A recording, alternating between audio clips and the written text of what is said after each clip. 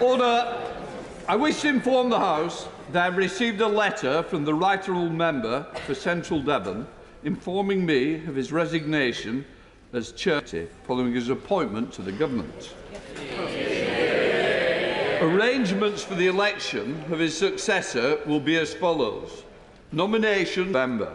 Nomination forms will be available from the vote office, table office and public bill office. If there is more than one candidate, the ballot will take place on Wednesday from 11 a.m. till 2:30 p.m. Right, let us start with questions to the Minister for Women and Equalities. We start with Matt Weston. Number one. Minister. Mr Speaker, I greatly welcome people feel more willing. We've seen an increase of 26% of recorded incidents and believe the biggest driver is the welcome improvements of police recording. Thank you, Mr Speaker. According to the Office for National Statistics, nationally we've seen an increase, a sixth decade, locally in the recent police efficiency, effectiveness and legitimacy inspections of Warwickshire Police. Constituent who was physically and racially assaulted. His assailant was charged with physical damage of a phone after Warwickshire Police failed to complete a case action plan sent to them by the CPS. Can the Minister advise how frequently she meets with her opposite number in the Home Office and what is being done to arrest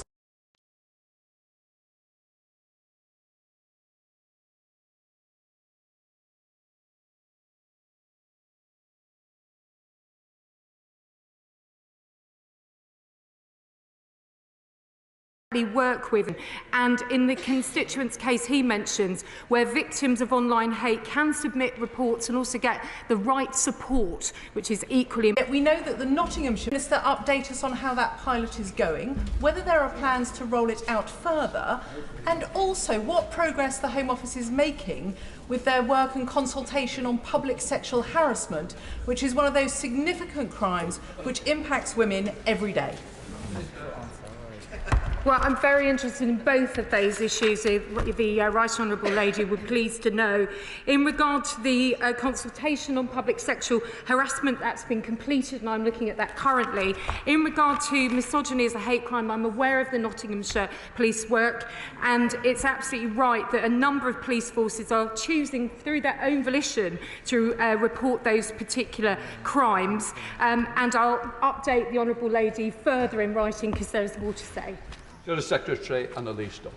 Yeah. Thank you, Mr Speaker. And I'd first like to welcome the new Minister for Women and Equalities to her place. With reference to the previous question, of course, making misogyny a hate crime is something that the Government has stood against until now, when it was pushed by a Labour Police and Crime Commissioner in Nottinghamshire. But we hope the tide may be turning. Now, the Minister a moment ago referred to some of the statistics on hate crime, but not the most concerning. One was mentioned by my friend: violent hate crime, 6 times higher today than 10 years ago. Also, hate crimes that are reported up by 269% in England and Wales since 2010, and the highest number of religiously motivated hate crimes ever recorded this year. What is the Government going to do about this? Yeah. Well, firstly, the Honourable Lady will know we have some of the strongest legislation to tackle everything that she's mentioned, including religious hate crime. And in fact, over the last 6 years, the Places for Worship Protective Security Funding Scheme from the Home Office has awarded 323 grants of around 8 million directly in regard to religious hate crime. But I'll be very clear, I'm personally committed to the best possible response by every force on hate crime. Anna Bardell. DWP's new progression offer will help claimants on universal credit identify opportunities in their current role or a new role. We've also increased the national living wage, reduced the universal credit taper rate and increased the work allowance to ensure work pays. Anna Bother. Thank you very much, Mr Speaker. The current PM famously insulted millions of mums across the UK during the pandemic when he showed a total lack of understanding of the pressure they were under and the discrimination they faced in the workplace. It's probably lost on a billionaire PM, but his Tory government is overseeing the second most expensive care in the developed world. According to Pregnant Now, action is she and the new Prime Minister going to take? And can she tell me, will she and he be in post long enough to actually do anything? Important issue. We've doubled the childcare to 15 hours and covering 85% of childcare costs under universal credit. We've also had much discussion in recent weeks about childcare ratios, and I'll assure the relevant Minister writes to you with more detail. Harriet Baldwin. Thank you, Mr Speaker. One workplace where women need support is actually the other place, where 1/8 of the seats are reserved for men only. Will the Minister support my hereditary peerages female succession bill and get this anomaly changed? Well, I thank the Honourable Lady for her question and her impressive campaigning on this issue. I was very privileged to be in the chamber as she's made some of her speeches this year, and I will look into this issue and make sure I write to her about it. We now come to Secretary Annalise Dodds. Thank you, Mr Speaker. Last month, the new Minister for Women and Equalities told investors in New York that the government was going for growth in a big way. She said of that economic strategy, and I quote, "We know it is bold, we know it comes with risk, but in these volatile times, every option, even the status quo, is risky." 1 month on from the catastrophic mini-budget, can the Minister explain what impact going for growth had on women's finances? I thank the Honourable Lady for her question. We have been putting lots of cost of living support for families and for women in particular, and we'll write to her further about this issue. Annalise Dodds. Well, thank you, Mr Speaker. I'm very disappointed by that brief response, because today we've found out from the latest statistics that women need over 12 times our average annual salary to buy a home. And our average real terms wages have plummeted by almost £600 a year since 2010. The government has simply removed the possibility of home ownership for millions of women. In her speech last month, the Minister described the UK as Europe's unicorn factory. Isn't her government Britain's chaos factory, with working women paying the price with lower wages and lost mortgages? I would completely dispute that characterisation of this government. Not only has this government taken comprehensive steps to financially support people this year, targeting support of vulnerable households and families and putting in place an energy price cap, but also we've increased the national living wage, we've changed the universal credit taper rate, we've taken a number of steps to help people with their own finances and will continue to do so. SNP spokesperson Kirstin Oswald. Thank you, Mr Speaker. This Tory government has committed to an employment bill at least 20 times, but it's nowhere to be seen. And meanwhile, labour market inequalities become all the more acute, especially in this cost of living crisis. So the Minister could tell us she'll fix the sick pay system, introduce the day one right to flexible working, improve parental leave and pay, strengthen protections against pregnancy and maternity discrimination, but her government is making a choice not to do these things. It's a real contrast to the Scottish Government's recent Building a New Scotland paper, setting out how an independent Scotland would deliver fair working practices. So why does this Tory government support inequality in the workplace? Well, I thank the Honourable Lady for her question. I think actually the changes in flexible working that we saw in the pandemic have been helpful to the women. This government has taken action in consulting on flexible working. It is a matter for the Bays Department. I will ensure the relevant Minister writes to her about this issue. Greg Smith. Three, sir. This government and I are absolutely committed to supporting women's sport at every opportunity, pushing for greater participation, employment, commercial opportunities and visibility in the media. We want to continue to work with stakeholders to ensure that all aspects of women's sport continue to flourish. I welcome the W Series in providing equal opportunities for women to compete competitively in motorsport, and I also recognise organisations such as Motorsport UK and the British Women Racing Drivers Club are taking forward to increase women and girls' participation within the sport. Thank you, Mr Speaker. I'm grateful to my honourable friend for that answer. As you said, the all-female W Series Championship is another jewel in the crown for British motorsport, won for the third time this year by British driver Jamie Chadwick, but has sadly had to curtail the season by 3 races, with the sad reality that women's sports like the W Series have much lower funding available than their male counterparts. Can my honourable friend commit to working with the W Series to help them continue to support women drivers, engineers and mechanics into motorsport? My honourable friend is a fantastic champion for motorsport, and as he knows, I'm more than a little bit of a petrol head. I approach motorsport with an enormous amount of enthusiasm and almost no talent, which is probably the problem. I would also like to add my congratulations to Jamie Chadwick, because I did watch it and it was a phenomenal drive. It is disappointing that the season was cut short, Mr Speaker, and we want the women's sport to thrive.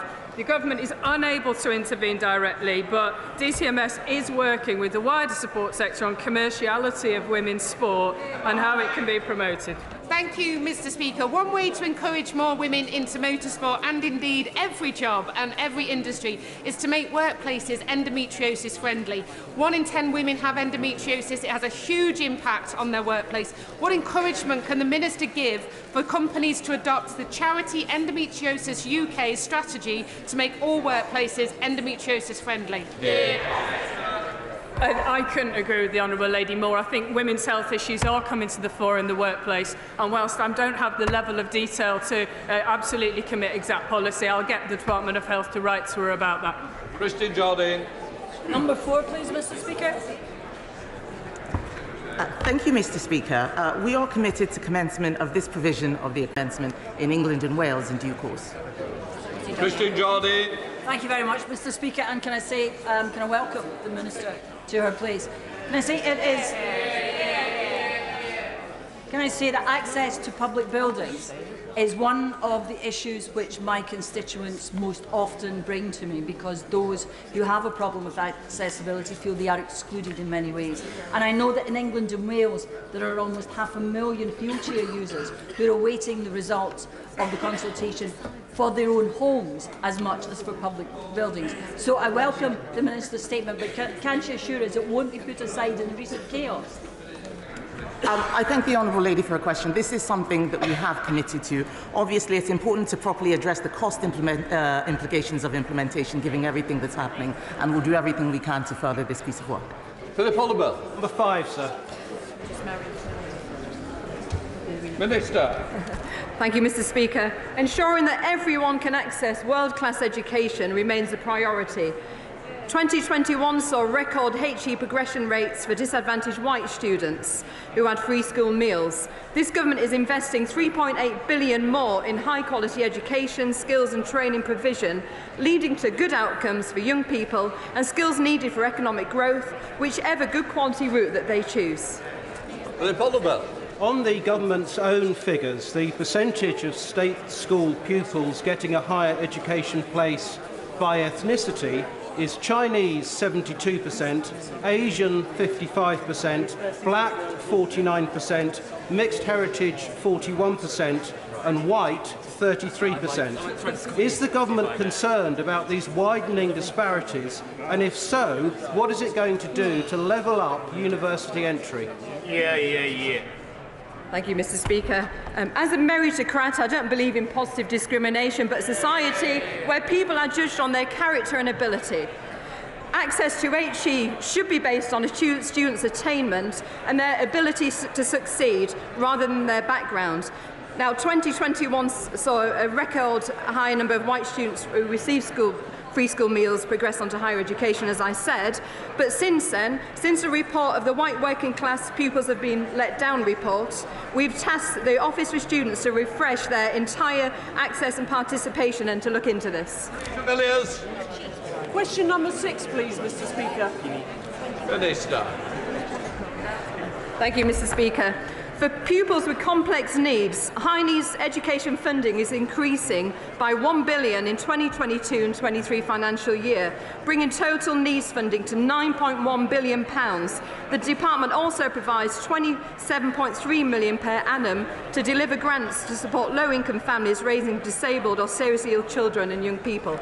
I very much welcome that answer and that support, but constituents who are parents of disabled children so often tell me that they feel it's like an obstacle race and there are so many hurdles put in their way to get the support they need for their children, both at home and at school. Can the government make it easier to access this essential SEND support?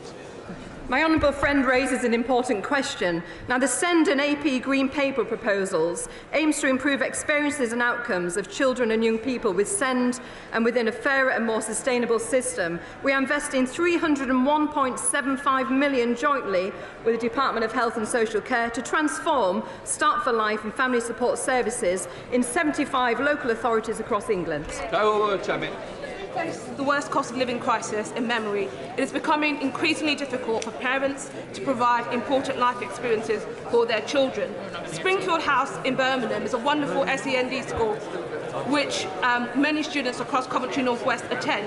For many years now, they've provided away nights for pupils, giving children the chances to spend time away from home with their peers in a safe environment. Now, because of government cuts, this away night is being axed. So will the Minister speak to her counterpart in the Department of Education to ensure that families in Coventry do not lose this much-needed service? I thank the honourable lady. The government's doing some amazing work, and if I can just point her and constituents from across the House to a fantastic website that we have, which is governmentsupport.co.uk, where it demonstrates the great services open to people who are having difficulties at the moment. The topicals, Sarah Green, topicals. Thank you, Mr Speaker. I recently met...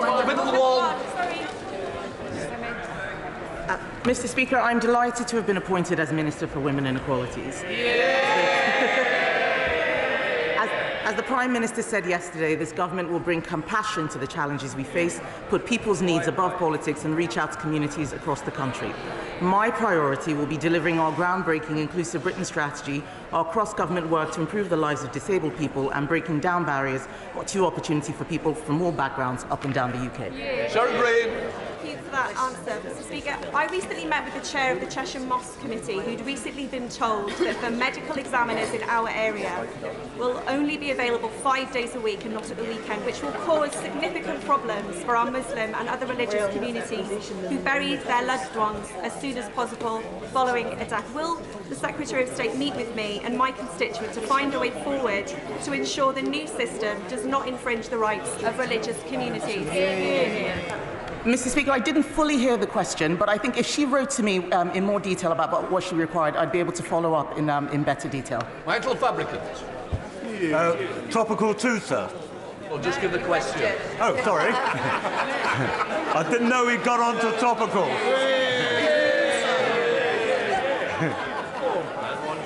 So, back in the 1990s, a colonel in the Royal Marines once said to me, he would rather have a gay Marine alongside him who can shoot straight than a straight Marine who can't.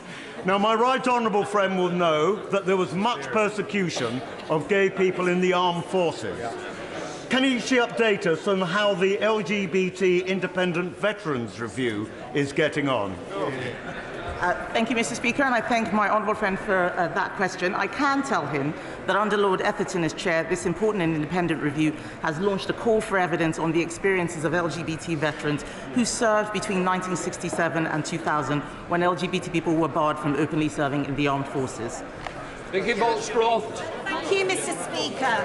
Why was the post of Minister for Disabled People demoted? What message do we think that this sends to disabled people who already feel like an afterthought from this government? And will the government reverse this decision immediately? This continues to be an important ministerial post in government. The Secretary of State will have strategic oversight, but let me leave the lady in no doubt about how important this issue is to this government. 1.3 million more people in work, billions more in funding for children with SEND needs, a new BSL Act, Down Syndrome Act and special rules for end of life. This continues to be a very important area to this government. Junior Crosby. Thank you, Mr Speaker. I'm delighted that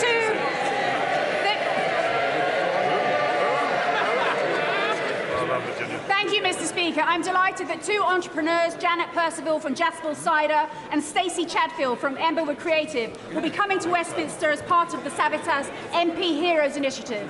Does my honourable friend agree with me that our entrepreneurs are the backbone of our economy, particularly in places like Ynys Môn?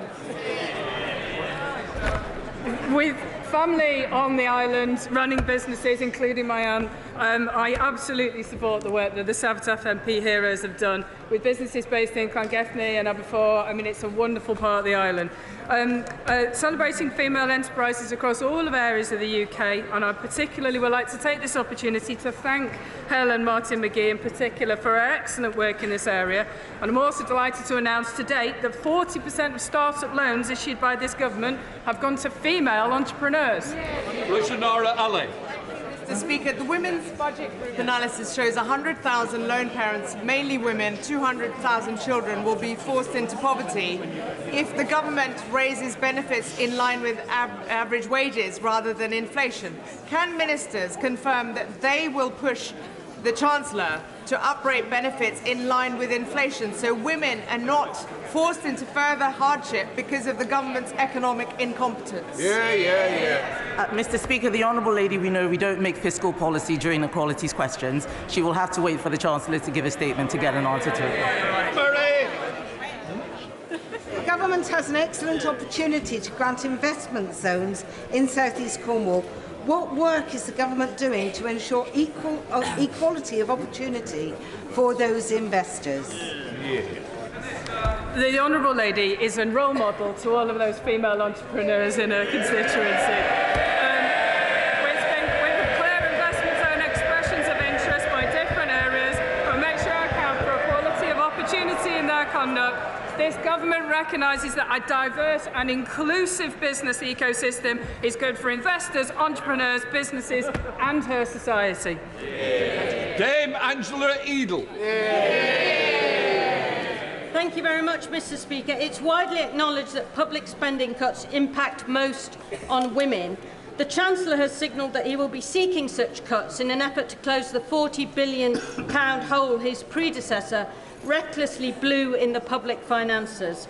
So will the Equalities Minister now undertake to publish an equality impact assessment on the November the 17th autumn statement as required by the Equality Act? Mr Speaker, we will be taking all due assessments on fiscal statements as we regularly do over the course of the period. All men on! The government rightly wants to see more disabled people in employment, but what more can the Minister say about encouraging in-work progression for those with a disability and, most importantly, getting more disabled representation on company boards to drive wider cultural change in business? Well, I thank my honourable friend who's always been a passionate advocate for compassionate conservatism. We are looking at this issue very carefully. We're going to accept all the recommendations of the Homes Review for public appointments, and I would point them in the direction of the DWP progression work that we are doing. Alex Davis-Jones. Mr Speaker, next week we come together to recognise National Fertility Week. Yesterday I had the great opportunity to meet with Fertility First. We're a fantastic charity providing information to everyone who requires fertility treatment. What more can the Minister do to ensure we get fair and equal access to fertility treatment for everyone who needs it in the UK? I thank the Honourable Lady for raising that. That's something that I'd be very happy to meet with her to discuss in due course. She will know I've only returned to the role for a few hours, so I don't have a full answer for her, but I'm very happy to work with her on the issue. Richards. Mr Speaker, what is the Secretary of State's response to the allegations made yesterday following her appointment by Ben Cohen of Pink News? Mr Speaker, if Mr. Speaker, if I may, I know everyone wants to start PMQs very quickly, so please forgive me if my answer is a tad longer than it ordinarily would be. I'm afraid that this particular individual is someone who uses Twitter as a tool for defamation. He has even sued people in this House, like the Honourable Member for Edinburgh West. And I think what is, he's been sued by, pardon me, the Honourable Member for Edinburgh West. What I would like to say, Mr. Speaker, as we do begin a new era of equalities, is that the Equality Act is a shield, not a sword. It is there to protect people of all characteristics, whether they're young or old, male or female, black or white, gay or straight. We are running a compassionate equality strategy, and we should not be distracted by people who use Twitter as a way to insult or accuse members of Parliament. Before we come to Prime Minister's questions, I'd like to point out the British Sign Language interpretation of proceedings is available to watch on Parliament Live TV. We start with questions to Prime Minister. In welcoming the Prime Minister, I call Dr Alan Whitehead. Question 1, Mr Speaker. Prime Minister. Well,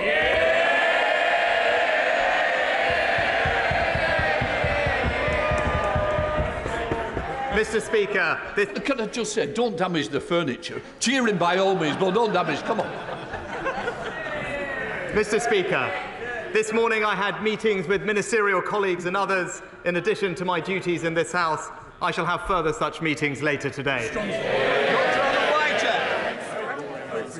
I'd like to congratulate the Prime Minister on his new post, and indeed as being the first Prime Minister of a South Asian heritage, which will be a cause of great pride among many of my constituents. I also have some pride in welcoming a fellow Saints Southampton supporter into number 10. During his prime ministerial campaigns, the last prime ministerial campaign he ran, he pledged to prohibit any development of onshore wind, which is now the cheapest form of power available to us in the country. Now he is Prime Minister. Will he change his mind on that point? Prime Minister. Well, Mr Speaker, I thank the honourable gentleman for his kind words and look forward to seeing him at St Mary's, although I know my friend, the Leader of the House, may have something to say about our love of Saints. Look, when it comes to energy policy, I stick by what we said in our manifesto, Mr Speaker. The important thing is, though, to focus on our long-term energy security. That means more renewables, more offshore wind and indeed more nuclear. That's what this government will deliver. I'm surprised, Mr Speaker, to be asking a question, and I know you're shocked, Mr Speaker, too, because I know that you, like many people, thought I would have already been offered a ministerial post.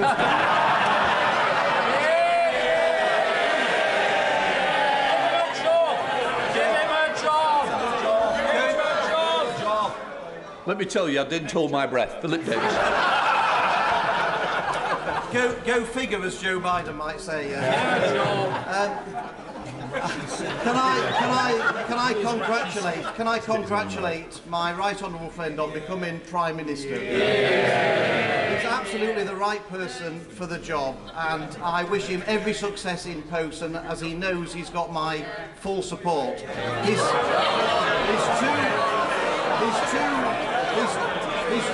His two immediate predecessors made levelling up a key part of their agenda. Would he reaffirm his commitment to levelling up and start, as he means to go on, by approving the levelling up fund bid for Bingley in my constituency?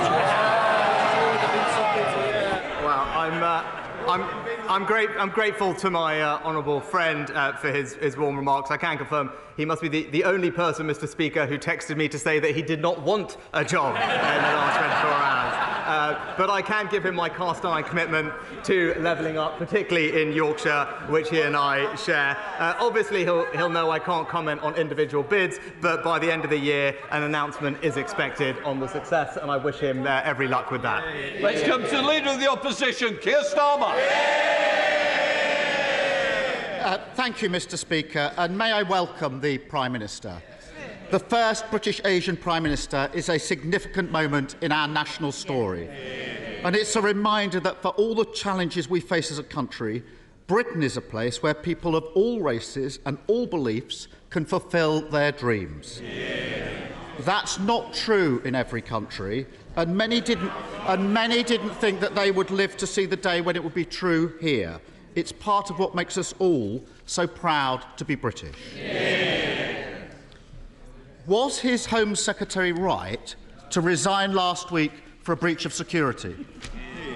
Prime Minister. Well, Mr Speaker, can I thank the honourable gentleman for his kind and indeed generous welcome to the dispatch box. I look forward to Prime Minister's question time with him, and I know that we will have, no doubt, robust exchanges, but I hope that they can also be serious and grown up. So I look forward to it. Well, he asked about the Home Secretary. The Home Secretary made an error of judgment, but she recognised that. She raised the matter and she accepted her mistake.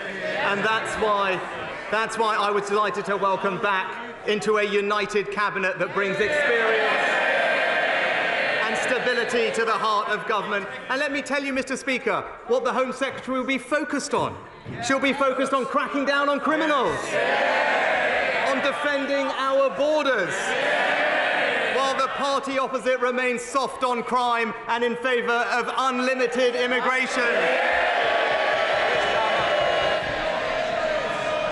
Mr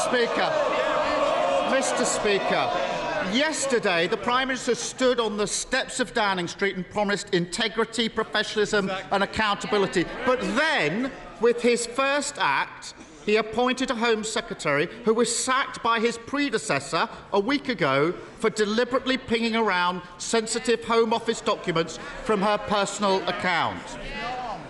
Far from soft on crime, I ran the Crown Prosecution Service for 5 years.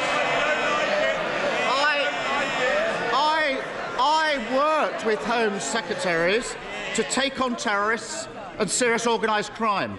And I know firsthand how important it is that we have a Home Secretary whose integrity and professionalism are beyond question. So, have officials raised concerns about his decision to appoint her? Mr Speaker, I just addressed the issue with the Home Secretary, but he talked about fighting crime. I would hope, Mr Speaker, I would hope that he would welcome. I would hope that as we look forward, he would welcome the news today that there are over 15,000 new police officers on our street. And the Home Secretary will be supporting them to tackle burglaries. While the party opposite will be backing the lunatic protesting fringe that are stopping working people going about their lives. Keir Starmer. Well, Mr Speaker, I listened carefully. That was clearly not a no. We can all see what's happened here. He's so weak, he's done a grubby deal trading national security because he was scared to lose another leadership election. There's a new Tory at the top, but as always with them, party first, country second. Yesterday, on the steps of Downing Street, he also admitted what the whole country knows. The Tories have crashed the economy, and now somebody has to pay for their mess. I say it shouldn't be working people who've been hammered time and again by this lot, but those with the broadest shoulders must step up. Does he agree? No. Well, Mr Speaker, the honourable gentleman talked about party first and country second. Perhaps he could explain to us why it was a few years ago he was supporting the member for Islington North.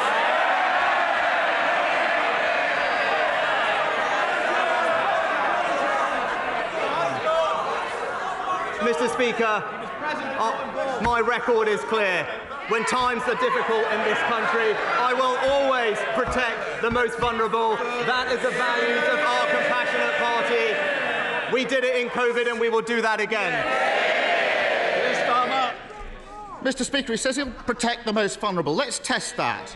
The government currently allows very rich people to live here but register abroad for tax purposes. I don't need to explain to the Prime Minister how non-dom status works. He already knows all about that.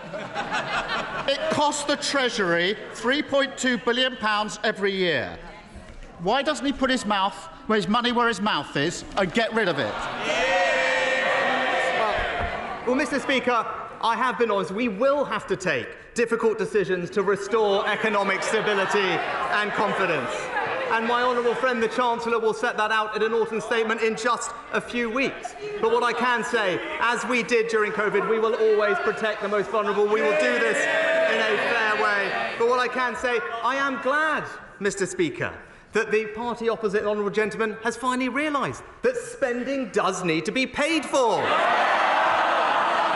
is a novel concept for the party opposite.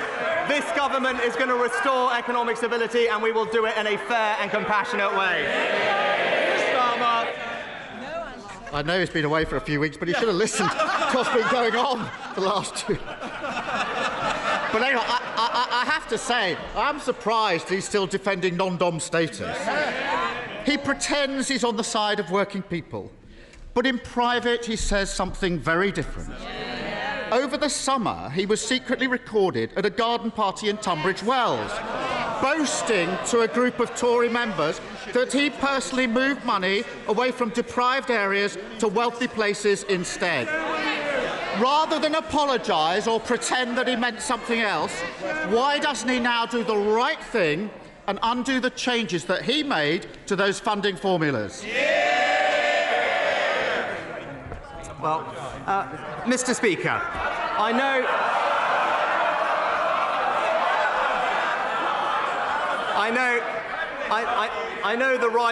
the right honourable gentleman rarely leaves North London. But if he does, he will know that there are deprived areas in our rural communities, in our coastal communities, and across the south, and this government will relentlessly support them, because we are a government that will deliver for people across the United Kingdom. But Mr. Speaker, he mentioned the last few weeks. I am the first to admit that mistakes were made, and that's the reason I am standing here. But that is the difference between him and me. This summer, I was being honest about the difficulties that we were facing. But when he ran for leader, he promised his party he would borrow billions and billions of pounds. I told the truth for the good of the country. He told his party what it wanted to hear. Leadership is not selling fairy tales. It is confronting challenges, and that is the leadership the British people will get from this government. Mr. Speaker, I think everyone should watch the video and make their own minds up. In public, he claims he wants to level up the north, but then he boasts about trying to funnel vital investment away from deprived areas. He says one thing and does another. But they're shouting. They're not my words. They're not my words. They're the words of the former chair of the Tory party, sacked yesterday for telling the truth about the Prime Minister. Even his own side know he's not on the side of working people. That's why the only time he ran in a competitive election, he got trounced by the former Prime Minister, who herself got beaten by a lettuce. So why doesn't he put it to the test, let working people have their say and call a general election?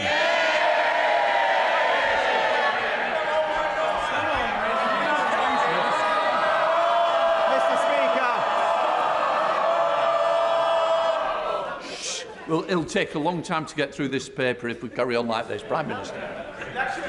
Mr. Speaker, he talks about mandates, about votes, about elections. It's a bit rich coming from the person who tried to overturn the biggest democratic vote in our country's history. Our mandate is based on a manifesto that we were elected on, to remind him an election that we won and they lost.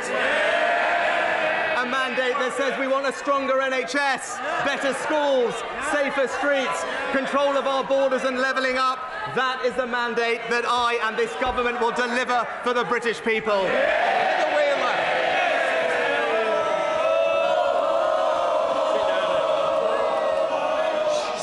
Hit Heather's not even asked her a question. You want more? Come on, Heather. Thank you very much, Mr Speaker. I'd like to congratulate my right honourable friend and new Prime Minister, and also to thank our previous Prime Minister for the straightforward way she has handled her resignation, and I wish her and her family well for the future. Would my right honourable friend please use this, his first appearance of the dispatch box, to make it clear to the British Medical Council and the British Dental Association that, as well as training, more training spaces opening up, that they must allow new doctors and dentists to work in the UK so that the good people of South Derbyshire can get treatment on the NHS? Well, I thank my honourable friend for her question. She's absolutely right. I'm pleased that there are 3,500 more doctors and over 9,000 more nurses working this year than last. But she's right, and we are working to simplify the registration for dentists in particular that are not trained here to practice here, and that's how we'll help deliver a long-term workforce plan for the NHS and ensure everyone can get the care they need. Let's come to the leader of the SNP, Ian Blackford. Thank you, Mr Speaker, and I congratulate the new Prime Minister on becoming the first British Asian to hold the office. The significance and the symbolism of this achievement is to be warmly welcomed by everyone. Mr Speaker, yesterday on the steps of Downing Street, the new Prime Minister promised to bring, and I quote, compassion to the challenges that we face today. So, on his first full day in the job, let's put that to the test. A winter of uncertainty is coming, and next April we'll see a cliff-edge moment. Millions face a double whammy as the energy price guarantee is cut off, while households are hit by austerity 2.0 and a real terms cut to social security benefits that many rely on to survive. If people are actually to trust the new Prime Minister's words about compassion, will he today reassure people and guarantee that benefits will rise in line with inflation in his upcoming budget? Well, Mr Speaker, I thank the honourable gentleman for his, again, kind remarks. And what I can tell him is my record on this is clear. Through the difficult times that we faced in this country through COVID, I always acted in a way to protect the most vulnerable.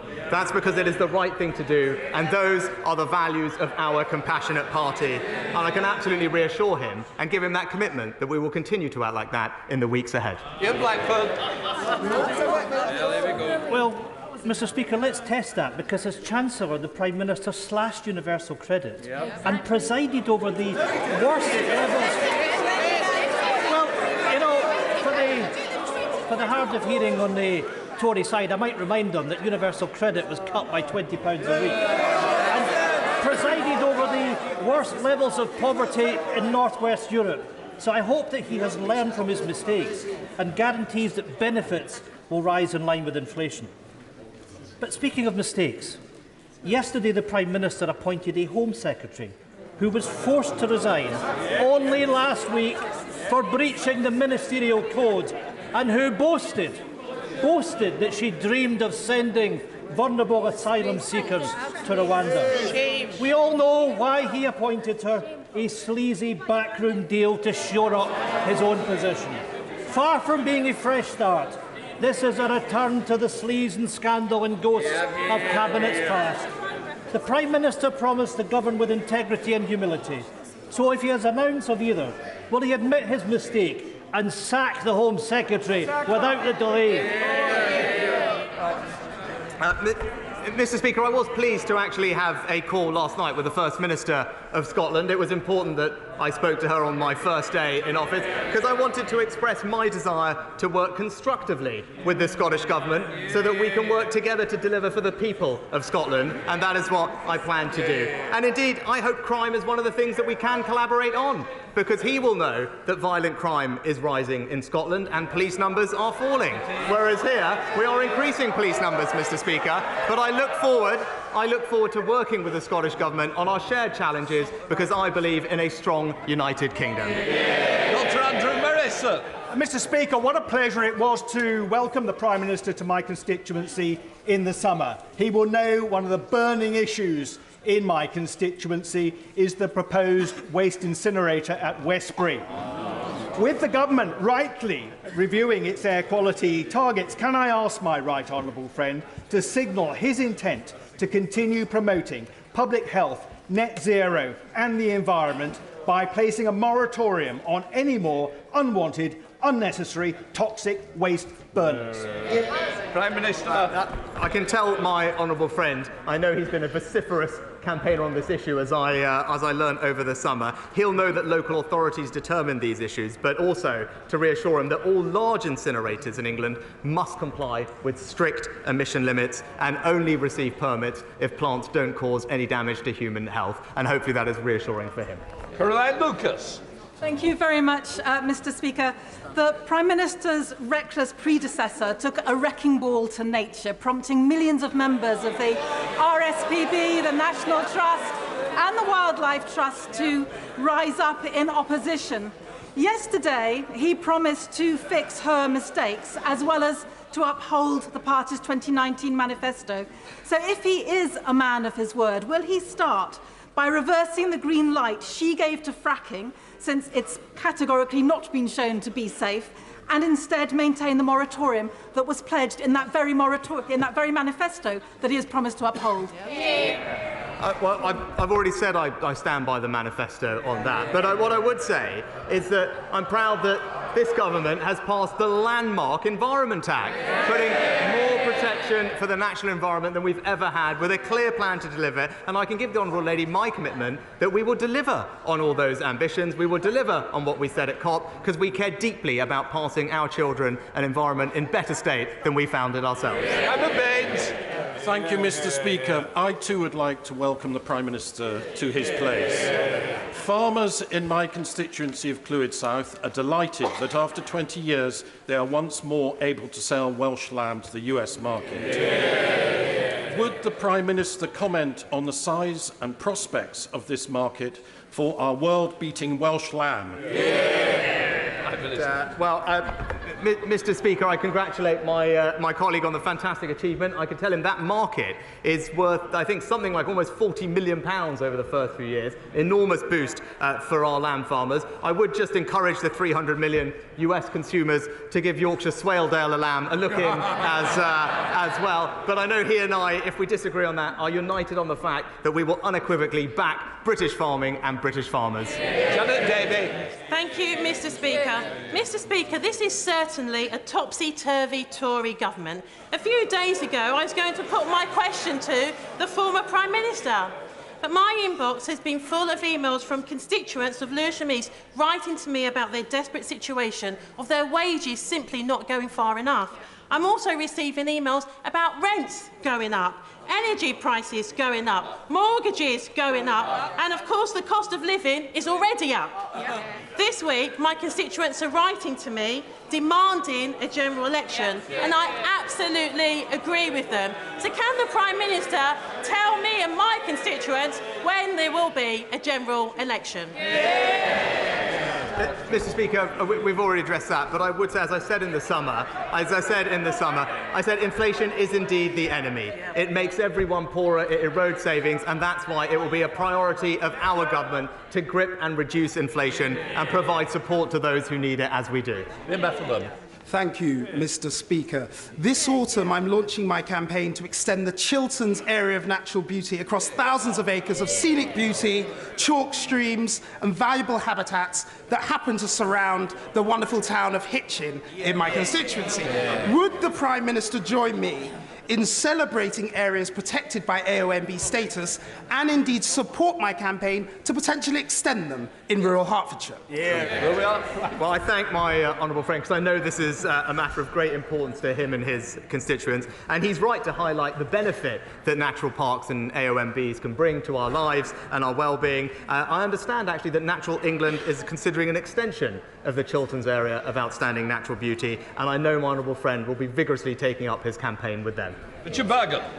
Thank you, Mr Speaker, and I welcome the Prime Minister to his place. A nurse would have to work over 20,000 years in order to match the vast wealth of this Prime Minister. The Prime Minister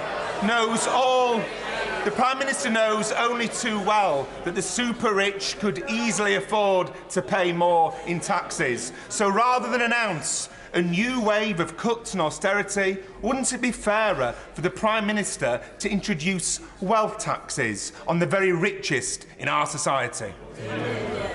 Well, Mr Speaker, we will always support our hard-working nurses, and that's why, as Chancellor, we reintroduced the nurses' bursary and provided more training and introduced actually very strong pay increases. But as I committed to previously, as we approach the difficult decisions that confront us, we will do so in a way that is fair and is compassionate, because those are our values, and that's what we will deliver. Thank you, Mr Speaker. I welcome my right honourable friend's determination to be straight with people about the challenges we face as a country. Last week, the Care Quality Commission State of Care report on state of care in England showed our health system in gridlock. And I hear the same from my constituents, struggling to see a GP or waiting for treatment. So can I urge him to make unblocking the NHS a priority for him and his Health Secretary? My honourable friend knows this subject obviously very well from her own experience, and I thank her for the work she did previously in the department. She's absolutely right about the challenge that confronts us. It's why we've put billions of pounds into busting the backlogs and the elective recovery fund and are delivering funding and staffing to do that. But I look forward to working with her to deliver what we said in our manifesto, and that is a far stronger NHS. Alan Smith. Thank you, Mr Speaker. I'd add my own congratulations to the Prime Minister on his appointment. We might not agree on everything, but I think we can all agree a more diverse politics can only be to the good. Now, we in these benches believe that Scotland's best future is independence in Europe.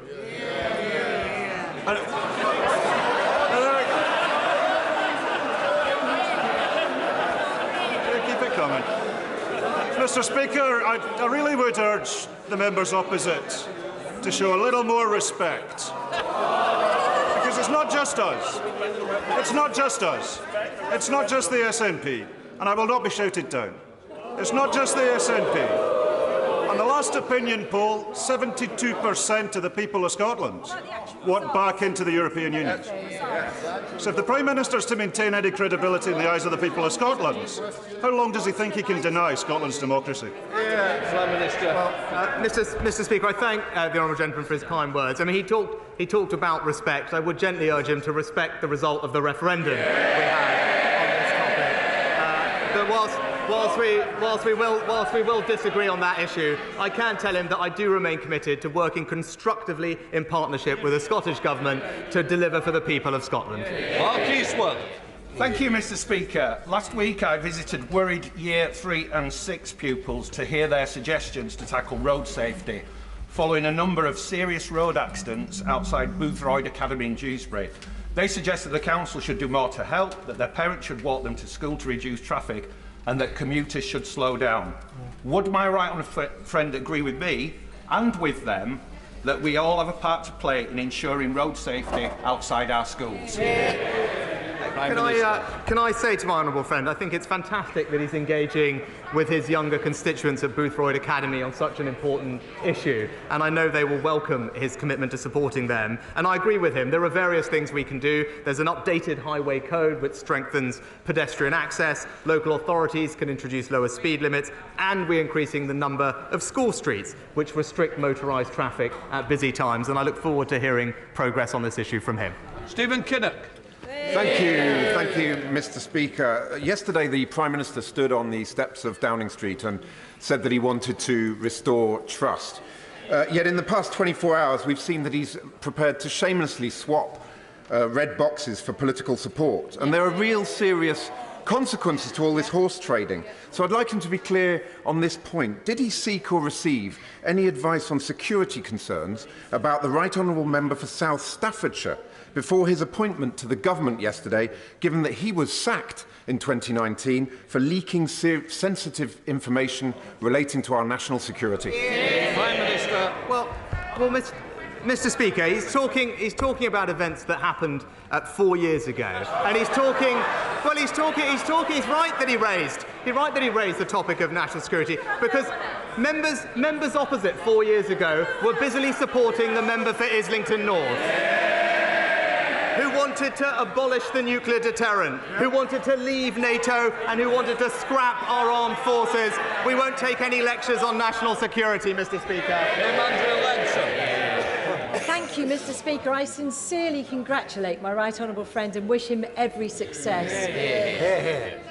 Over 3 years ago, my constituent Harry Dunn was killed in a tragic road accident, and I'd like to ask my right honourable friend to join me in congratulating Harry Dunn's family for the incredible campaign they've run for over 3 years, with huge support from all colleagues across the House on finally achieving justice for Harry.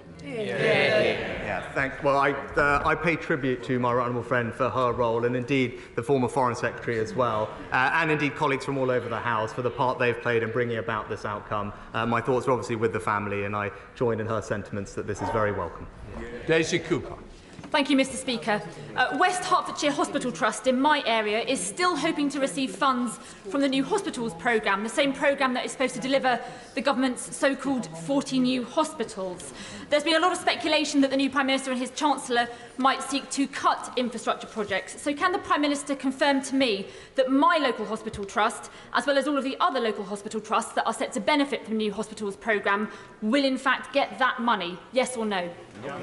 Well, Mr Speaker, the Chancellor will set out our plans in the autumn statement shortly, but this is the government that put in place plans which will remain to significantly increase capital expenditure, and even though difficult decisions do need to be made, I think the country can rest assured that we will continue to invest in our future productivity and indeed invest in our public services like the NHS. Wendy Bolton. Mr Speaker, in my Aldridge Brown Hills constituency, we're at risk of 8,000 new homes being dumped in the constituency. Will my right honourable friend use the opportunity of this Prime Minister's question to reaffirm the government's commitment to protecting the Greenbelt and to adopting a really rigorous brownfield first policy?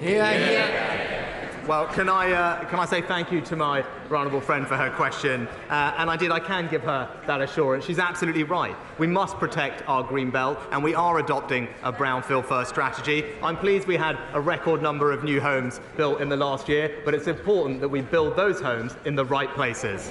Ruth Jones. Thank you, Mr Speaker. Whilst welcoming the new Prime Minister to his place, we remember that law-breaking was the order of the day in Downing Street during the pandemic. We will never forget that this current Prime Minister was fined by the police for attending a birthday party hosted by his next-door neighbour. As both a witness and a participant to that law-breaking, if the Privileges Committee investigation into the former Prime Minister calls him to give evidence, will he fully cooperate? Minister. Mr Speaker, of course, and I addressed these matters earlier this year. Michael Fabricant. Mr Speaker, you will know that I fought hard to bring back Boris. In '97, I campaigned for Kenneth Clarke and then for Michael Portillo. So I can't always get it right. But you know, I do know about the West Midlands. I know that the West Midlands Mayor very much welcomes the reappointment of the Levelling Up Secretary, and that he looks forward to working with our new Prime Minister. So may I just ask him, what is his vision for levelling up? Well, I thank my honourable friend for the question, and what I can say is our desire is to ensure that people, wherever they live in our fantastic country, have enormous pride in the place they call home and every opportunity to succeed. And you know what? It is the fantastic Mayor Andy Street who is delivering that for his constituents in the West Midlands. That completes questions.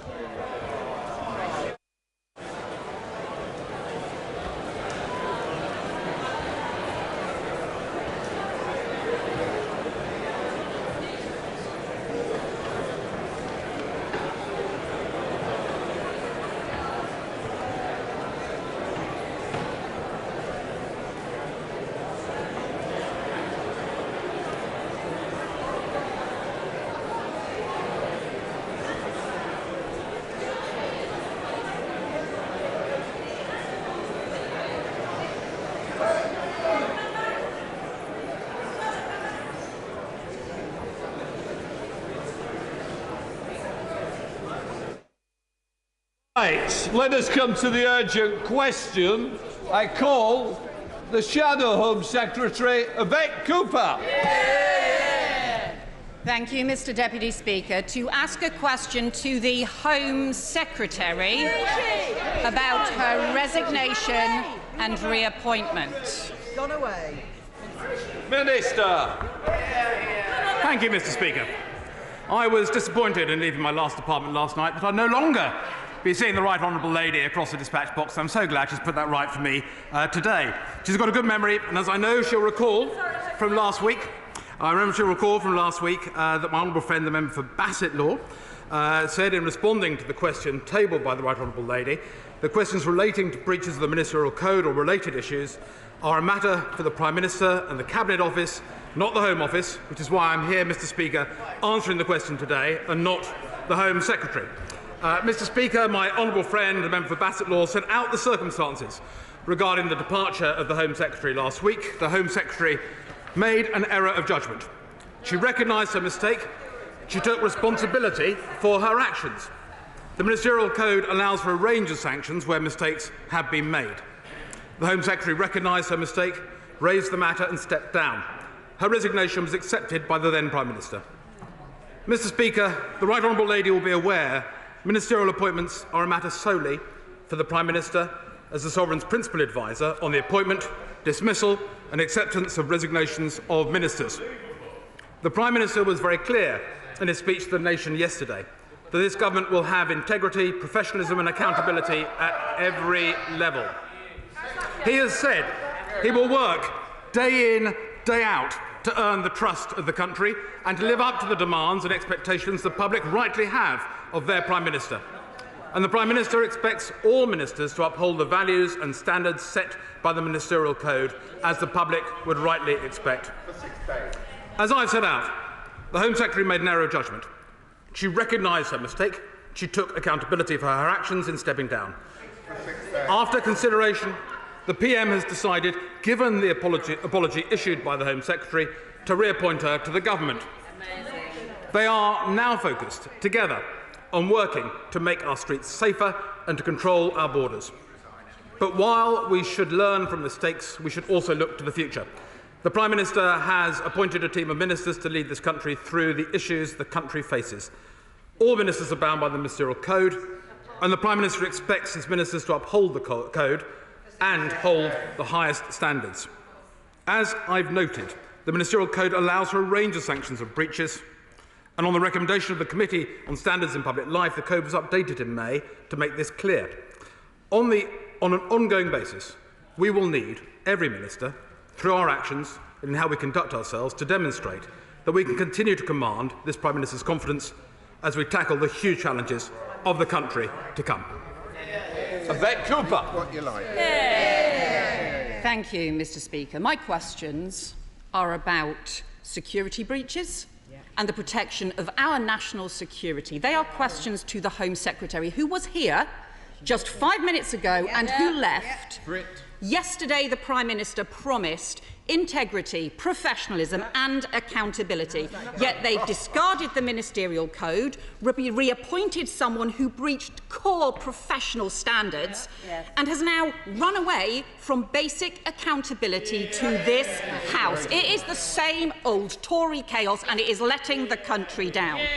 So I have questions for the Home Secretary that the government needs to answer. The Home Secretary accepted she sent an official document via her personal email to someone who was not authorised to see it. Is this the only time she has done this? Or has she shared other documents or other sensitive information? The Home Secretary is responsible for national security. So, has the Home Office, Cabinet Office or Security Service now undertaken an investigation into her security breaches to see how many others there have been? And can I urge him to make sure that happens urgently? What security clearance has the Home Secretary been given? Does she still have access to the most sensitive documents and information? And did the Cabinet Secretary warn against her reappointment? She has been Home Attorney General She's been a minister on and off for 4 years, so she knows the rules about government documents, yet she sent one to her own private email to someone outside the government and also copied it by accident to someone else entirely. How is anyone supposed to believe she is such a novice that she didn't know exactly what she was doing? And if she really is that much of a novice, why on earth are the rest of us supposed to trust her with our national security? And it's been reported that she sent this as an error of judgment because she was tired after going on an early morning raid. Well, is the Home Office supposed to just block her phone and her emails if she's been up half the night because she might do stupid things while she is tired? And there are suggestions that the Home Secretary was, while she was Attorney General, was investigated for a leak of information relating to the security service. Is that true? The Home Office, the Minister is a former policing minister. Does he think that if police officers breached their code of ethics and were sacked or forced to resign, they should then be reappointed to their jobs 6 days later because they said sorry? Or is it just one rule for the Cabinet and another for everyone else? Everyone knows this was a grubby deal to get a coronation to put party before country, but national security is too important for this. Mr Speaker, the Prime Minister has made clear that this government will act with professionalism, integrity and accountability. That is exactly what this government will be doing. I cannot comment, Mr Speaker, as the Right Honourable Lady will be aware, on what the Cabinet Secretary may or may not do. That is a matter for the Cabinet Secretary. On the speculation that she raised, I'm not going to comment on speculation either. The Right Honourable Lady would not expect me to do so. At the end of the day, it's very simple. The Home Secretary made a mistake. She's acknowledged that she made a mistake. She offered her resignation and she stood down. The Prime Minister has looked again and the Prime Minister has decided, as is his decision, that she can return to government. I believe in redemption. I hope the Right Honourable Lady can as well. And she is busy today, as she will be, doing the job of the Home Secretary, keeping our borders secure, helping the police to do their job. And I'm sure the Right Honourable Lady welcomes, as I do, the fact that we have now over 15,000 additional police officers delivering day in, day out for the country. That is what you can rely upon this government to do. Sir Bernard. Can I remind my Right Honourable friend that I recall that Tony Blair had to remove one of his very senior and trusted ministers for a breach of the ministerial code and later reappointed him to the government. I think what the public will respect is the fact that we have a system that holds ministers accountable for breaches of the code, but that there is learning from mistakes and not just blame. And I can vouch for the highest integrity of my Right Honourable friend, the Home Secretary. I don't blame the opposition for 1 minute for doing their job and for probing this matter, because matters of national security are extremely important. But can I give my confidence to the government they've acted proportionately in this matter? I thank my Right Honourable friend for the question. Yes, he's absolutely right. There were circumstances in other administrations in which the Right Honourable Lady played a prominent part of members of the government making mistakes and then being brought back themselves into the same administration. I think if people have made a mistake, if they've accepted they've made a mistake, if they have stepped down as a result of that mistake, that does enable them at a future point to be re-employed if they've got a good job to do. And my Right Honourable and learned friend has an important job to do. SNP spokesperson Stuart C. Bagdon. Mr Speaker, new Prime Minister, same old Tories. A government, just like its predecessors, that clearly does not think the ministerial code is worth the paper it's written on. This appointment is an absolute disgrace. So many questions, quite simply, have not been answered. How many so-called errors of judgment have there been? Do ministers behave like this all the time, as one source close to the Home Secretary apparently said? Did the Cabinet Office raise concerns prior to this particular breach? And who first alerted officials to that breach? Who is undertaking an inquiry? Will there finally be an independent ethics advisor? And isn't it shocking that there isn't one just now? But as the Minister acknowledged, Mr Speaker, the real question here is for the Prime Minister, because there are a million other reasons why the Home Secretary is unfit for office, from trashing the Office of Attorney-General to her refugee-bashing policies, from her trash talk of Benefit Street to advocating withdrawal from ECHR, from her anti-migration, anti-growth policies to being the last defender of tax cuts for the rich, and then there is a Rwanda dream.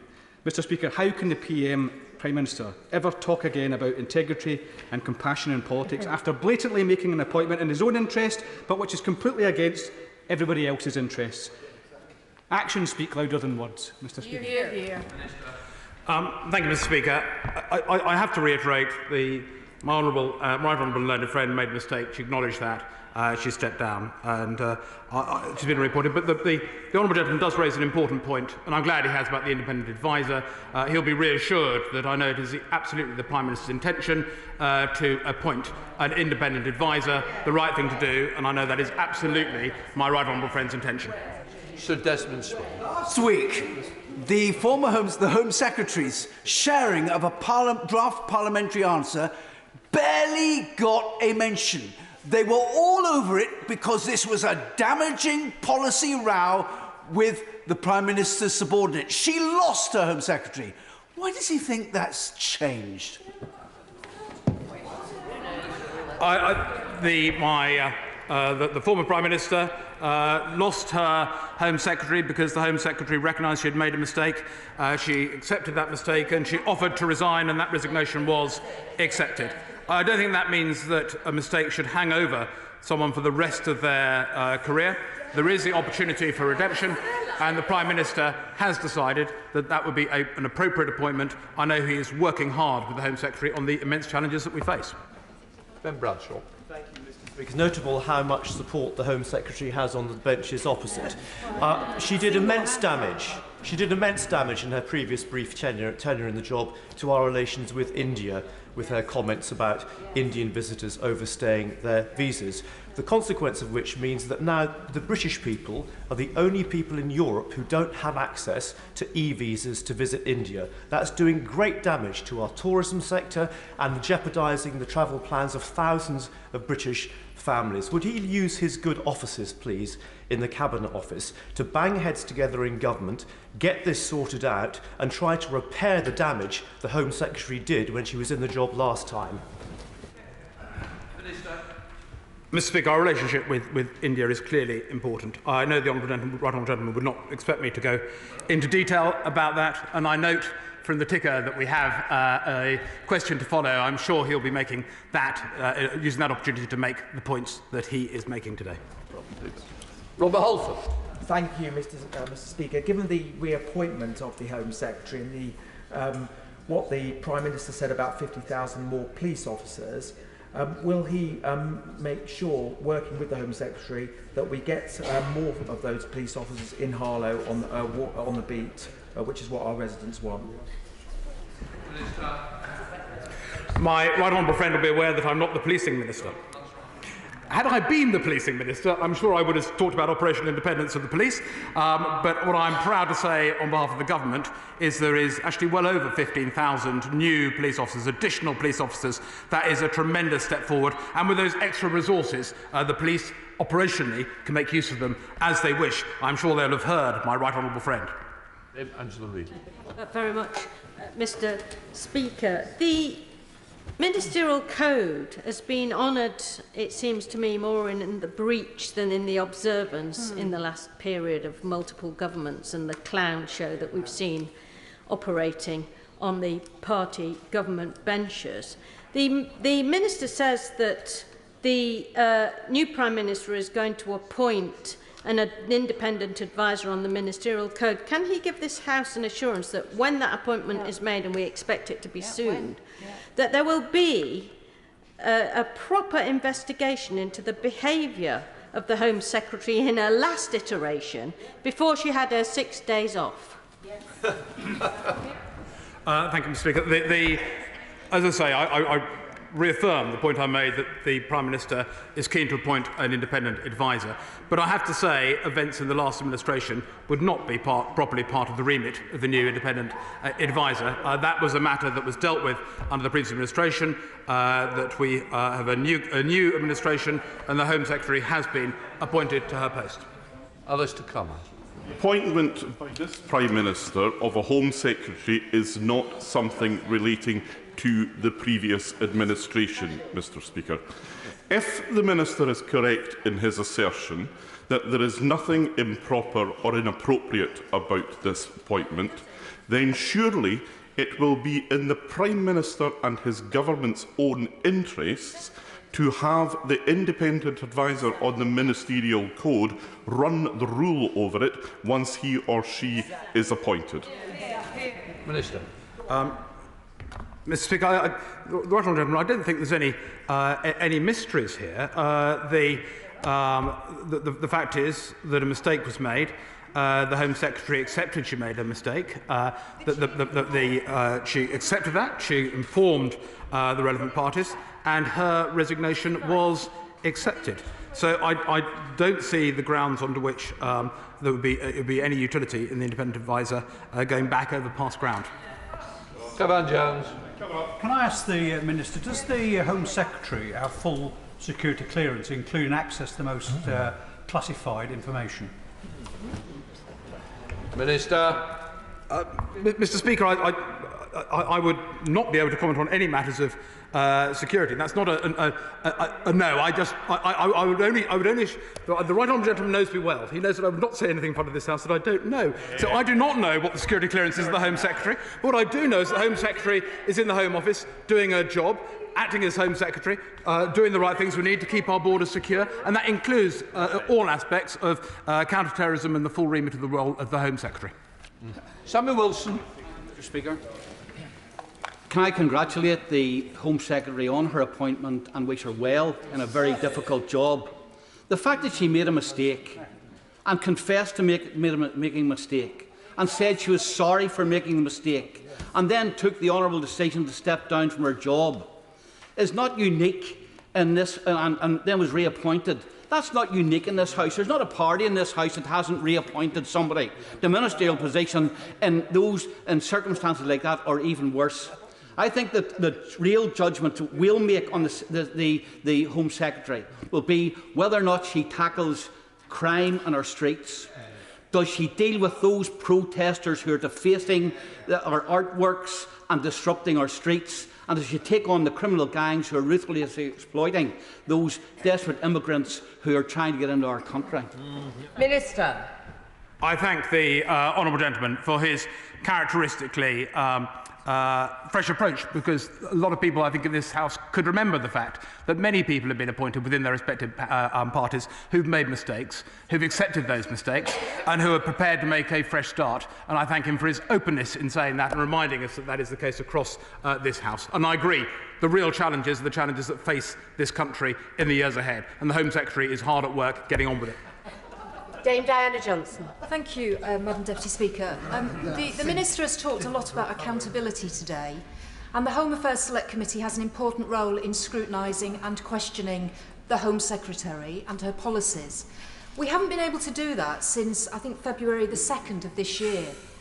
And in terms of accountability and making this place work properly, we need Home Secretaries and Ministers to come before the Home Affairs Select Committee. So can the Minister just confirm that the Home Secretary, as she now is, back, she will appear before the Home Affairs Select Committee, as will all her ministers, because this morning we heard some very disturbing evidence about the chaos that currently exists within the immigration system in this country.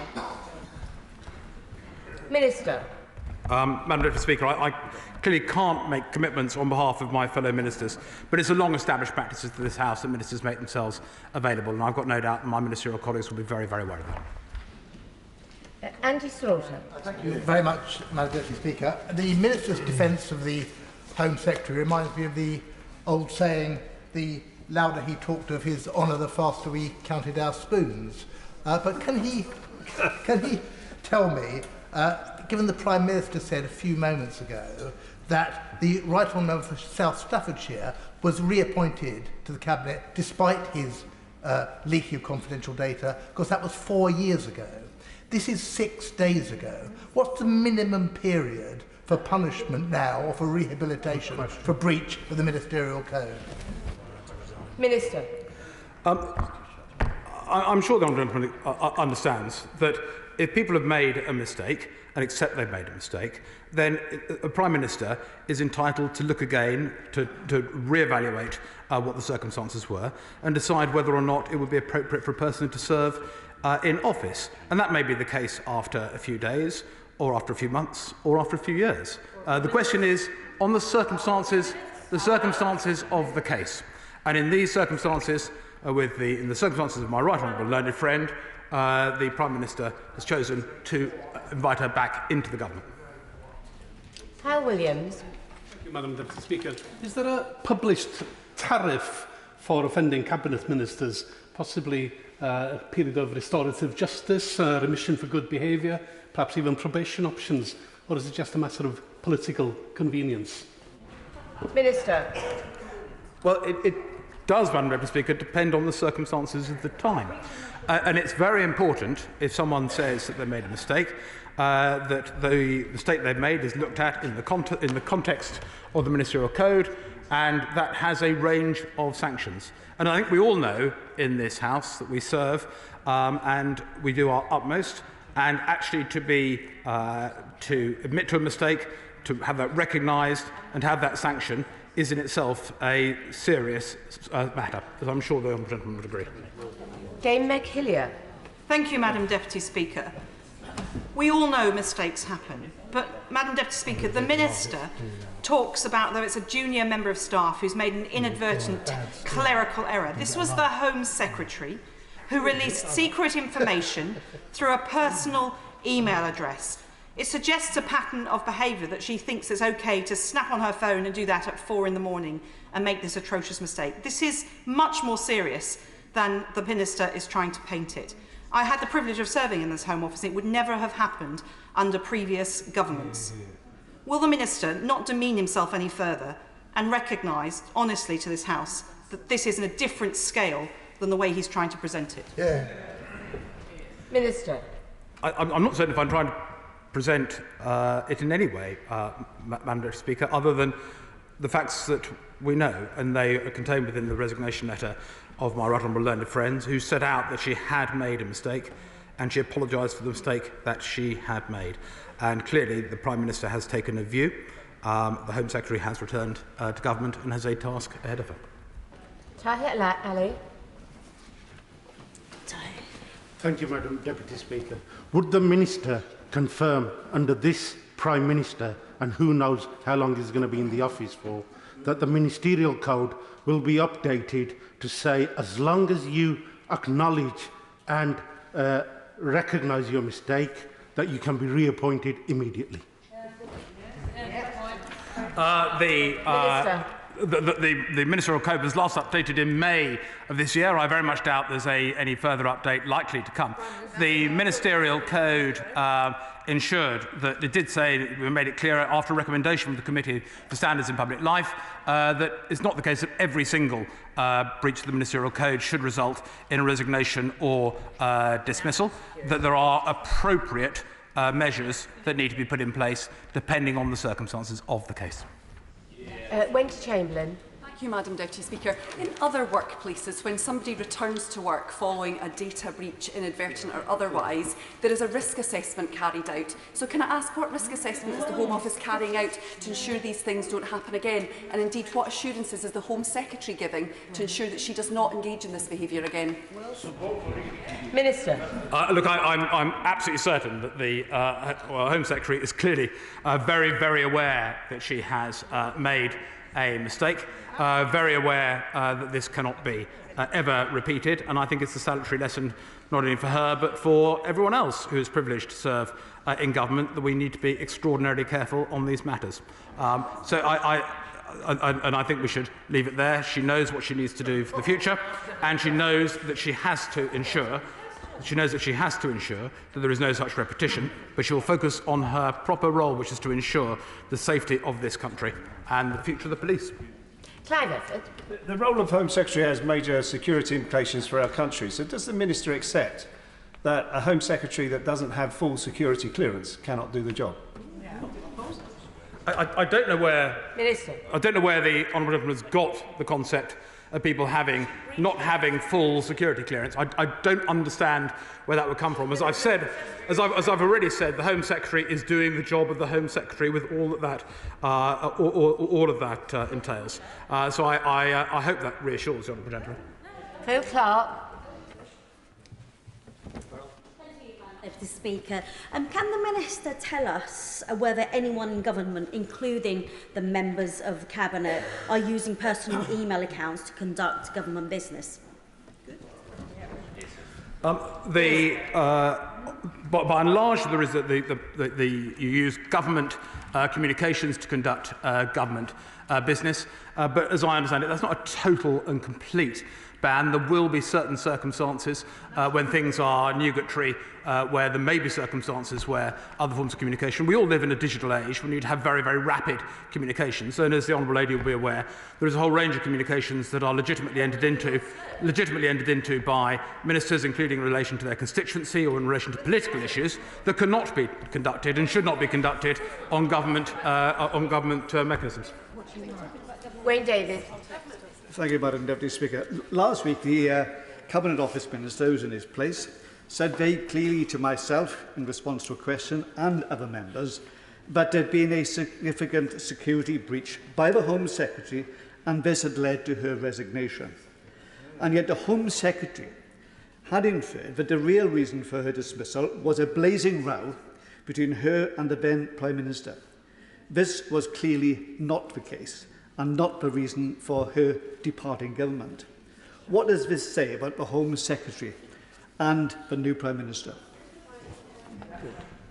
Minister. The Honourable Gentleman will forgive me if I look for the text as to the rationale for my Right Honourable and learned friend's departure in the text of her resignation letter, where she made it absolutely clear that she had made a mistake and that she was sorry she had made a mistake, and she felt it was appropriate in those circumstances to tender her resignation.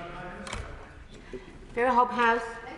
Deputy Speaker, can I ask again, is a simple apology now enough for anybody who breaches the ministerial code and gets reinstated after 6 days without any inquiry? Yeah.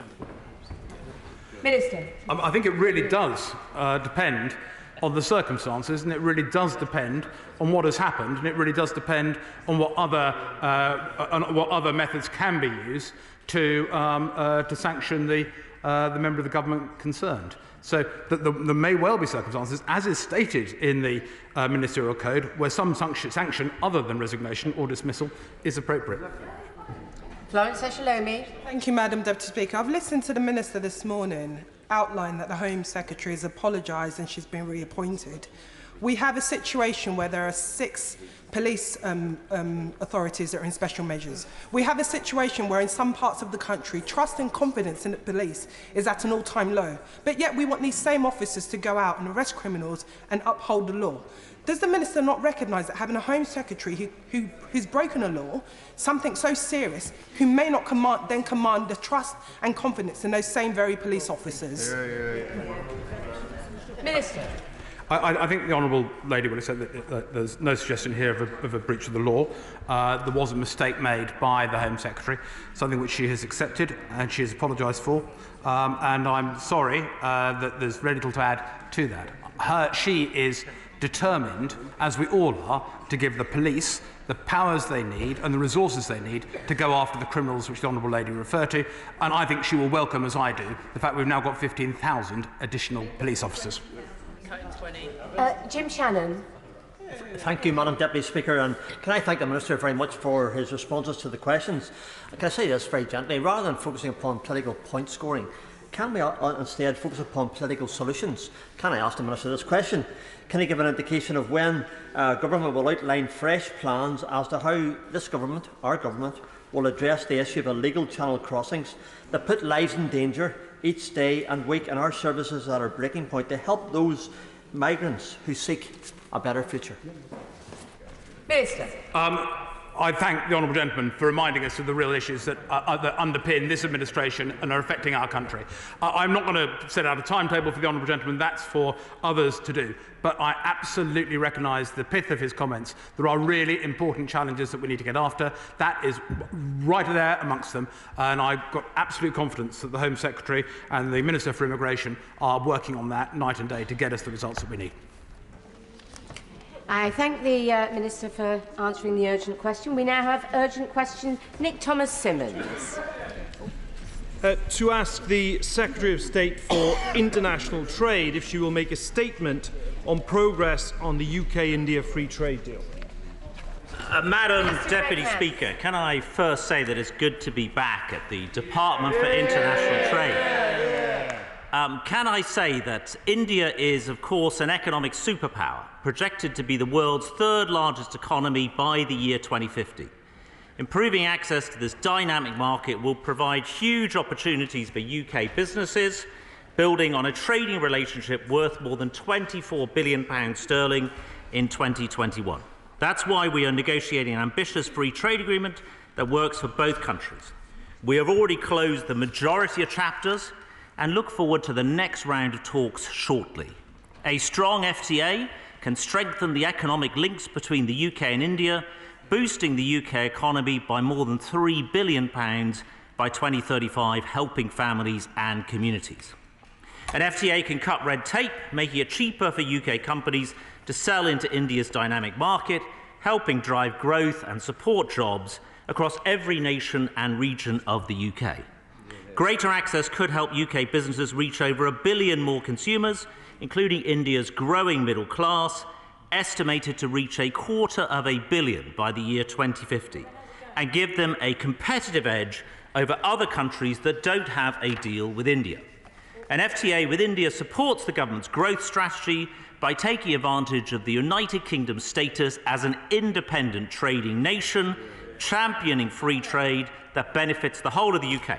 We remain clear that we are working towards the best deal for both sides and won't sign until we have a deal that is fair, reciprocal, and ultimately in the best interests of the British people and the UK economy. Shadow Secretary of State Nick Thomas-Symonds. Thank you, Madam Deputy Speaker. Can I welcome the Minister back to the Department once again? Wish him well and thank him for his response. And I'm grateful to Mr Speaker for granting this urgent question. Not only is Diwali this year an important celebration, it also marks another milestone. In January of this year, negotiations on the UK-India trade deal began, with the government promising to conclude these talks by Diwali this week. Under this government, economic growth has been virtually non-existent, and promised progress on new trade deals has not materialised. They are all talk and no delivery, Madam Deputy Speaker. An agreement with India would not only be potentially worth billions of pounds to the UK economy and provide new markets for exporters, it would also offer the opportunity to advance key areas of shared interest. And on these benches, we have also been clear that it should also be an opportunity to raise issues like workers' rights, environmental and climate standards. But it appears that progress on trade talks have stalled, yet another product of Conservative infighting. Members across the House will be well aware of the comments on overstaying visas made by the Home Secretary that have caused such offence. So does the Minister agree with me that the Home Secretary has completely undermined the UK Government's negotiating position? Can he confirm if she will be withdrawing those comments? Has a future target date for completion of the deal been agreed, or is this destined to be kicked into the long grass along with the promised United States deal? And does the Minister acknowledge that the delay in this deal and the US deal means there is no prospect whatsoever of the Conservative Party meeting its manifesto aim of 80% of trade being covered by free trade agreements by the end of the year? And does the Minister not accept the very simple truth that on trade the Conservatives have quite simply broken their promises? Minister. Madam Deputy Speaker, I'm delighted to have the opportunity to answer this urgent question and to answer some of the points that the honourable gentleman just raised. I will answer all of them. First one, on his question about the end of the deal. We have been clear that we have concluded, as we said we would, the majority of the chapters of the deal. 16 chapters across 26 policy areas have been agreed so far, Madam Deputy Speaker. He will know that after the end of each round of negotiations, there has been a written ministerial statement tabled in this place that he can study. Secondly, he asks about visas, and I think he's perhaps trying to have a second grab, the relation to the Home Secretary, which we've just heard another UQ on. I'm not sure if the Shadow Cabinet, Madam Deputy Speaker, are properly coordinating their UQs, but he should know, in the area of trade, that what we're talking about are Mode 4 arrangements. These aren't immigration arrangements. These relate to business visas, not for permanent settlement. And in terms of the Mode 4 arrangements, Madam Deputy Speaker, that remains an area of active negotiation. And then finally, Madam Deputy Speaker, he said that this government is all talk and no delivery when it comes on trade. And that was the thing that amazed me the most, because he's obscuring the bigger issue here for the opposition. Assuming we get a good deal for Britain on this deal, assuming we get a good deal elsewhere, as we have, for example, on Japan, on Australia and New Zealand. Now, I've been away from the department for a year, Madam Deputy Speaker, and I've yet to find in that year Labour supporting a single trade deal that has been undertaken by this government. They didn't support Japan. They were against the Singapore deal. They split 3 ways on Canada. And only last month, on Australia and New Zealand, they abstained as well. So, Madam Deputy Speaker, it is this government that is delivering on trade. It is the opposition that are in chaos and confusion. They have been unable to support a single trade deal to date, and it sounds like they won't be supporting this one either. And Marie Trevelyan. Thank you, Madam Deputy Speaker. I'd like to commend my right honourable friend for taking this UQ. It's a pleasure to have a moment to pop down and be able to just add my voice to the really important point, which this deal was commenced earlier this year. I had the privilege of launching it, and the Indian Prime Minister and we set ourselves a chance to really try and have the clarity of what a deal could look like between our two nations by Diwali. And I'm very pleased to hear that progress has been made across that. I think what's so important is to understand the value that this brings, not only because the diaspora in India is such an important part of our economy, and they have been incredibly important in driving what we try to achieve, but because so many British businesses are really excited at seeing some of those barriers come down. So perhaps I would be really pleased to hear from my friend what those key areas, particularly around the innovation of British businesses, will bring as this deal crystallises in the weeks ahead. Well, Madam Deputy Speaker, can I first of all thank her for the incredible service that she did at the Department for International Trade over the last year as Secretary of State, moving things forward in so many areas, crucially this area. When I left the department, the idea of an India trade deal was really, I think, just a concept rather than something that was very material. And 5 rounds of negotiations later, she is right. We are in a good place. Certainly, we expect the deal to do a lot on tariffs. Many of our exporters are facing really considerable tariffs on services, professional, financial, legal. I can't promise we're going to get everything in the deal. IP, easier for companies to work through innovation and so on, investment, life sciences. There are a huge number of areas of potential gain for India. I welcome her support, and perhaps the opposition might take that as a lesson to perhaps begin to start to support a trade deal in the future, Madam Deputy Speaker. SNP spokesperson Drew Hendry. Thank you, Madam Deputy Speaker. And I think welcoming a minister back to his place is now a standard response, but I welcome him back to his place. Increased trade and ties and cooperation are to be welcomed between India and the UK, and that's especially so in Scotland. But this should not be at the expense of human and workers' rights. So will the minister belatedly guarantee that issues over human rights, environmental, health and safety, along with climate and equality concerns, are fully resolved before any any deal is signed? And does he really believe that there is no anger, no problem over the Home Secretary's comments in India that might cause problems for this deal? Scotch whisky exports to India are already subject to 150% tariffs. New Delhi has threatened even higher tariffs on whisky and gin in retaliation for domestic steel protections. Whisky and gin producers need to know that the UK government is doing something to drastically reduce these tariffs. So what is going on? And what will be done to ensure barriers aren't just replaced at Indian state level? Finally, Jagtar Singh Johel remains in an Indian prison without trial, detained since 2017. The UK has now had 4 Prime Ministers and 5 Foreign Secretaries since his illegal detention. What is he doing during negotiations to right this wrong? Madam Deputy Speaker, thank him for that list of questions. First of all, as ever, the UK's commitment to workers' rights in our trade deals and our trade negotiations in all of our international talks remains completely undiminished. That is absolutely a fundamental thing for this country. I'm glad that he raised whisky tariffs, Madam Deputy Speaker, because he didn't support the Australia free trade deal, which would see a reduction in whisky tariffs. There's actually 150% tariffs on Scotch whisky currently going into India. So I will be watching very closely indeed to see what his approach will be to this trade deal. And I also noticed, Madam Deputy Speaker, with our very successful removal of the Airbus-Boeing tariffs, which was a huge benefit to the Scotch whisky industry, I wasn't quite sure whether he was fully supportive of that either. He raises human rights issues, and at all times the Foreign Office is engaging very vigorously on the case mentioned and other cases mentioned as well. But, Madam Deputy Speaker, I will just end with the SNP, because when it comes to trade deals, Madam Deputy Speaker, they are even worse than Labour.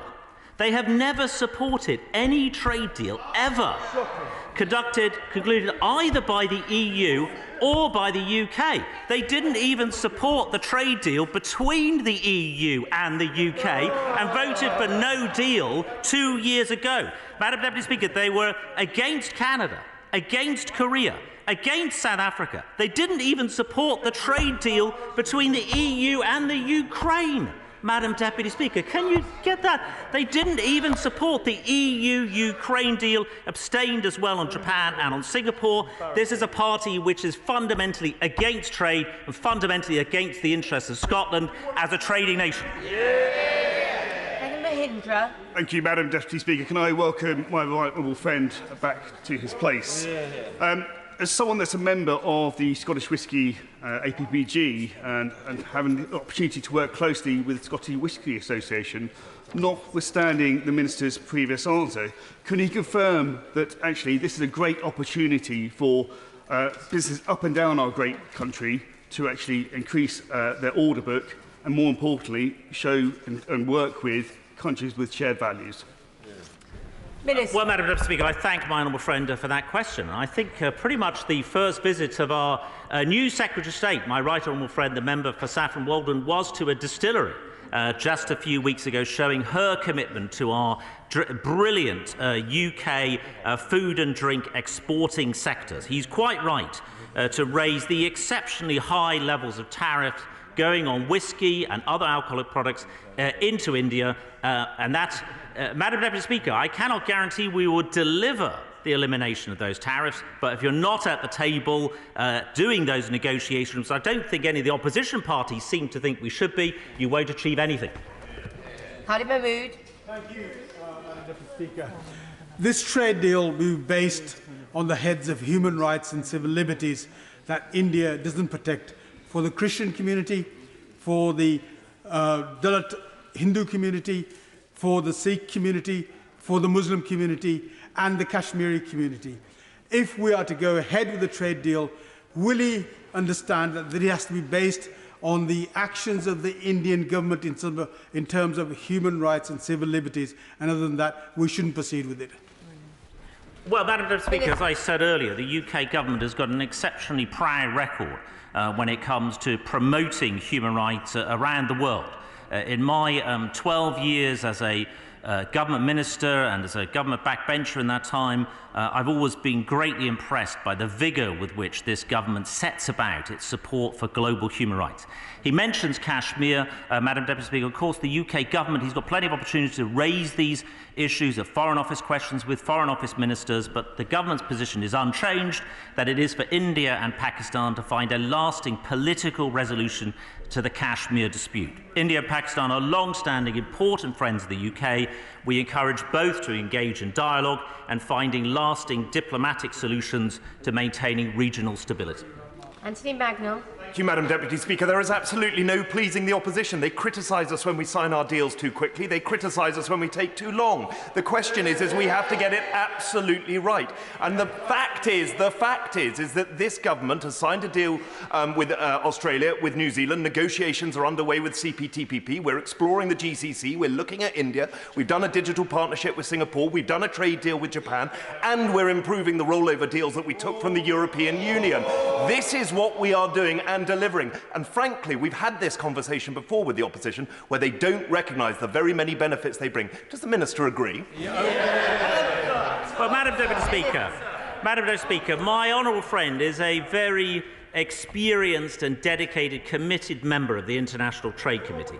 He is absolutely right in what he says. And what we see from the opposition, Madam Deputy Speaker, having been in opposition myself now about 17 years ago, Madam Deputy Speaker, to 12 years ago. Actually, what you needed to do, if you were serious about going into government, was to not just be clear about what you're against. They're against trade talks. They're against trade deals. They're against the India trade talk. It's about time they worked out what they are in favour of. What are they for, Madam Deputy Speaker? I think the Shadow Cabinet might have had a better session this afternoon deciding that, rather than tabling more UQs. Yes. Sarah Green. Thank you, Madam Deputy Speaker. The House of Lords International Agreements Committee published its report on the government's negotiating objectives in July. It criticised the negotiating objectives for being very general and high level and said the objectives provided no clue as to the government's negotiating priorities. Can the Minister confirm whether high animal welfare standards are a negotiating priority? Well, Madam Deputy Speaker, what happens with a set of trade negotiations is when you set out the negotiation objectives, the scoping assessment, they are by necessity rather general because you haven't actually started negotiating. So you don't actually know what the other side is going to want to achieve in those talks. You haven't actually started discussing any of those issues. So they are by necessity rather general.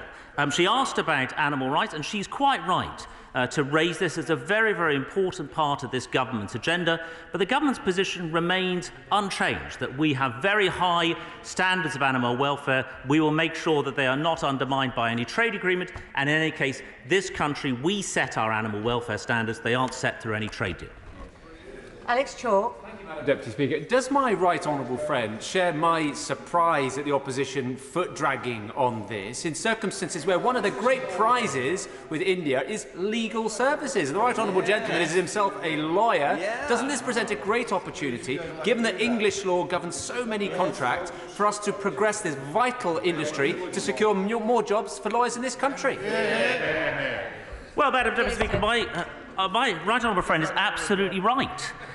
Legal services are a really important part of this agenda. I think one of the first meetings I had was with the chair of the Bar Council at this department, Chantal Aimé-Doris, who told me in some detail about some of the gains that could be achieved by getting a good deal with India when it comes to legal services, to make sure that our global, high-quality, top-quality legal services are appreciated right the way across the world.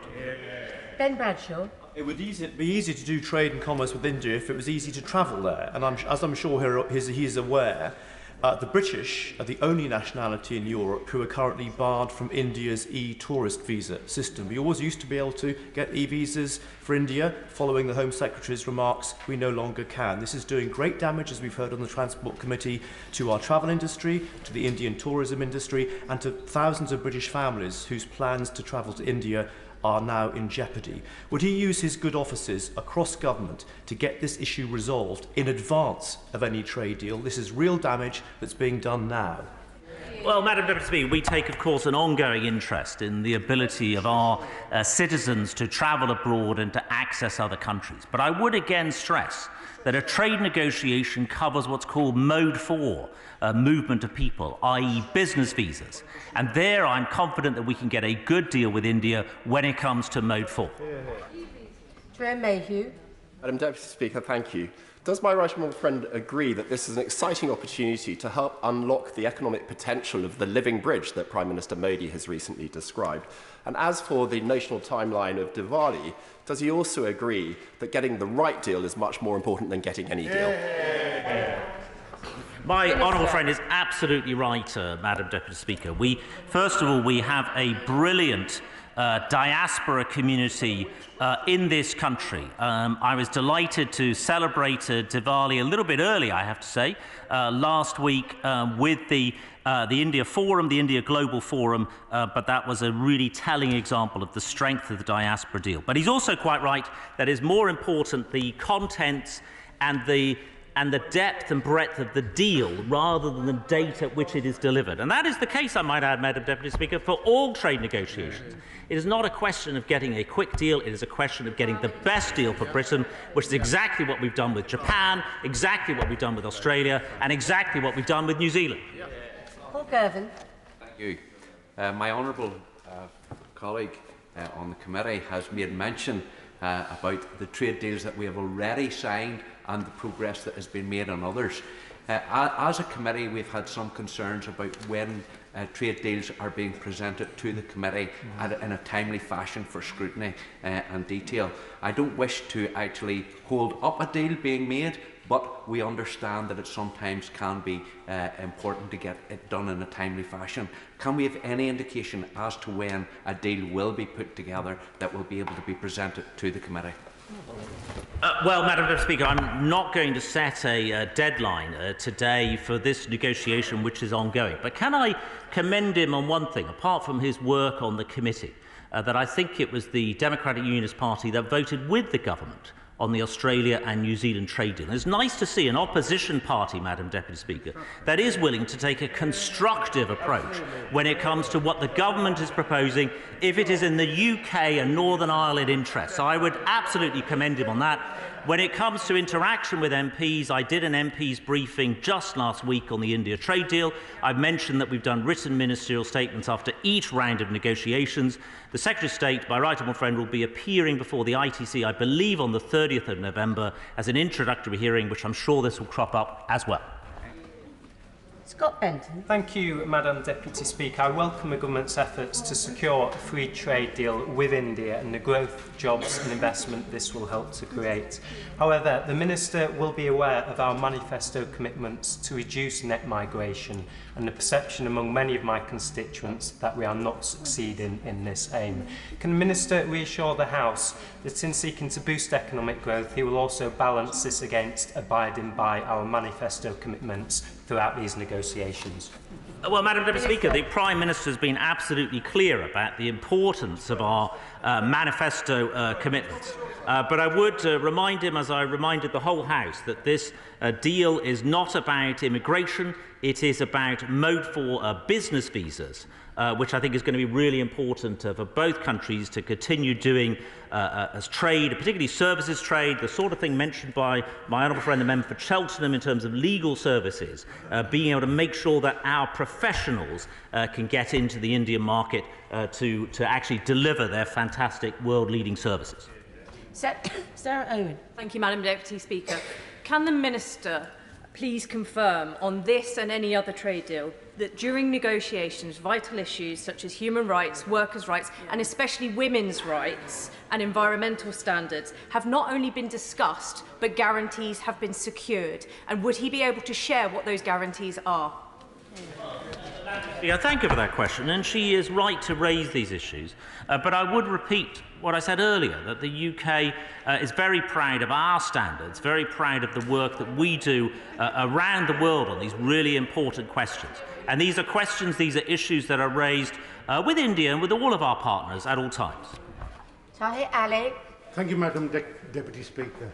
The Minister will not be oblivious to the human rights record of the Indian Prime Minister Modi and his government, given the atrocities being carried out against ethnic communities across India, namely the Christians and the Sikh community. Also, its revocation of Article 370 and 35A in Indian-occupied Kashmir. Will the Minister categorically give us the assurances that no trade agreement will go ahead until India meets its obligations under international law and many of the United Nations outstanding commitments that it needs to fulfil? Well, Madam Deputy Speaker, I've already talked about Kashmir and the government's commitment to finding a resolution of that issue, working peacefully and with the two governments coming together. Can I just return to the case raised by the member for Inverness on Jagtar Singh Johal, just to add a little bit of detail on that important human rights case. The FCDO and the government have consistently raised our concerns about Mr Johal's case directly with the government of India. I believe our then Prime Minister raised it with Prime Minister Modi earlier this year as well. Robert Halfon. Thank you very much, Madam Deputy Speaker. I strongly welcome the progress the government has made on this deal. I think it's incredibly important. We have a thriving Indian community in Harlow, and I hope my right honourable friend can wish them a happy Diwali. Could I just ask him, when we sign these deals, to make sure that it isn't just the big multinationals in the UK that benefit, and that he goes directly with information to smaller companies like the many smaller businesses in my constituency of Harlow, so they can benefit from these wonderful trade deals as well? Minister.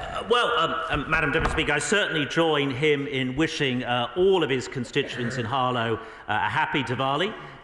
It's a fantastic time for that festival to come to this country and to India at this particularly appropriate moment. He mentioned making sure the trade deals work just not for multinationals but for SMEs, and again, he is absolutely right. The UK is an SME-led economy. It would be strongly in our interest to make sure that all trade deals work for SMEs. That is why it's typically our practice to negotiate an SME chapter in our trade deals to make sure that SMEs, which don't always have the resources to wade through a 1,000-page plus free trade agreement document, that they are given headers and pointers as to how that deal will help benefit them. Jim Shannon. Thank you, Madam Deputy Speaker. Can I thank the Minister for his response to the questions and declare an interest as the Chair of the APPG for freedom of religious belief. With increased violations against 4 issues in India, systematic disenfranchisement, those of Christian and Muslim faith, does the Minister agree with me that human rights provision must be included in the India trade deal? And can he guarantee that no blind eye will be turned to human rights abuses for the sake of economic benefit? Well, Madam Deputy Speaker, I think this government has got a fantastic record promoting religious tolerance, religious diversity abroad. The current Chancellor, when he was Foreign Secretary, made that as one of his key early launch pads when he was Foreign Secretary in this government. I might add, Madam Deputy Speaker, the British High Commission in New Delhi and our Deputy High Commissions right the way across India regularly meet with religious representatives and have run projects supporting minority rights. It is a big part of what the UK presence on the ground in India is all about. I thank the Minister for answering the urgent question, and we now come to presentation of Bill Sir Ed Davey. General election date bill. Second reading what day? Friday the 18th of November. Friday the 18th of November. Thank you. Presentation of Bill Rachel Maskell.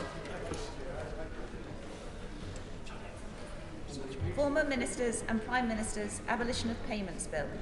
Second reading what day? Friday the 9th of December. Friday the 9th of December. Thank you. We now come to the 10-minute rule motion. Robert Halfon. Thank you, Madam Deputy Speaker.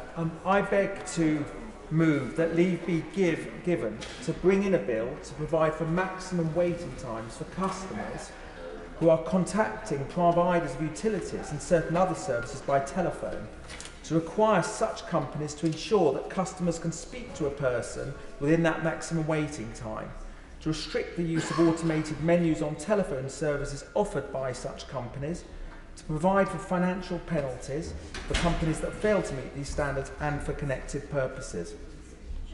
I would like to first say how pleased I've been to work with the Daily Mail and Money Mail, specifically Helena Kelly and Tilly Armstrong, to support the Money Mail Pick Up or Pay Up campaign. How often do you hear the dreaded phrase, "Sorry, we're rather busy right now, but your call is important to us. Please hold the line"? How often do you have to wait 15, 20, 30, 45 minutes plus on the phone to get through, and that's spending the first 5 minutes being asked to press 1, 2, 3, 4, 5 or 6? And how often do you have to wait all that time to get through, and then they just cut you off? So you have to start this whole horrific process all over again.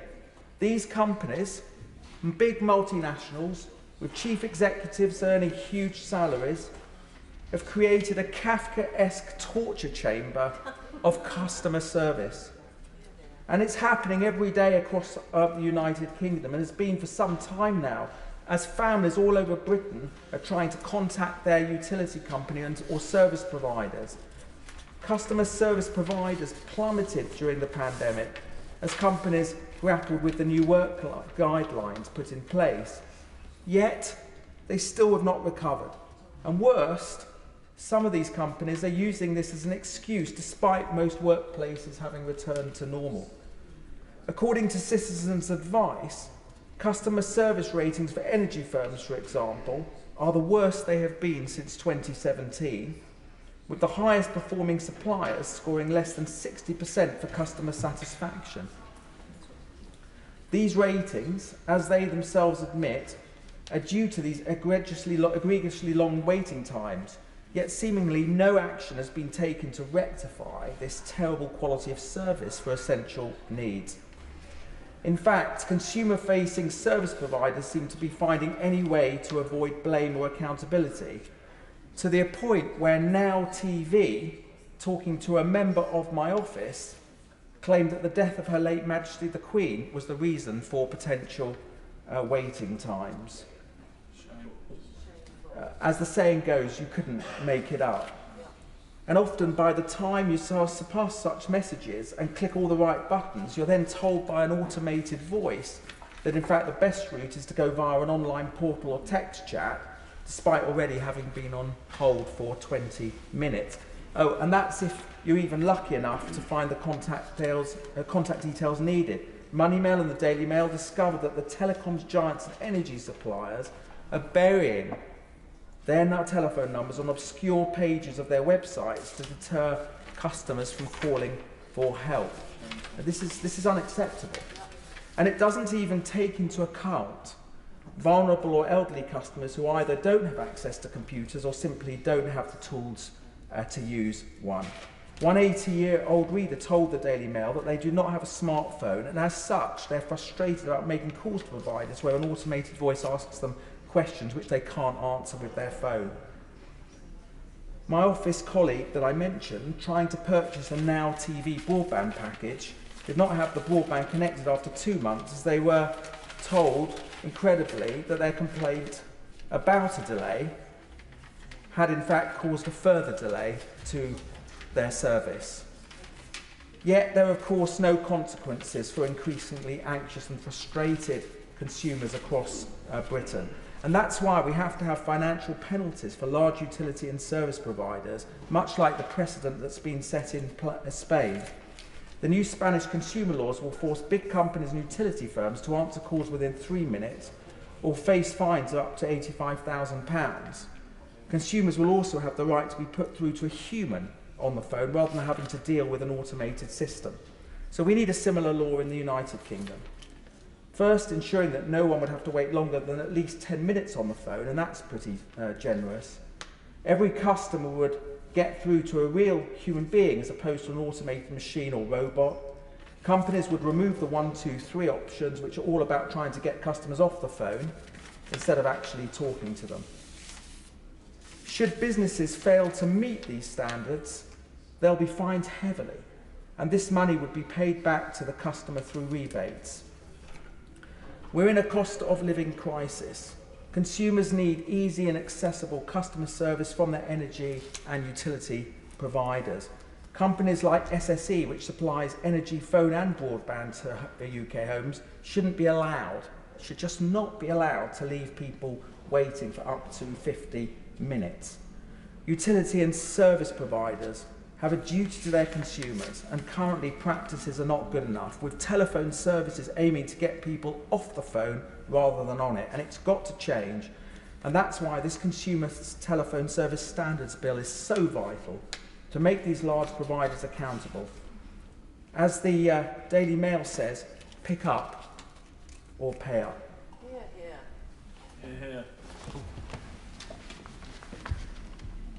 The question is that the honourable gentleman have leave to bring in his bill.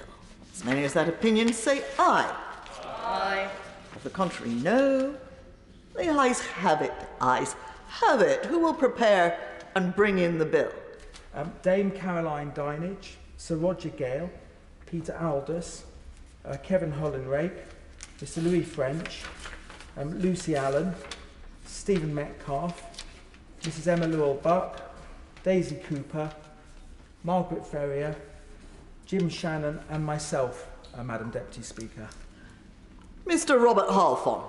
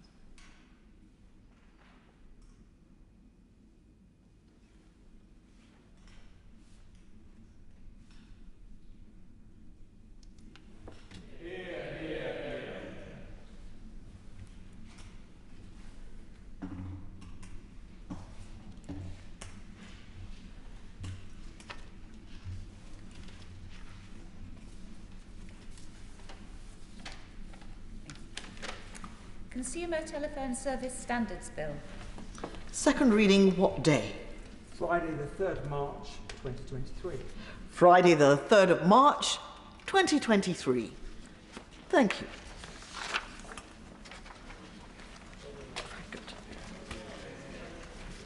The clerk will now proceed to read the orders of the day. Identity and Language, Northern Ireland Bill, Lords, Committee.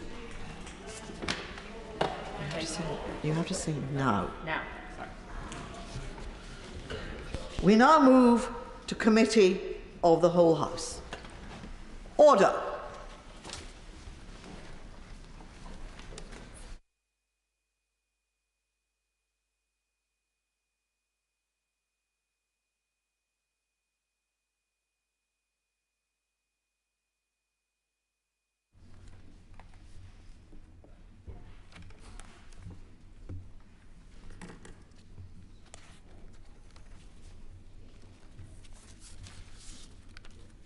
Order.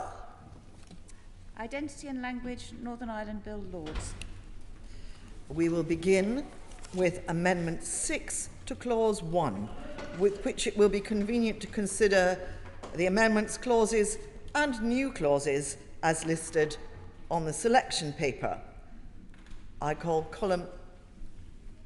Oh, I don't. Who's that? I call... Claire Hannah. I call Claire Hannah.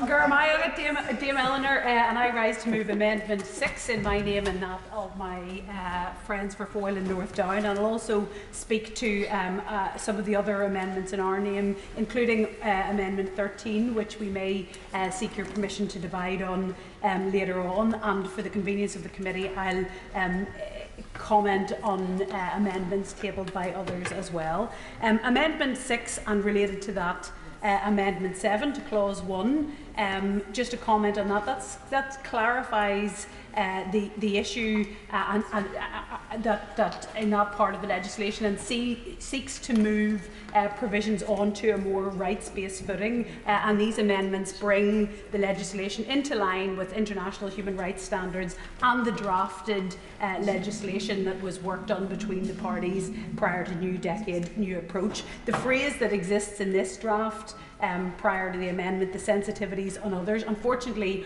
we know in Northern Ireland there are people of various political hues who may be hostile to the cultural expression of others, and this seeks to place it on a rights-based footing, because in the same way as there isn't a right not to be offended, there isn't really a right not to have other people speak a language that you don't support around you. Elsewhere within Clause 1, SDLP are also supportive of 15 in the name of the opposition, which seeks to include the NIO and the Human Rights Commission in the definition of a public body. We have concerns about Amendments 28 and 31 in this group, which locates further powers and duties with the First Ministers, and I'll expand on that later. And we also don't support Amendment 21, which would seek to remove the proposed Castlereagh Foundation from the architecture that we're creating through this legislation, and it would be a further departure from what is in the New Decade, New Approach. I'll move on. In Clause 2, I'll speak in favour of Amendments 8 to 12 in our name, but which we're not seeking to divide the committee on at this stage. 8 and 11 focus on amending the duty on public authorities to one of compliance with best practice on standards rather than just due regard, and we think this should flow from the St Andrews commitment to language rights based on the experience of Wales, which this amendment would ensure. 9 and 10 remove the requirement that best practice language standards be approved by the First Ministers, and that eliminates the potential for yet more frustration of this issue, which, as members will be aware, has been problematic for decades, and it prevents further embedding issues around language and culture within the fairly binary unionist nationalist atmosphere around the Executive Office. 12 widens legislation to include more UK-wide authorities, as per, again, the Welsh experience flowing from the St Andrews commitment. Elsewhere in Clause 2, a few amendments in the name of the DUP. 23, 24 and 25, we appreciate the thrust of these and the direction and the intent in some of the language, but we have concerns again about tabulating them into law, and we have concerns also around 27 and 32 for the aforementioned reasons of Executive Office dysfunction. We have no amendments to Clause 3 and will note the various points that are made by others in the committee, and I think that underlines again why we would have been better hammering this out and I suppose drawing this out within the Assembly, where, for example, we could hear from witnesses from human rights bodies and others who could clarify the possible implications of some of these amendments, and we think it's appropriate that what is finally in legislation reflects the various stages of development that the different languages are at. There are no amendments, I believe, to clauses 4 and 5 of the bill. Clause 6, this is the amendment that which we would seek to divide the committee on, and it provides for new step-in powers for the Secretary of State to unlock the provisions in this bill in the event of either the not being First Ministers or further delay and denial, and we think that will help to build trust and actually get this done and prevent this issue being a sort of a bone of contention and frustration. The 30-day period will only commence, that we specify, will only commence after an initial window for the First Ministers to agree process. So this protects the primacy of devolution and of the First Ministers in the first instance to deliver the powers granted to them. It doesn't go over their head unless the progress is locked out as it has been in the past. Amendment 14 to Clause 6 is in a similar vein, providing step-in powers for the Secretary of State to do anything that a Northern Ireland Minister or Northern Ireland Department could do in the exercise of a language and identity funding. And there are no amendments to Clause 7. Clause 8, we don't have any amendments. Again, we'll observe some of the points that others will make. And additionally, in our name is new Clause 1, which would oblige public authorities to comply with obligations accepted by the United Kingdom under the Council of Europe Charter for Minority Languages. And it relates to a recommendation from the Northern Ireland Human Rights Commission Bill of Rights advice to the Secretary of State in 2008. Thank you. The question is that Amendment 6 be made. Keep standing so I can see who wants to speak. Well, Mr Shannon was first up. Jim Shannon. Thank you, Madam Deputy Speaker. It's always a pleasure to speak, but it's even more of a pleasure to be called second in this debate. You know, I'm very honoured. Thank you so much, Madam Deputy Speaker, for enabling me to do that. I would like to speak to Amendments 1 to 5. I know my party, as the House will know, has lodged some 23 amendments, which I think shows the quantity of our concerns and also the quantity of this legislation, how it does not, we feel, set the scene for those of my unionist community.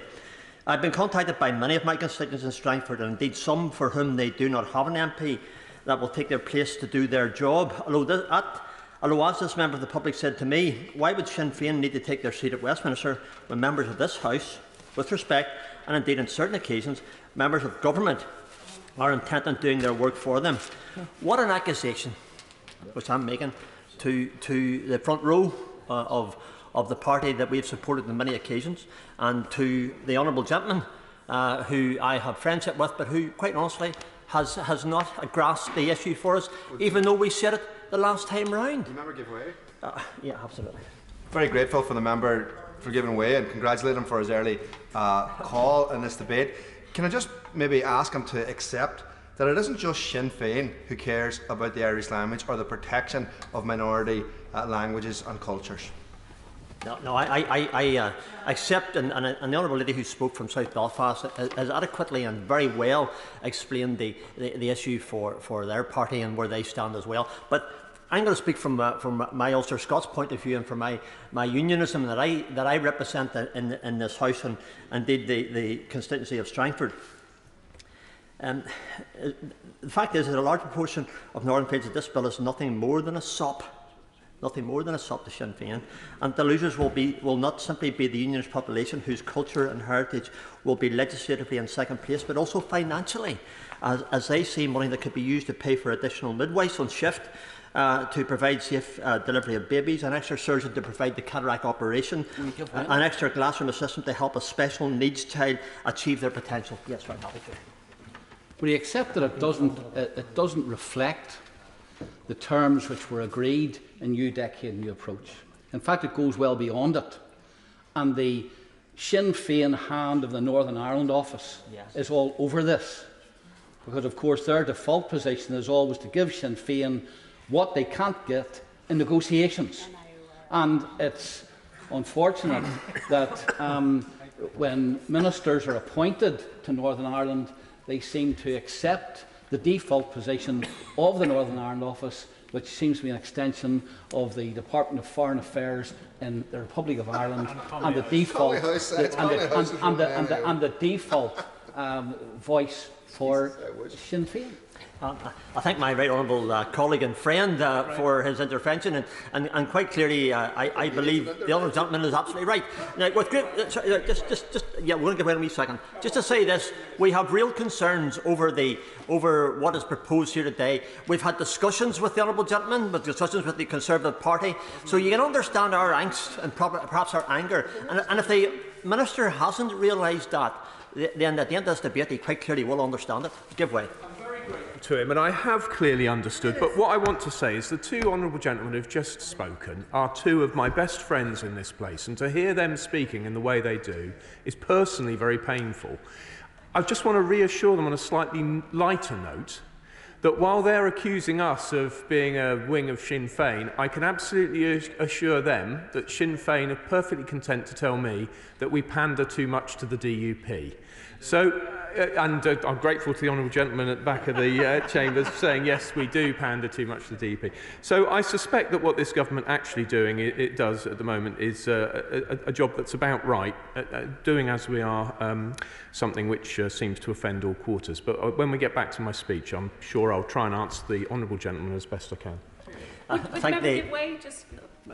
Just to add to that, just to clarify, I don't know how much members are in touch with the voting public, but believe me, between the two of you, you are very much driving voters into the arms of Sinn Féin, and I'm sure they don't almost need to turn up to this debate today, the amount of platforming that you're giving them. I'm very happy to platform unionism, and we'll do that. And more than happy to voice that opinion, which is very clear coming from me, from my constituency of Strangford. And at the end of the day, we'll hear the Minister respond in probably in a disappointing way, because we nearly know what he's going to say. But the reality is that I hope that he will listen intensely to what we've got to say, because we're looking for parity in relation to this bill, and we don't see that. My honourable friend, yeah. I'm very grateful, Dame Eleanor, to my honourable friend. I mean, he's going to set out the aspirations that we have and amendments that we will move as part of this committee stage. And those amendments are about getting back to what was agreed in New Decade, New Approach. And at second reading, we heard continually that this was all about honourably bringing forward what was agreed at New Decade, New Approach. It is not.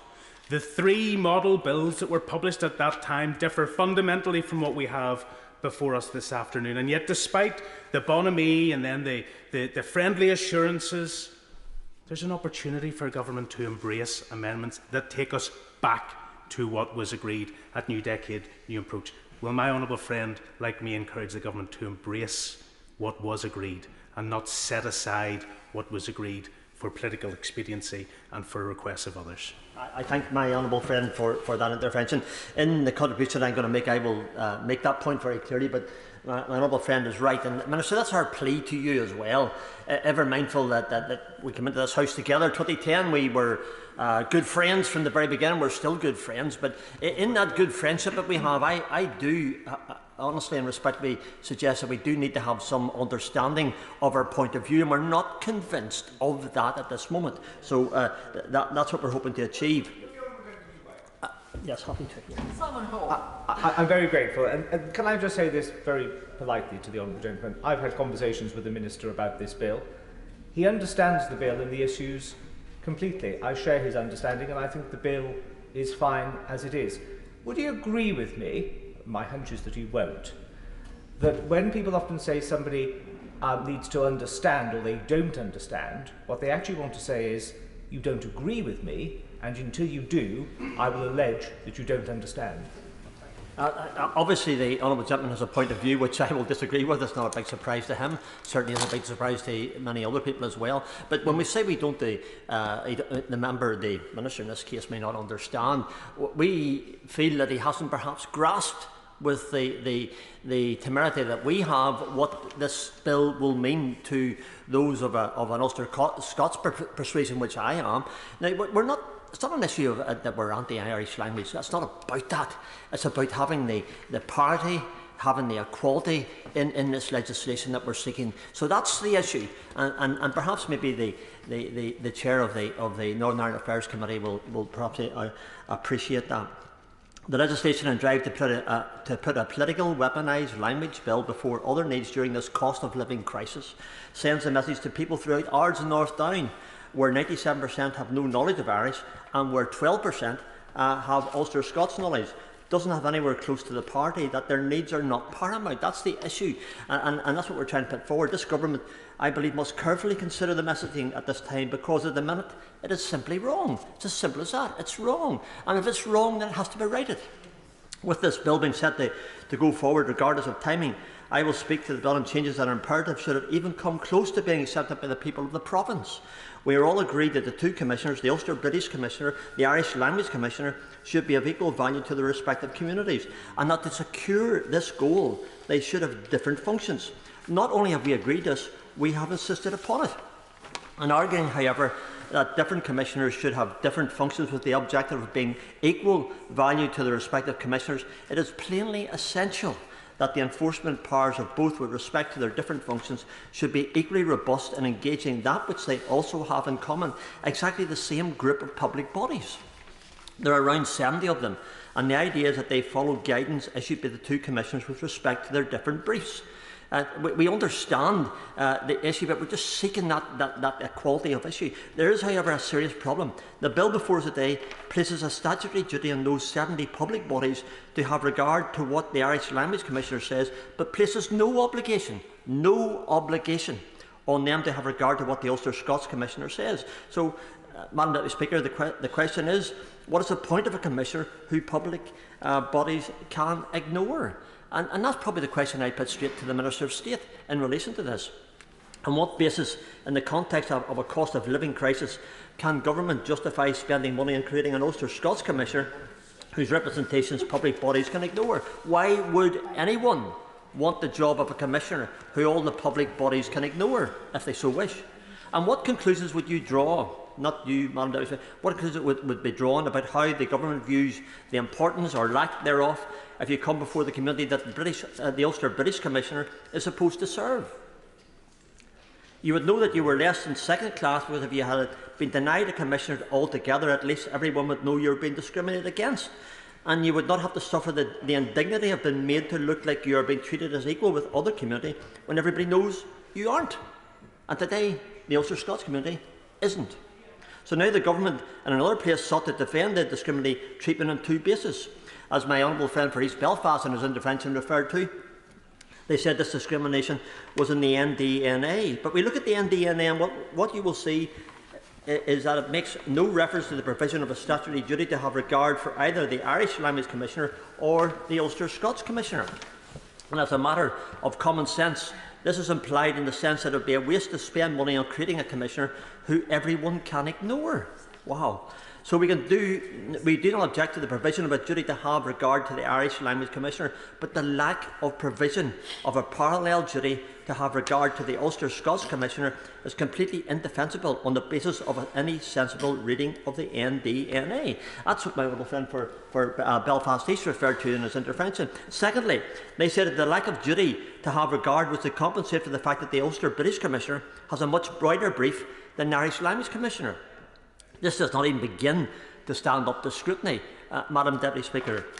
The reason why the Ulster British Commissioner is allowed to engage with arts and literature as well as language is because there is no desire on the part of the Ulster British community for bilingual Ulster Scots services, whereas there is a desire on the part of the nationalist community for bilingual services. In this context, it was plain that had the Ulster British Commissioner been provided with an Ulster Scots Language Commissioner, the Unionist community would not be afforded something of equal value to the nationalist community.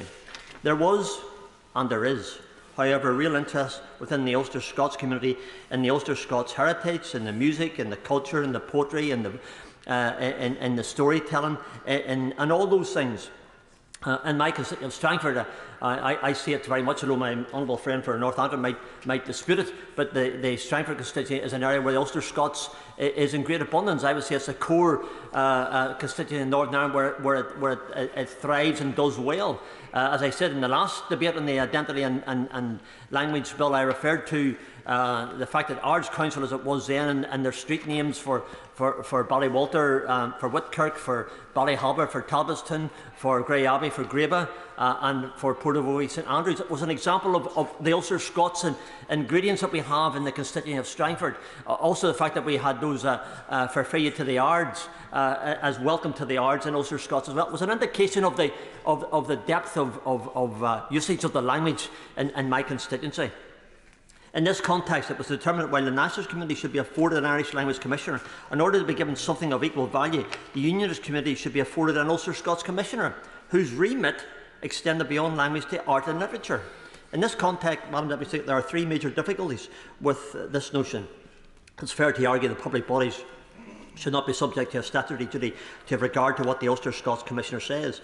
In the first instance, the notion that unionism would be favoured if the public bodies were required to have regard to the Ulster Scots Commissioner would only make sense if the unionist community wanted their Commissioner to promote bilingualism across the 50+ public bodies and also had a remit covering arts and literature.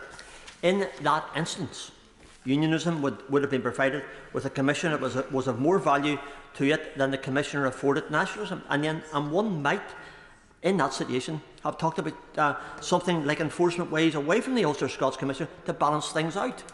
And it really begs belief, I have to say, Madam Deputy Speaker, where we are. In reality, however, things have already been balanced out by the fact that the language function of the Ulster Scots Commissioner will be much more limited than the language function of the Irish Language Commissioner. And having compensated for that extension once, Government cannot compensate for it again without giving unionism a Commissioner that is of less value to it than the Irish Language Commissioner is to nationalism. Second, as a matter of practice, far from having a much wider brief than the Irish Language Commissioner, the Ulster British Commissioner actually has a much narrower brief. In order to understand why this is the case, one must understand the following. On the one hand, we have 70 public bodies, all of which operate with the language English, and with the Irish Language Commissioner wants them all to operate bilingually. In that case, the nationalist community has a Commissioner to engage extensively with all those public bodies. On the other hand, we have the 70 public bodies and an Ulster Scots Commissioner who will be made far more limited language demands on them because there is no desire for the bilingualism. In order to compensate for this unequal agreement, the remit of the Ulster Scots Commissioner is extended to partly make it wider so it embraces art and literature. While all 70 public bodies operate using a language that could be asked to use another language, it just so happens only few of them have functions that might be deemed to have anything to do with arts and literature. Unionists had actually asked the Ulster British Commissioner cover heritage and culture, at which point we were and are supported by the Northern Ireland Human Rights Commission as proposed by our Heritage and Culture Amendment, which would have been broader and helped secure a better balance, but the request was rejected.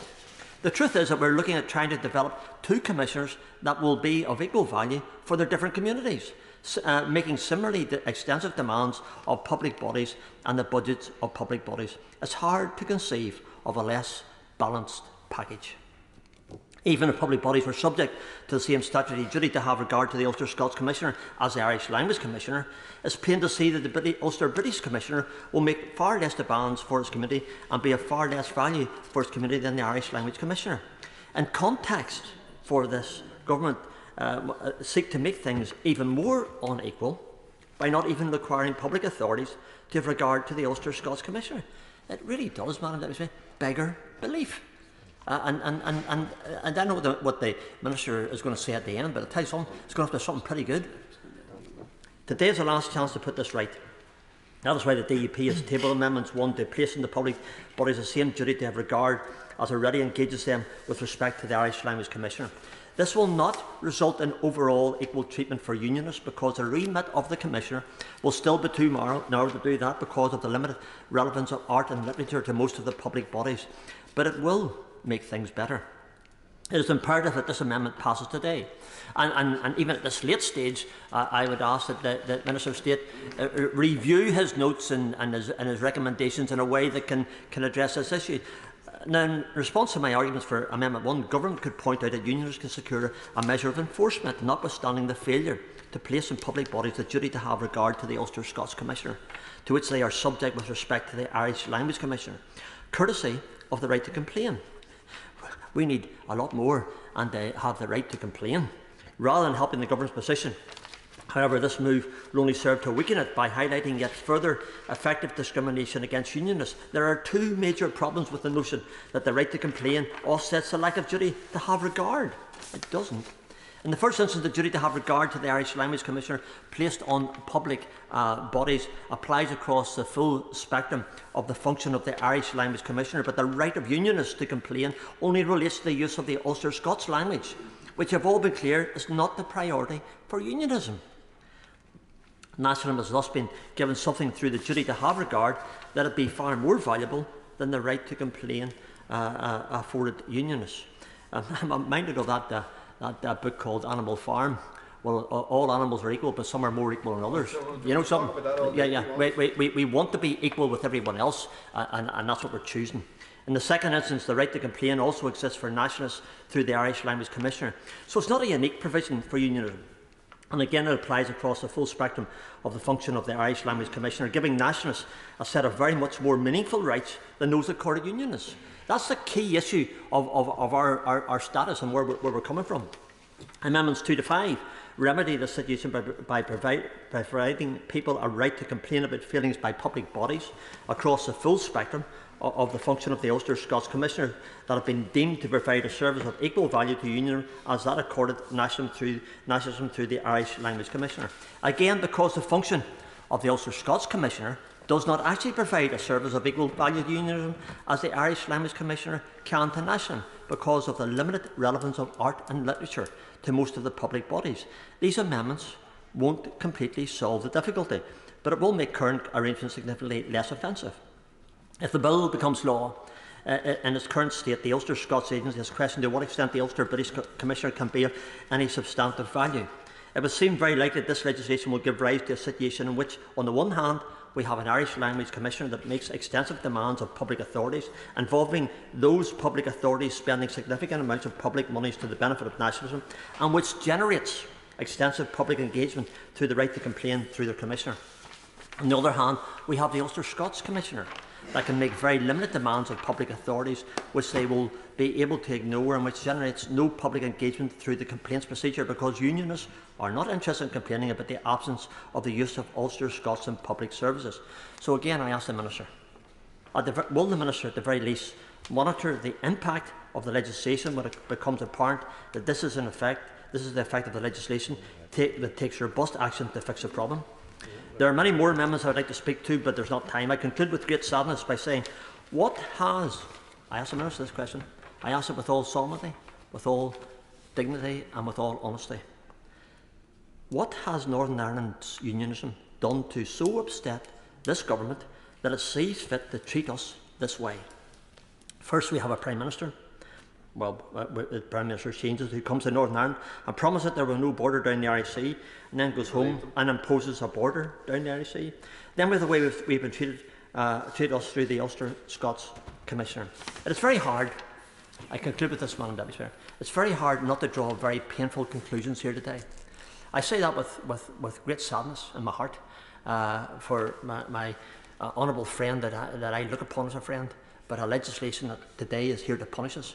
So when it comes to this late stage, I would ask government to think again.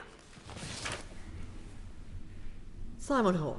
Thank you very much indeed, Dame Eleanor, and it's a pleasure to follow the honourable gentleman member for Strangford. I wasn't intending to speak in this debate, but I suddenly realised that I probably owed the House a small apology that I wasn't able to take part in the second reading debate due to having been called home for a reason. What I wanted to do, Dame Eleanor, if I may, is just put on record my support for this bill. It has been a long time in coming, and I think it's laudable that His Majesty's government, too often we've seen in agreements which have either been part of moving the dial with regards to Northern Ireland or resurrecting the executive, the agreement is sort of seen as an event which does the trick and then gets forgotten. And this was a very key part of New Decade, New Approach, and the government is right to bring it forward. It will come as no surprise to him that I don't see the sort of opposed to unionists, half-glass full Conservative government attack which the honourable gentleman for Strangford sees this bill as being. I think any fair reading of the bill, if you start from the premise that no bill is ever perfect, but a fair reading of this bill effectively addresses two sides of the same coin in a way which respects two different traditions and the people which have advocated for those traditions. It's been an issue which has been too long neglected. It's wise and right that the government should do it. And I just make this point, Dame Ellen, which I probably would have, I know I certainly would have made in the second reading speech, which is, I'm a Welshman who attended a Welsh high school, but at a time when South Glamorgan County Council said that Welsh was a dying language, we learnt it for a year and then it was dropped.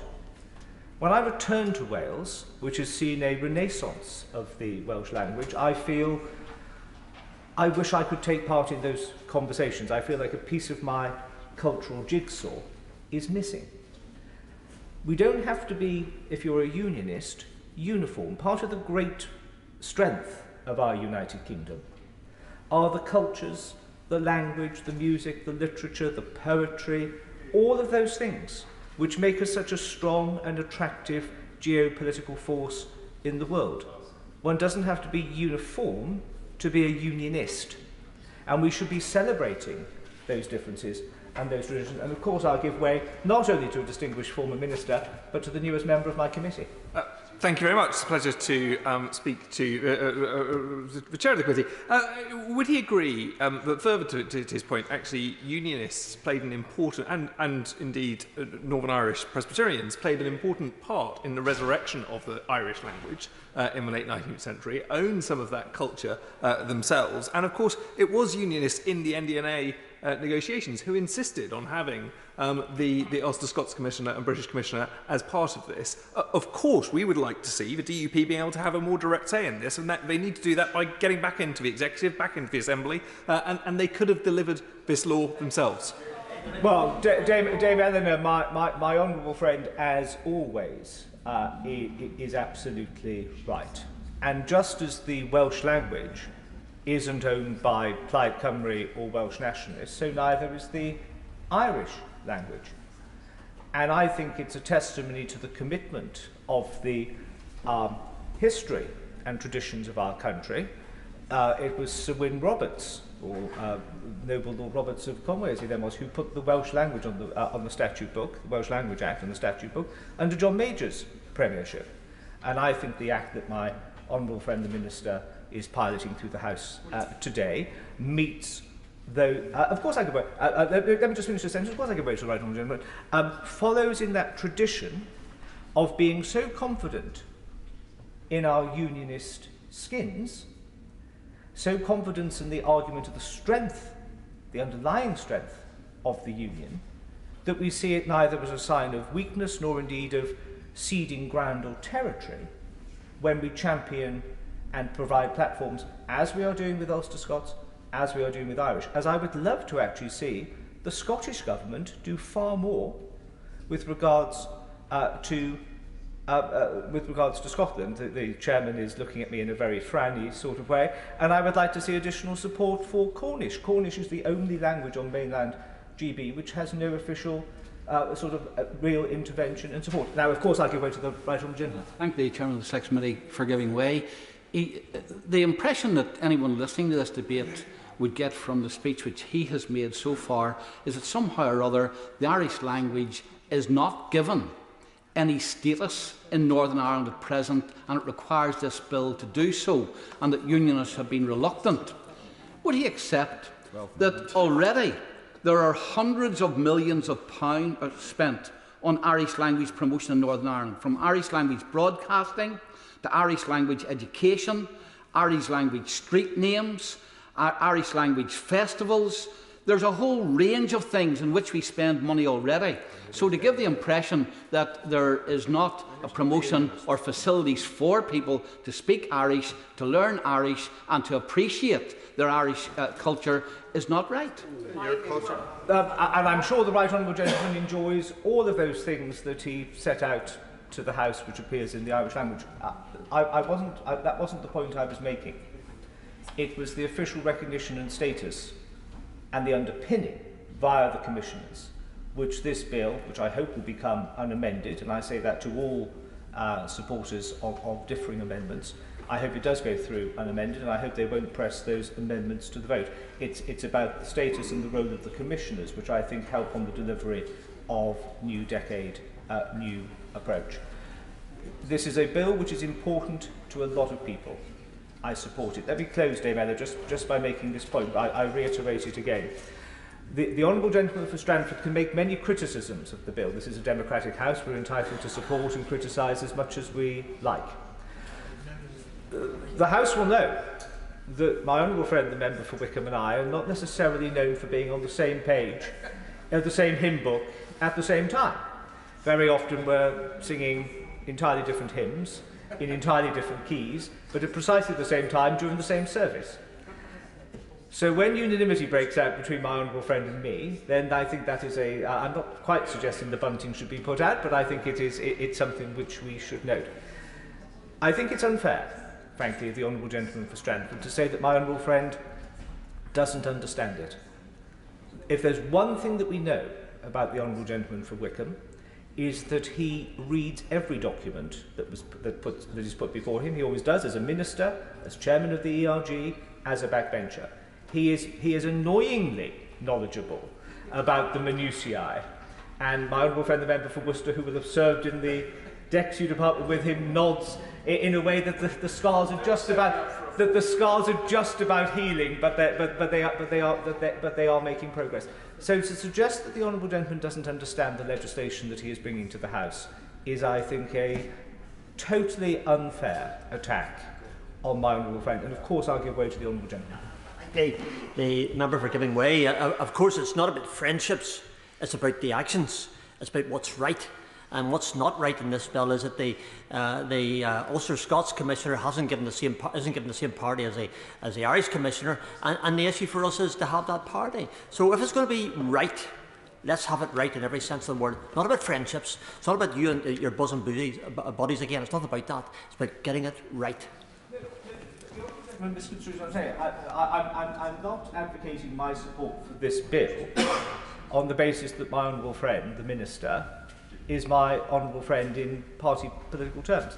But I heard the honourable gentleman for Strangford say that my honourable friend didn't understand it, that the government, which I'm proud to be a supporter, seems hell-bent to go out of its way to appease people who are in a politically different place to the honourable gentleman, and certainly suggested a kowtowing, if one will, to a Sinn Féin agenda from the Minister. Now, I've suffered those sorts of brickbats from some of the opposite benches over the time I've chaired the committee, unfair and untrue. I just say very politely to the honourable gentleman, it's got to stop. It's got to stop. This is the new decade, new approach. We are trying to move things forward. We are trying to, the government is trying to, with fairness and equity, respect and support all of those that this government recognises as citizens of the United Kingdom. That is the central mission. That is what underpins New Decade, New Approach. That is the bedrock of this bill. It has my wholehearted support. Ian Paisley. Very much, Dame Eleanor, for calling me in the debate. Already the focus of this debate has tended to drift towards the issue of language. But of course this is identity and language. I want to make some of my comments specifically on the issue of identity and on the amendments that affect and impact on that. Because identity is a pithy matter. It's a matter that just isn't so easily defined and affects us all in very, very different ways. Dame Eleanor, you've been to my constituency on many occasions. You will know that if you go to the village or townland of Dunseverick or Ballintoy and you raise your eyes to the horizon and stretch across that great Dalriada Bay, you see first and foremost Scotland. You see the outline of your home nation, Dame Eleanor. And at the same time, standing in that part of my constituency, Belfast, the capital city of Northern Ireland, is almost 70 miles away. The capital city of the Republic of Ireland, Dublin, is about 170 miles away. Some might say it's 160 light years away, but it's 162 miles away. The identity of that part of my constituency, the identity that infuses itself on the people of my constituency and the people of that northern corner of Ulster, is a strange mix of Ulster and Scot. Will the honourable It member is, give way? of course I will in a moment. It is a strange mixture that infuses people with an identity that is unique. And if we're going to deal with an issue to protect identity, then we need to get back to what the law states. And the law in Northern Ireland is about protecting heritage and culture and equality. It's not about a single-minded thing of just language. And of course, I will give way to another Ulster Scot. Thank you, Dame Eleanor. To the honourable member for North Antrim, it is not just something that is contemporary, and that view from the glens of Antrim is beautiful. But the Kingdom of Dalriada used to cover much of Scotland, and the Kingdom of Dalriada was both Ulster and Scotland. And historically, that culture and identity is embedded in the DNA of the people. And what I find most offensive, and I say this to the honourable member, is that this bill doesn't reflect that historic significance of my Ulster Scots, Ulster British heritage and culture, and does not afford it adequate protection. I thank my colleague for making that point, and he makes it powerfully, and he makes it well, because, Dame Eleanor, what we're dealing with when we deal with identity in this framework is that we're dealing with equality law. We're dealing with equal rights. We're dealing with something that should impact across the whole of this kingdom and the whole of this house, because it is about a person's individual and community perspective, because that enforces who and what we are. It's nebulous. It's shadows, but it's who and what we are in terms of our identity. And until people recognise that you just can't write that down and say, we'll give so many millions to an Irish language and so many millions to this other thing, then we'll have protected everyone. That's not how equality legislation should work. It should be much more thoughtful and much more detailed than that. You know, if we're going to just do a perspective on the language issue, the first foremost language spoken, according to the last census in Northern Ireland, 95.3% of people speak English. The next language, largest language by percentage point in Northern Ireland, is 1.10% of people speak Polish. There is no protections in our law on that. The next language is 0.49% Lithuanian. There is no protections outlined about that. Then we come to the Irish language, which is 0.32% of the population, followed very close behind by 0.27% Portuguese. So if we're going to deal with the subject of language and characterise this in the issue of language and protections, let's protect the Polish language in Northern Ireland, the Polish people, who make a major contribution to the employment in Northern Ireland.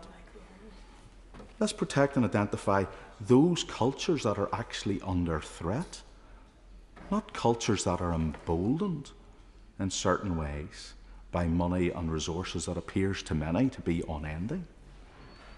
And that is what this bill should really be trying to address, if it was going to address those matters. Dame Eleanor and Madam Chair, when we come into the building through Westminster Hall, we pass under a marvellous window called the Rights window, the Rights and Equality and Liberties window. It faces the portrait of Moses as we come into the building. And that window contains in it representations of scrolls of equality legislation. Those scrolls identify disability rights. They identify equality rights. I know the Chairman of the Select Committee is not interested in any of this.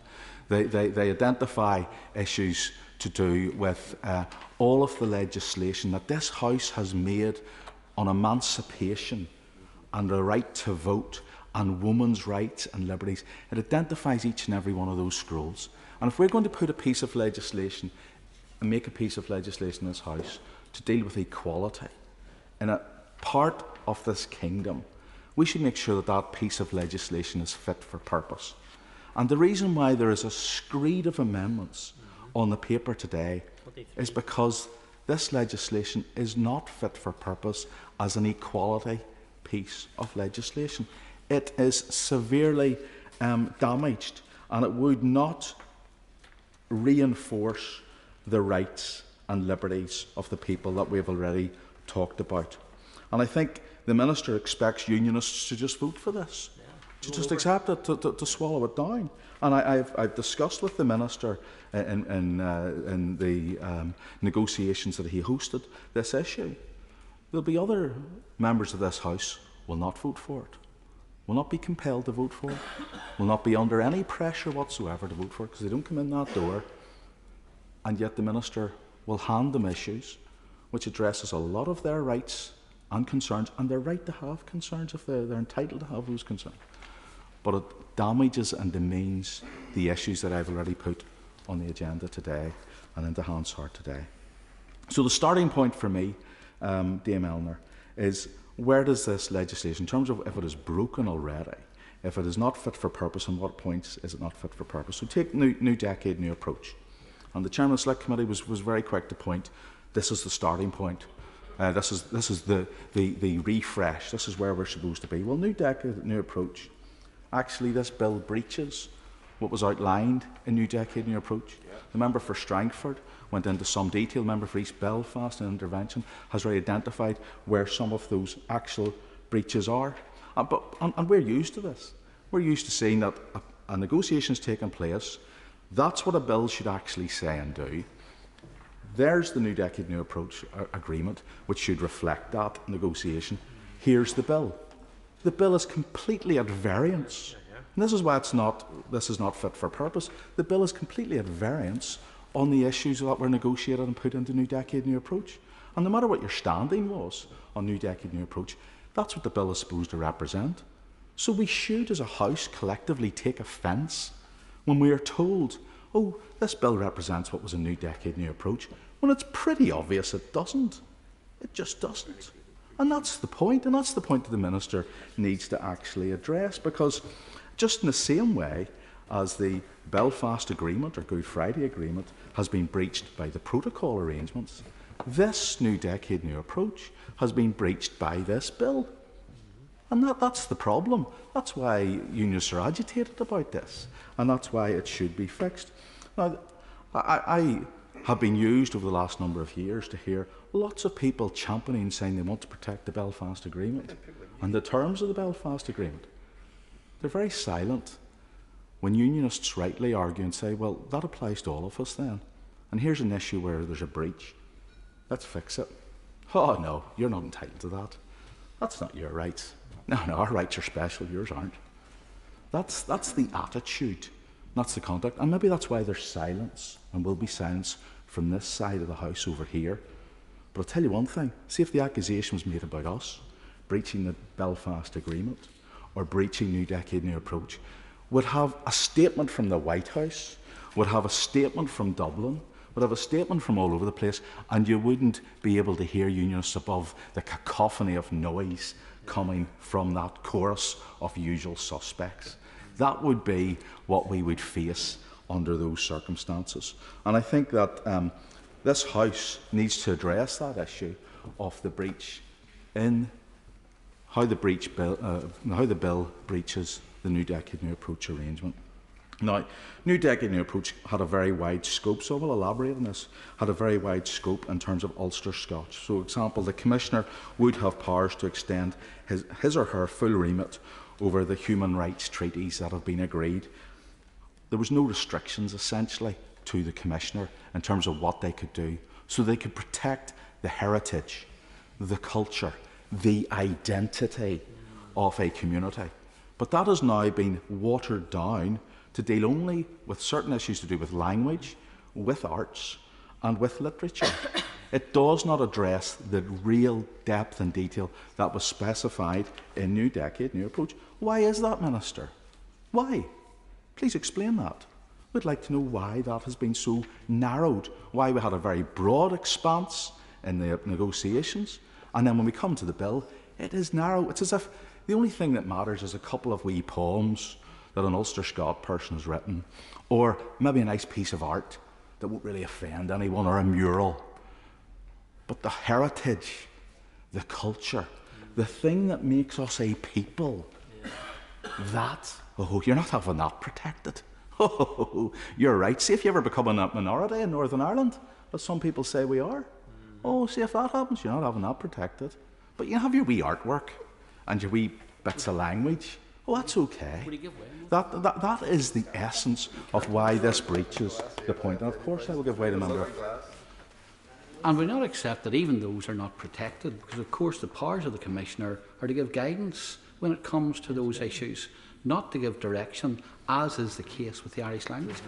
Yeah, I thank the member for making that point, because that is the next point I was actually going to come on to when we come to the power of the Commissioner. It is a very important point. Now, far be it from me to hand out any advice to nationalists. But if I was a nationalist, I'd want to try and satisfy unionists in this point. I wouldn't want to laugh at them, as appears to be the attitude. Because laughing and pouring scorn on their identity leaves unions. Oh, I'm laughing at you, not what you're saying. Sorry, you're laughing at a people. You're laughing at a community. That's the Barrow Boy response that comes back. That's a Barrow Boy response. I don't say those things. I have a very, very good record, Madam Deputy Speaker, of not saying those things. Because I cherish people's as a unionist, is that I can have my identity and understand someone else's. And you know something? Love the diversity that is there. Not despise it. It's the diversity that makes us strong. And that's the point that the Honourable Member for Foyle should maybe dwell on in his point when he speaks later on, and no doubt he will. But the issue, Madam Deputy Speaker, when we come, and I think it was the point that the member for East Antrim made on me there, was about having due regard, and that no public authority needs to consider, in terms of the Commissioner, that there's a point of due regard, and that's really the point of the authority of the Commissioner. The Ulster Scot, the Commissioner that would deal with the identity that matters most to me, will effectively be powerless, emasculated from day one. Not actually able to make any single ruling that has to be taken care of or noted, and of course I'll give way. I thank the honourable member for giving way. The reality is that it is the Office of Identity that under the Office of Identity there are a number of principles set out about how identity should be respected, and that the Office of Identity can monitor how those principles are being adhered to and report to the Assembly.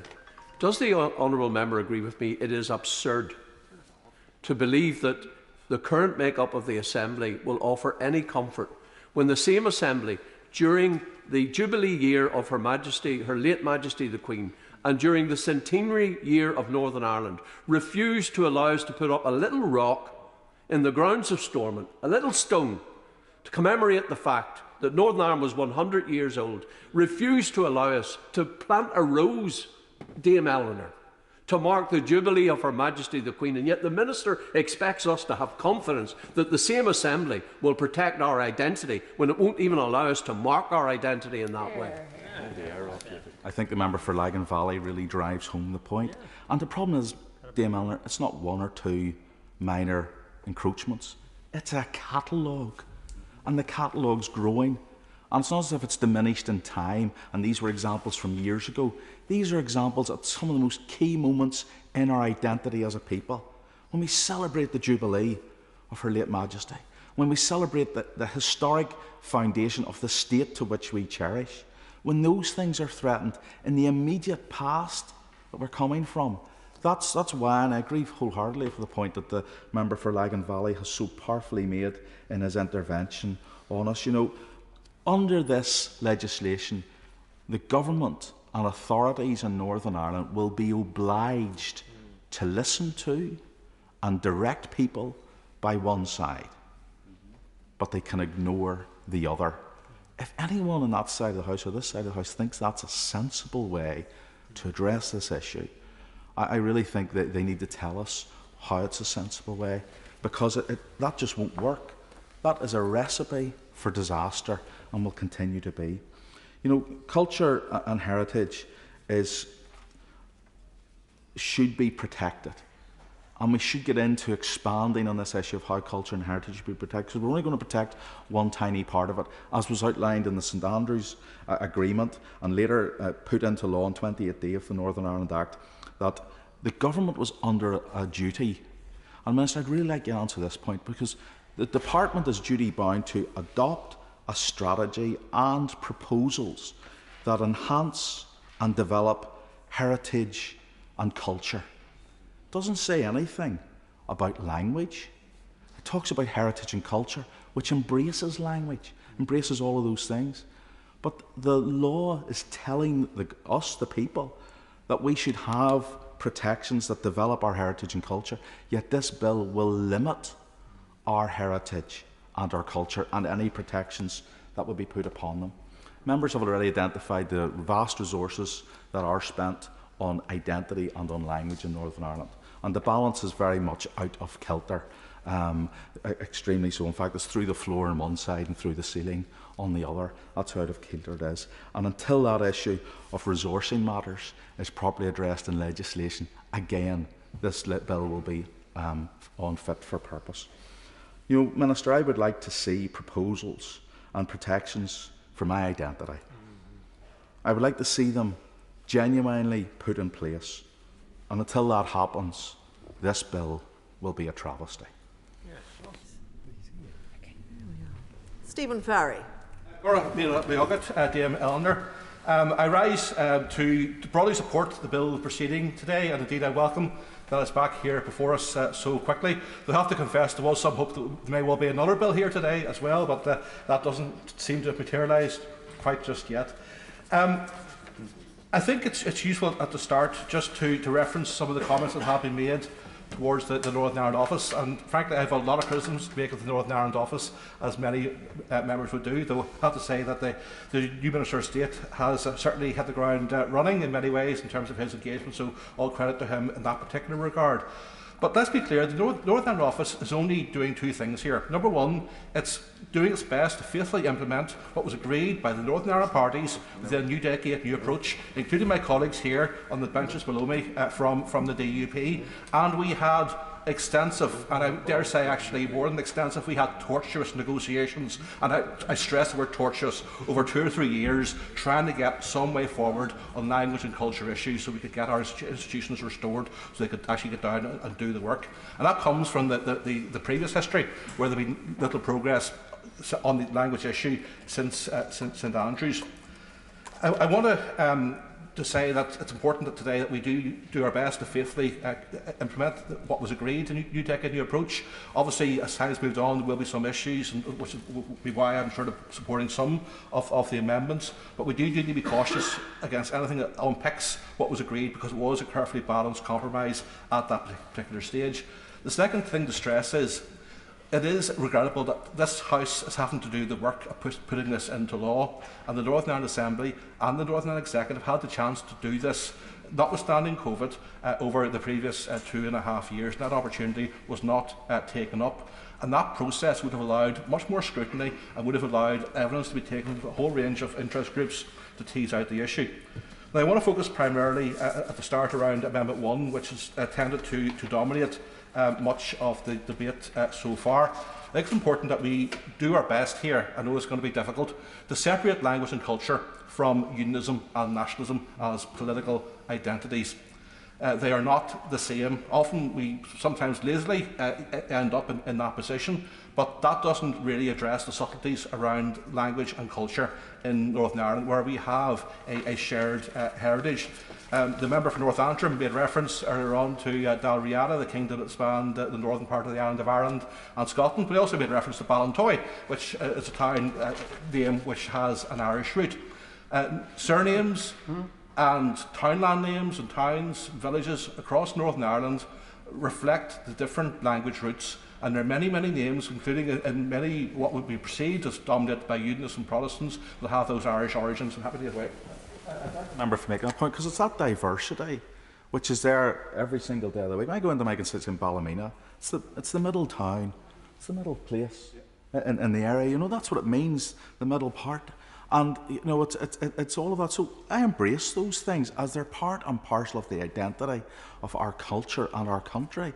And this is not about, and I emphasise, this is not about despising it, but it's about making sure if we're going to legislate on it, let's get it right. And this legislation fails to meet, and I hope the member agrees with me, it fails to meet the New Decade, New Recruits agreements. No matter what side of the argument you're on that, it just fails to meet it. I do disagree with him. I think that this is a good attempt, a good honest attempt at getting this over the line, and frankly we need to move on and get this done and into law. Happy to be quiet, Member Foyle. Very grateful for the member for giving way, and it's a useful, I think, opportunity to make the point. I mean, the member for North Antrim talked about embracing diversity. It's wonderful language. I mean, in Derry, since we got rid of the old Derry Corporation, we got proper democracy into local government after the civil rights movement. We've been embracing diversity in Derry. We have all of the old unionist symbols and British symbols still up in the Guildhall. We've added some new ones that represent other traditions, like the one that I represent. We've also done power sharing since the very beginning of that council's inception, where the SDLP had the most seats, but we had a unionist deputy mayor, we had unionist mayors over many, many years.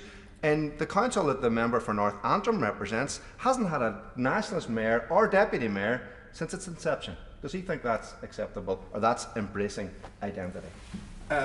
Grateful to the member's intervention. It did take the use of the hunt in councils to get that diversity moving, though the council that is in question, which has been in the news somewhat, rather controversially, over the past number of months, now has an alliance mayor, so hopefully that's some progress to an extent. But I think it's important to make the point that the diversity in Northern Ireland is something we should cherish, and it is a crossover, cross-cutting issue. I want to mention two individuals just to stress that point. Two people who've been very active around language issues. One is Linda Irvine, in terms of the Irish language, in East Belfast, who comes clearly from a unionist background. Also want to mention Liam Logan, who is a person in my own constituency of North Down, who I'm not sure if he's a current member of the SDLP, but certainly was a former member and candidate for the SDLP, who is a well-known advocate for Ulster Scots, and indeed broadcast on Radio Ulster many, many times in relation to the language.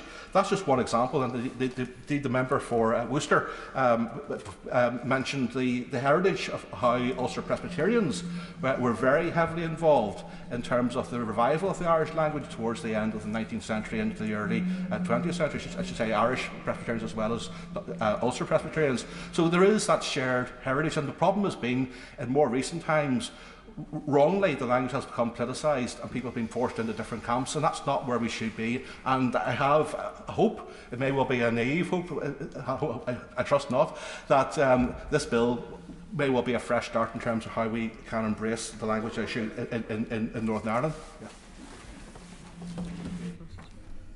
And I thank the honourable gentleman for giving way. A good and fair man that he is. And I know that because I'm on the Northern Ireland Committee as well. But could I just point out, there must be something that's worrying our friends in the DUP. They're all concerned about this. And quite rightly, we've got to actually try and alleviate those concerns. And that's quite proper. And I hope very much that we can do that. I'm open to listening to reasoned arguments, and some of the DP amendments may well have some merit. I do just have to say about amendment number 1 for a detailed reason I'm going to come to in a moment. I also just want to address the point that's been made in relation to Polish, Lithuanian and other languages being areas where there's greater need for attention. I think it's important that we move past that particular argument which is often thrown up.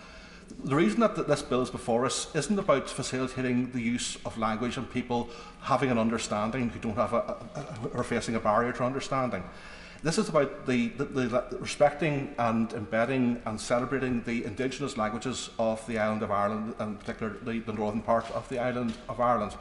Of course, we should do work in parallel with that to ensure that we properly integrate people with other European, other global languages into our society. But it's important that members don't fall into the trap of trying to conflate the two and diminishing what we're trying to achieve in terms of this particular bill. So it's important that we celebrate the language as being something that is cross-cutting, and we also recognise that unionism and nationalism are not monolithic in Northern Ireland. There's many other traditions, of people who've moved away from those traditions, there's people who share both of those traditions, and that we need to celebrate all of that in terms of our sort of life in Northern Ireland. Now, at times, we're drifting in this debate into this bill is somehow a threat to unionism and the British identity in Northern Ireland, and that we're in some form of separation. Well, yes, give way. With Dame Eleanor, with the greatest respect to the honourable member, no one in this bench has said what he has just suggested. We're saying the bill doesn't adequately protect our identity and culture. We're not saying the bill is the threat. We're saying the bill doesn't adequately protect. And we've explained why. And I just wish sometimes the honourable member would actually listen to what unionists are saying instead of being so dismissive. Well, with all due respect, I have been listening, and people are entitled to look back through Hansard and see exactly what was said. But the tenor of many comments that have been made to date are about some sort of slippery slope where the British Ulster identity is being eroded, it's under threat, and that there's no protection for it, and that people are being fearful for the future. We have to embrace a shared and integrated future in Northern Ireland. That is the only way forward.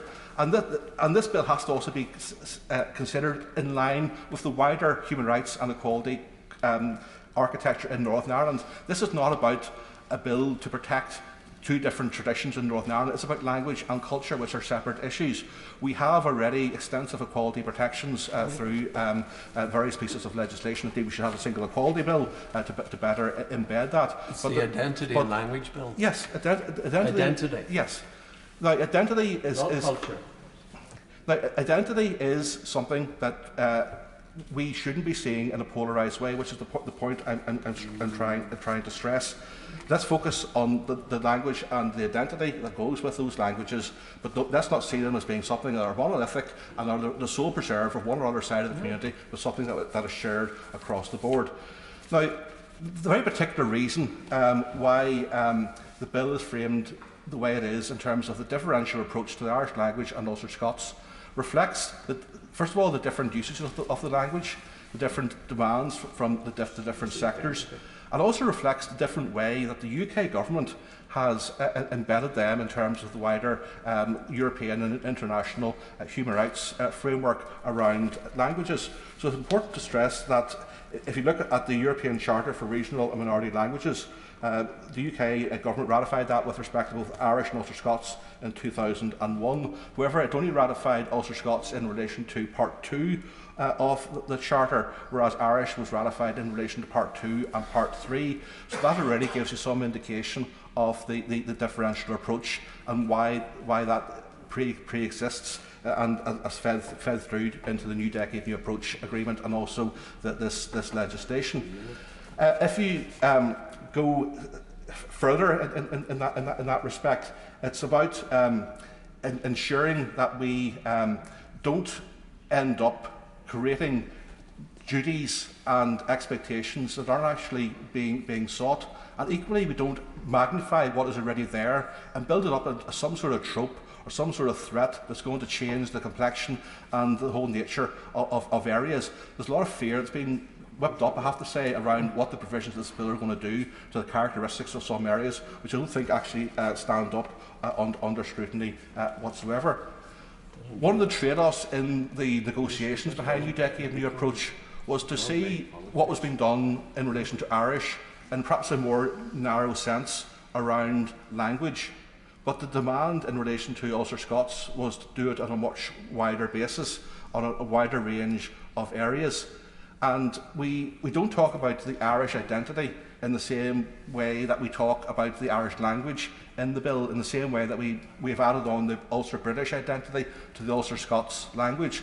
So already in terms of how the terminology has been framed, we're not actually saying a like-for-like comparison either. So once again, that illustrates why there is a differential approach inside the legislation. The honourable member, yes. Dame Eleanor, I think the honourable member is touching on a really important point. And I am not prepared to have my aspiration determined and defined by the aspirations of others. if the key demand of nationalists is that this bill does what it does for the Irish language, that is their right to demand that. But at no time during the NDNA negotiations did we ever suggest that our aspiration in this bill and this legislation was limited to language. At no stage did we ever do it. And we made it absolutely clear that this was not limited to Ulster Scots, that it was about protecting our Ulster British heritage, culture and identity. So why does the honourable member feel that his unionist constituents in North Down should have their aspiration limited to conform with the aspirations of others who limited their demand in this to language? We never did. We were clear what we were seeking to achieve, and therefore I think the honourable member does not understand and does not seek to understand where we're coming from. I'm grateful to the member for his comments. So I have to say that I do fear he's misunderstood what I have been saying. I'm not attacking the bill in that particular respect. What I'm doing is actually pointing out that there's already an inbuilt differential in that what happened in relation to the Irish language was much more narrowly focused around language and arguably maybe went deeper in that respect, whereas what happened in terms of Ulster Scots and Ulster British is wider in NDNA and is wider in the legislation, but doesn't quite go as deep. So that is the fundamental differential that's been made. One is deeper, one is wider, and that is perfectly fine. But I'm also making the point, I'm not seeking to diminish this or remove it from the bill, but to simply make the point that there isn't the same reference to the equivalent of an Ulster British identity put on to the Irish language aspects that reflected different demands in terms of the negotiations. And this actually just confirms the point I've made. What we have before us was hammered out extensively in negotiations over several years, and all these arguments that members are hearing today, or the few of us that are here are hearing today, have been rehearsed many times. There's very little here that's been said that's particularly new. With that, I'll move on from Amendment number 1 and just briefly touch on some of the other amendments. Amendment 6 around the use of the word sensitivities. I do think this is one where the government should reflect and potentially remove that from the bill. As a member for South Belfast has already outlined, the qualifier in terms of someone's use of their rights should be someone else's rights. That's the way it happens in international and domestic human rights law. The term sensitivities is something that is very subjective and is seen as being, if you don't like what someone is saying or doing in terms of culture, that's a reason to intervene to stop it happening. Whereas simply being offended shouldn't be a criteria for stopping something from happening. It's only if it actually infringes in terms of someone's rights. I also think it would be nice and a good gesture if the public authority duty was extended to the Northern Ireland Office. The NIO, not least given the activity of the new Minister of State, is very active in Northern Ireland, and if the bill is good enough for the public authorities inside the devolved space, it should be good enough for the Northern Ireland Office, at least in terms of how the NIO operates inside Northern Ireland. Two final amendments. Just want to talk around Amendment 13 in terms of safeguards, and it is with regret that I do have to say that it is necessary to have the assurance that if there isn't progress around, first of all, the appointment of an Irish Language Commissioner, that the Northern Ireland Office may need to intervene, and similarly in relation to the publication of standards. It is my wish that the VOL structures are A, restored, and B, whenever they're restored, they can progress these appointments and the approval of standards very quickly. But I have to say with regret that the evidence of the past 2.5 years and what's happened before that, and indeed things that have been said today, don't fill me with optimism that is indeed going to be the case. I have spoken to the Minister around this. I fully appreciate it's not their intention to come in with a heavy hand, but it may well be necessary. The final point I want to make is just in relation to the Castlereagh Foundation. I've no issue with it being part of the bill and being referenced in terms of the Office of Identity and Cultural Expression. And the fact that we have that office also reflects how this bill is engaging with language and identity issues in Northern Ireland. So it's broader than simply what we're doing around Irish and Ulster Scots language.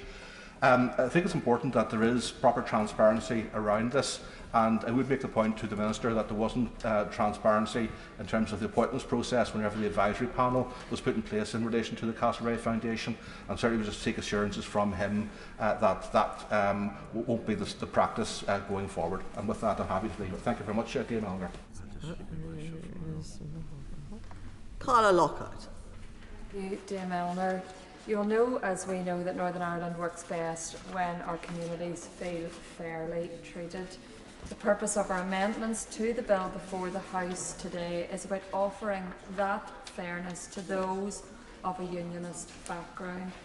Our amendments do not disadvantage those who genuinely cherish the Irish language. Instead, they are about ensuring both Irish and Ulster British, Ulster Scots provisions are equitable and can be truly described as fair by all. That no identity recognised by this bill can be seen through any prism as having any for one advantage. Dame Eleanor, as this bill stands, unamended, this bill will be rejected by the unionist community.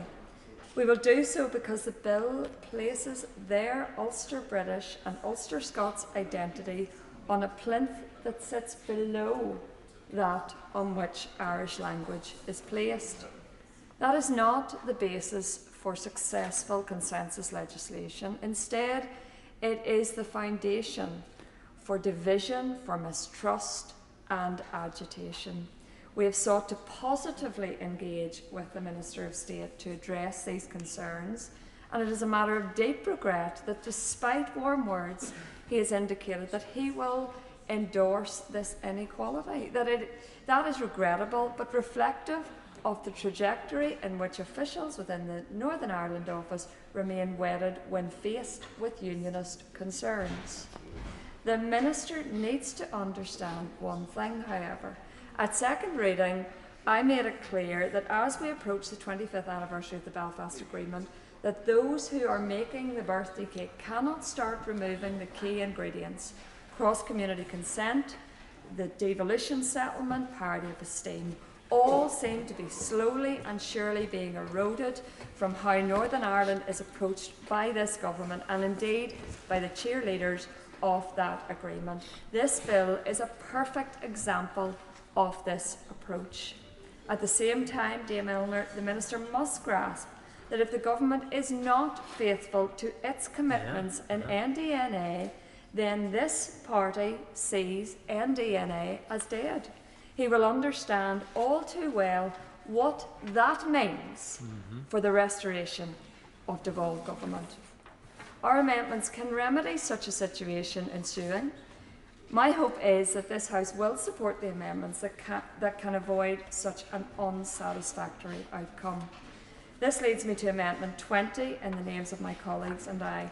Dame Eleanor, the matters addressed by this bill are devolved issues. They ought to be dealt with if and when a new executive is formed. Yet what we have is quite a remarkable overreach in terms of the powers bestowed upon the Secretary of State in this regard. Dame Eleanor, in terms of this amendment, it is my belief that the government cannot credibly oppose other amendments to this bill on the basis that they deviate from the terms of the new decade, new approach, while at the same time granting the Secretary of State unprecedented powers which denigrate the need for cross-community consent and cut across devolved competencies. The government may view these measures as a dormant measure that will only be activated in extreme circumstances. However, that is not the effect they will have. These powers will have a corrosive effect on relationships within the executive and actually amount to an invitation to either the First or the Deputy First Minister not to seek agreement and instead lobby the government to intervene unilaterally. This sets an unhelpful precedent and follows fast on the heels of the decision of previous governments to override ministers in areas like abortion and the implementation of the protocol. The government should not make itself hostage to the manufactured grievance factory of Sinn Féin or any other parties. Dame Eleanor, we saw that this issue was weaponised for 3 years to block the restoration of an executive in Northern Ireland. The members for Foyle, South Belfast and North Down stood shoulder to shoulder with those who demanded no return of Stormont until this issue was addressed. The same political activists Will the member give way? Adopt. No, I'll not give way. Will the member retract that? I'll not retract what I've said. It's absolutely correct. You've stood shoulder to shoulder during the time that the executive was pulled down by Sinn Féin at the behest of their demands. The same political activists will adopt the same approach should they not be appeased again. Like many others, there is little faith in the Northern Ireland Office's ability to withstand such demands. That is a road to further instability and division in our province. Dame Eleanor, intertwined with this issue is the role of the First Minister and Deputy First Minister, and in this regard we have tabled amendments 26, 27 and 28. These amendments underline the importance of political accountability and consensual ministerial agreement in the exercise of the functions of the headline offices and bodies established by the bill. The two commissioners and the Director of Office and Identity will ultimately be appointed by the First and Deputy First Ministers. Compliance with guidance or directions mutually agreed by those ministers must therefore be a defining feature of their operation. We would point out that the wording of must comply is drawn word for word from the 3 draft bills published in the aftermath of New Decade, New Approach. The existing drafting in this bill reneges on that provision, emphasising the power to direct rather than the duty to comply. Dear Milner, there is an urgent need to place consensus working and cross-community protections at the heart of our politics. That is key to the parity of esteem that all parties claim to value and cherish. And as I've said before, it is ignored in this bill, and the Government have the opportunity to address this. Amendment 1 and Amendment 2 to 5 address the duty to have regard to Ulster Scots guidance and the current imbalance in the enforceability and robustness of the functions of the Ulster Scots Commissioner in comparison to those legislated in this bill, empowering the Irish Language Commissioner. These amendments, if accepted, would extend the grounds on which a complaint to the Ulster Scots and Ulster British traditions can be brought to cover the conduct of public authorities in relation to all the guidance they issue. Importantly, it would deliver parity of esteem by applying a comparable due regard duty for advice and guidance to the Ulster Scots Commissioner to that which applies to the Irish Language Commissioner. Key issue. The bill, as currently drafted, creates an office for Ulster British, Ulster Scots, in which the Commissioner can be ignored, with no binding duty or incentive for public bodies to adhere to recommendations from the Commissioner. The likely impact of such a Commissioner is seriously restricted. Lip service. To the unionist community, such a toothless tiger as Commissioner is not acceptable. We will not be bought off with the image of a Commissioner with the substance of a ghost. It is window dressing to expand the scope of the Ulster Scots Commissioner to arts and literature, but not include guidance issued in those areas as eligible areas for the purpose of complaints. Limiting this to language is not fair or balanced, and as it has always been recognised that in order for the unionist community to be afforded a Commissioner that is of equal value to it as the Irish Language Commissioner is to the nationalist community, it must have a broader focus than language, because the development of bilingual service provision in Ulster Scots has never been a priority for unionists. If adding arts and literature to the scope of the Commissioner was deemed necessary by the Government to offset risk of the added value for Irish language trumping Ulster Scots, it follows that the parameters of the complaints mechanism should also be extended. Amendments 21 and 22 seek to right a failure within this bill as drafted relating to the Castlereagh Foundation. The amendments tabled by my party colleagues in the other place in relation to the Castlereagh Foundation would have required the Secretary of State to take action and establish the foundation. The eventual change enacted is ambiguous and provides an escape clause for the government to farm out this function to an outside body without a clear explanation. Throughout my comments, I have stated occasions where this is a departure from NDNA, and it is once again seen in relation to the Castlereagh Foundation. The NDNA obligation on the government to fund the Castlereagh Foundation is an obligation on the government. We do not believe it would be appropriate to vest this power on the Office of Identity and Cultural Expression, irrespective of whether it is deemed an operationally independent branch. Moreover, the change ushered in the Lords does not go far enough in respect of funding and establishment. It does not appropriate for Clause 8 to rest as merely a permissive power which the Secretary of State may or may not use. Dear Eleanor, I wish to address our amendments relating to the cost to the public purse.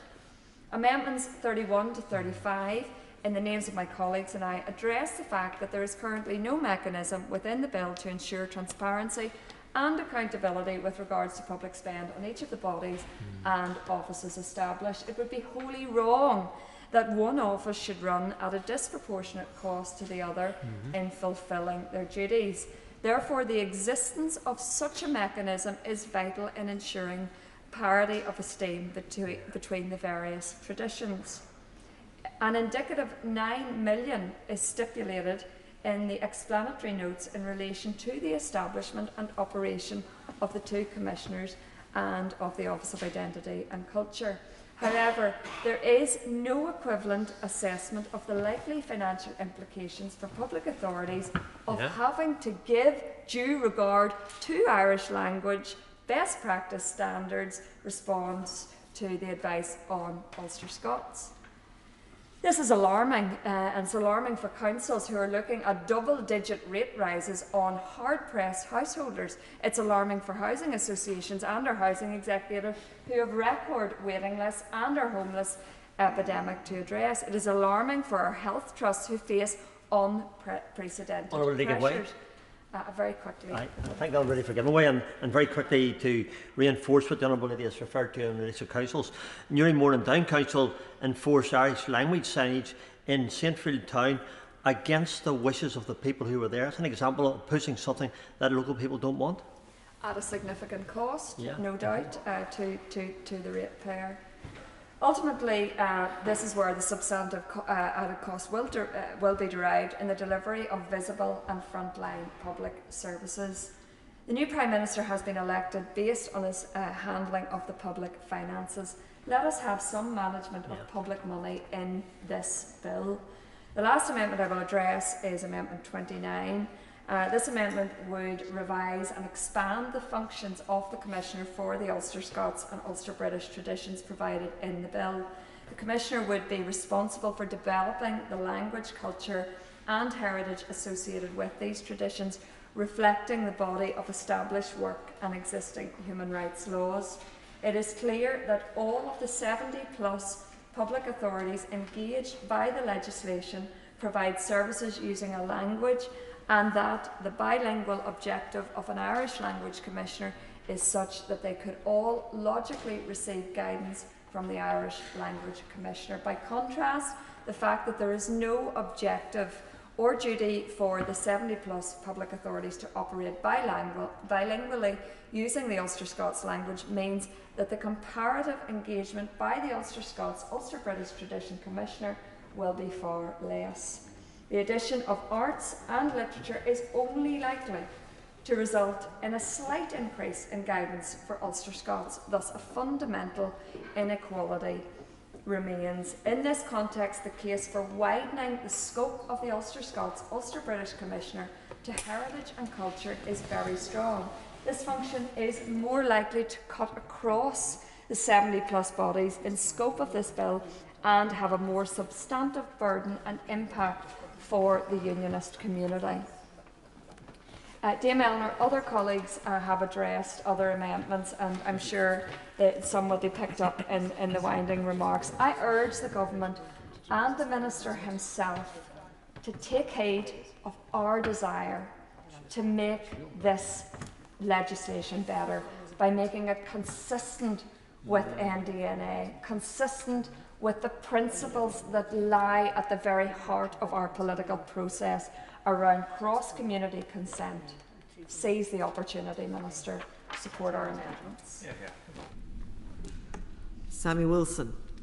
Thank you, Madam Deputy Speaker. First of all, can I make it clear that as far as this bill is concerned, whilst it was part of the NDNA agreement, I believe that the priority which is given to this particular issue at this particular time will bemuse many people in Northern Ireland, and I suspect many people in this House as well.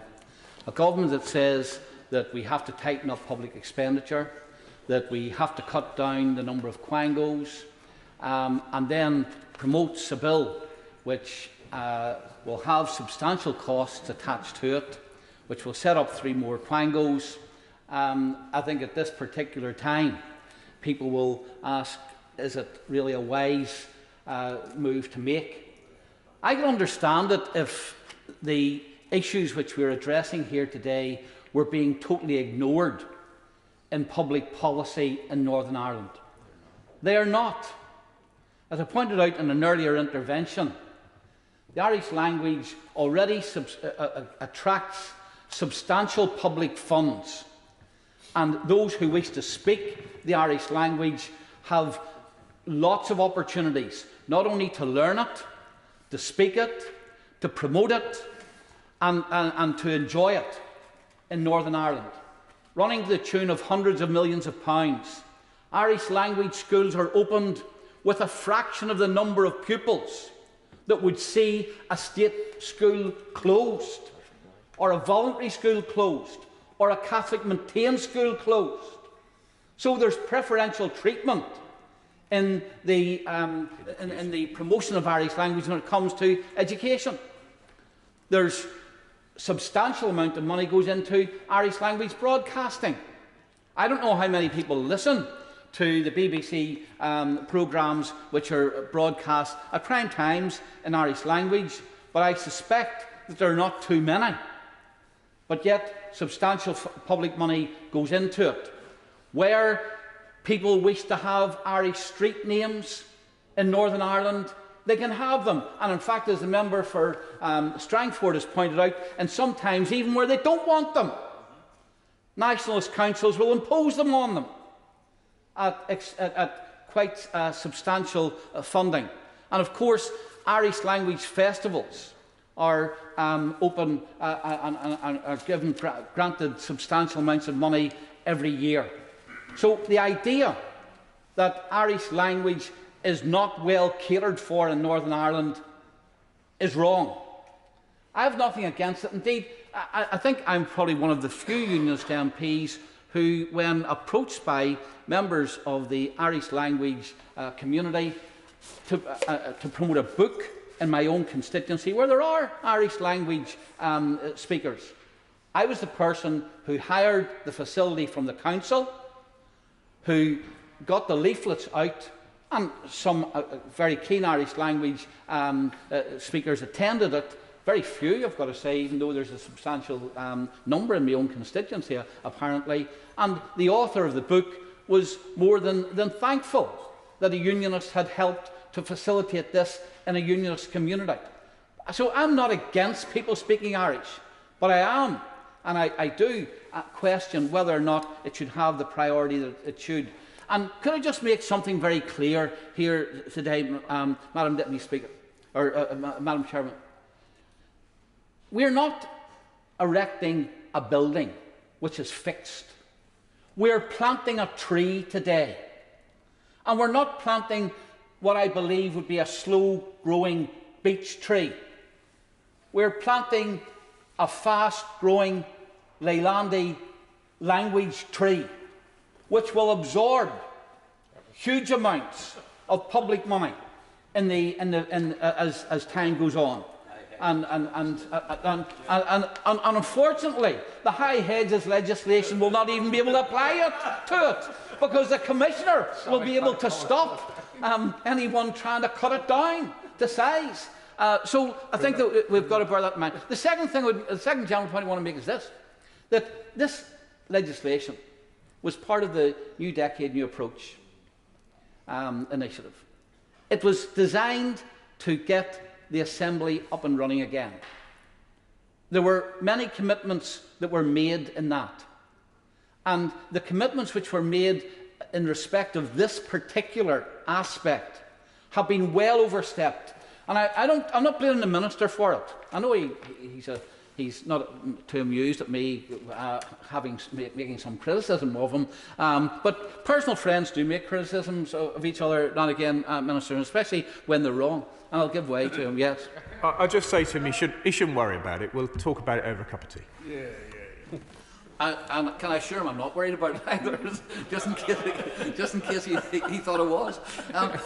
But he's got to ask why or how did it get changed? Mm-hmm. Who changed it? Absolutely. Who took the initiative to change the terms of the bill which we now have before us? And I've got to say, and may I stand by the points I've made, because I've made them time and time again, and unionists are frustrated with the Northern Ireland office. Absolutely. Whose default position seems to be, if Sinn Féin wants something, then they've got to be given it, for whatever reason. For whatever reason. And what we can be sure of is that some of the changes that we made in this have been made not at the behest of unionists, not even in compliance with what was agreed during New Decade, New Approach, but were made because of the whisperings that something which could not be achieved in negotiations should be delivered in another way. And that's why I do take exception, and I am angry at the Minister, knowing that it having been pointed out to him and spelt out to him the dangers which lie in this bill, the imbalance which lies in this bill, and the way in which this is not going to promote unity or promote harmony, but is going to promote further division. Division which, in fact, he himself is now accepting he may well have to referee and adjudicate on.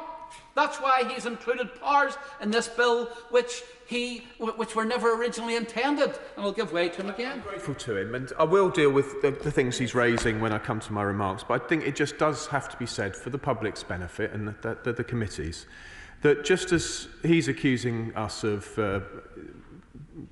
doing whatever Sinn Féin suggests, as I think I may have said earlier, we are accused of pandering to the DUP by Sinn Féin. We are accused of pandering to the DUP. I think that everybody should just take stock and remember that this bill, as was said earlier by honourable gentlemen, this bill is an attempt faithfully to implement New Decade, New Approach, faithfully to implement it in good faith, and we are only doing it in this House because the Assembly is not up and running. And when I get to my remarks, I hope I will demonstrate to him the sincerity with which I've engaged to his and others' passionate pleas on this point. But if you just leave a little room for me to respond to him at the end in his rage, I'll be grateful. And I'll be interested to hear how he has pandered to the DUP in this bill. We have highlighted that what was agreed in New Decade, New Approach is not in it. We have shown him where the imbalances are, and I would like to see where he believes he has balanced towards the point of view which we have expressed in this debate to date or in the discussions we've had with him earlier. So I think that those are the first two introductory remarks I want to make. Let me come to some of the amendments and why the amendments are necessary. We have asked for an amendment to Clause 1 to ensure, in Amendment 27, to ensure that the views of the Deputy First and Deputy First Minister have to be taken into account by the Commissioners who are set up. Why is that necessary? It is necessary for one particular reason, that once Commissioners are appointed, if there is no accountability, if there is no restraint or rein on those Commissioners, then they can do what they want without any political accountability. They can introduce measures and recommend measures which have huge political consequences and which can cause massive political division. and annoyance and indeed costs, and yet there's no if they are not subject to the First and Deputy First Ministers acting jointly, then there is no restraint on them. And I can say this to the Minister. The one thing you can be absolutely sure is you're not going to get some individual applying for these posts who does not feel strongly about the issues. In fact, these posts are going to attract people who are zealots. They believe in what they're being asked to do. They want to promote what they're being asked to promote. And if they are left unrestrained, then you can be absolutely sure that they will be making recommendations, giving guidance, making demands, which will cause difficulties to the people who have to adhere to them. And of course, they will want to build their empire. And that's why it is important that there is some accountability and some political restraint on them. You cannot, in positions like this and for positions like these, allow someone to be appointed who has no curtailment upon them. The second thing, the second amendment which I want to address is the one about the powers of the Commissioner. And here, and it follows really from the first amendment which I've spoken about.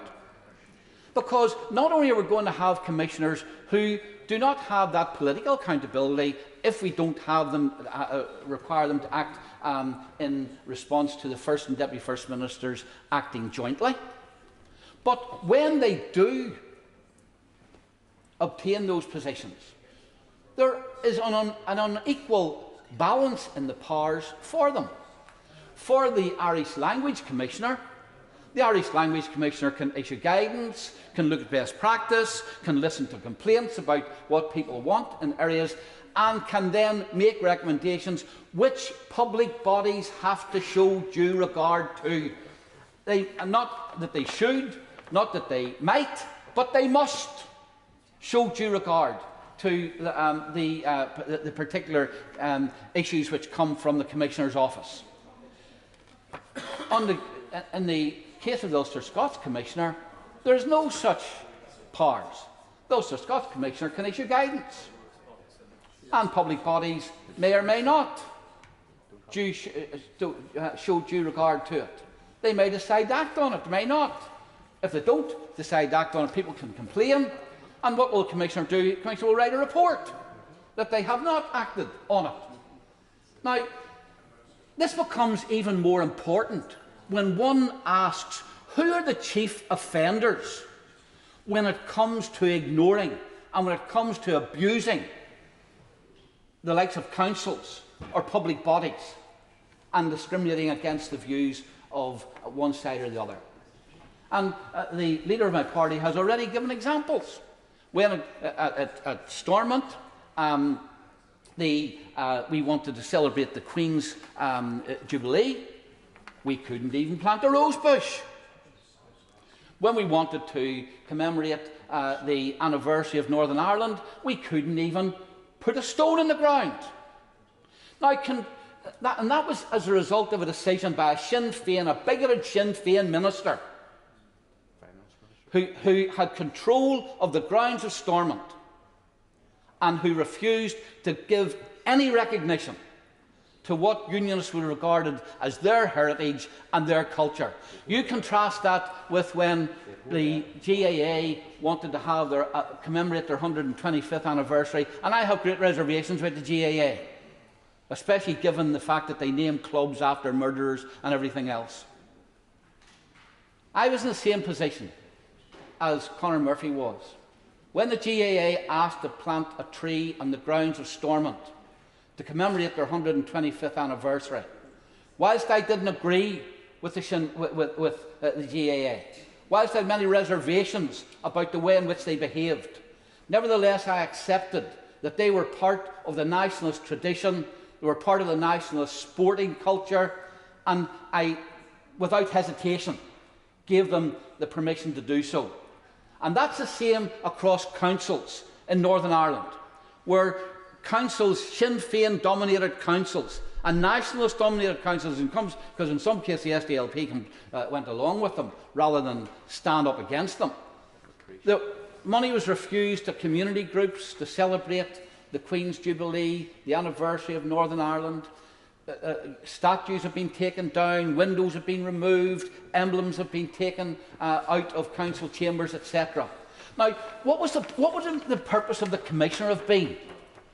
Had a Commissioner had the same powers afforded to them as being afforded to the Irish Language Commissioner, that Commissioner would have had the ability to go to those councils and to require them to have, first of all, to recognise unionist culture and heritage, and then require them to behave in a way which give recognition to it. This bill does not give the Commissioner the power to do that, but it does give an Irish Language Commissioner the power to go to, for example, Mid and East Antrim Council in my own area and dictate to them that they must spend money on the Irish language, even if that is not wanted by the council or by the residents in that council area. Thank the member for giving way, and Dame Eleanor, thank you. Just in relation to the ability to put up either a stone, a memorial to commemorate the centenary of Northern Ireland, or plant a rose bush. The fact is that the Northern Ireland office, there is actually a complaint lodged with those who work within it about the Queen's picture hanging on the wall and wanting it removed, and that proves how unfair the Northern Ireland office are in relation to a government department that runs by this government actually wanting to remove the Queen's painting or photograph from their work environment. I think, the member makes a very good point, and in fact, it was the Northern Ireland office where that controversy actually arose, maybe indicating the colour, the political colour of some of those who populate the Northern Ireland office, and bearing out the point I had made earlier on. But I would like to hear from the Minister, when he sums up, how he intends and how he believes this bill gives protection to unionists, especially unions who live in nationalist-dominated councils, to have their heritage, their culture, their language, their interests protected when the powers have not been given to the Commissioner and to do that. And why does he feel that when it comes to public bodies, the Irish Language Commissioner requires to have those powers of due regard? To interrupt the honourable gentleman, but I had hoped that I haven't put any time limit on, I haven't put any restriction on at all. I had hoped for cooperation to make the chamber work well this afternoon. The honourable gentleman's been on his feet for 19 minutes. It's a long time. I hope that he will now draw his remarks to a close, because I would like to bring in at least the leader of his party before we come to the wind-ups. And I just hope that he will show some consideration for the rest of the House, please. And I will, of course, obey your request, Madam Chairman. So I've posed a question to the Minister. Can he show how the discrepancy that there is here will give the same protection? And the last point I want to make to him is this: that he's welcome to be to get involved in the quagmire of the chaos which this bill is going to cause, especially the complaints which are going to arise and the friction which it's going to cause. I suspect that he says it'll be light touch. I suspect he's going to find that he will be dragged into controversies over this time and time again. Ministers will be, and of course that's not a good way to progress, where there's a requirement to impose rather than reach agreement. but by having the powers which he has taken, which the bill gives to the Minister, the one thing you can be sure that a false position will always be, let the Minister decide. Let the Minister decide. And rather than reach a resolution on these issues, it will become yet another focus of controversy. Did you change this? Sir Geoffrey Donaldson. Thank you, Dame Eleanor, and can I express my appreciation to the Honourable Member for North Dorset, the Honourable Member for South Belfast, Strangford, Upper Bann, East Antrim and North Down, and North Antrim for the contributions they have made this afternoon. And I'm not going to rehearse, Dame Eleanor, the arguments that have been made very effectively by my colleagues. I just want to touch on the politics of all of this, because I think it is very important and needs to be understood by the front bench. I was present during the negotiations on New Decade, New Approach. I followed very closely, and the Honourable Member for North Down is right. The negotiations on identity and language were torturous, detailed and lengthy, because these are issues that are very sensitive in Northern Ireland, very sensitive. And we know that, and we know some of the trouble we've had in Northern Ireland in the past around issues that arise from identity, culture and so on. And where we want to get to, Dame Eleanor, is to a new place where the way that we mark our diversity of culture, identity, language and so on is through respect. That's the landing zone, if I can use that term, for us. And I look at this bill and I recall very clearly what was agreed in New Decade, New Approach. And I understand very clearly, as a senior member of the DUP negotiating team in those negotiations, I know what we signed up to. And I remember the very detailed arguments that took place within our own party around New Decade, New Approach. And the very detailed consideration that we gave to this aspect of that agreement. And I am very clear that the bill does not reflect what we agreed. And my colleagues have referenced the other draft bills that were published and the difference there is between NDNA, and I wrote to the Minister, and I'm not going to repeat what I said in a very lengthy letter to the Minister, setting out in detail. He asked us at second reading to explain where we were able to highlight a disparity between what was in NDNA and what is in the bill. And we've done that and done it in detail. And I have to say I was disappointed with the Minister's response to that, because I do not think that the Northern Ireland office understands fully the strength of feeling on this on these benches. And that's important, because we can't support the bill in its current form.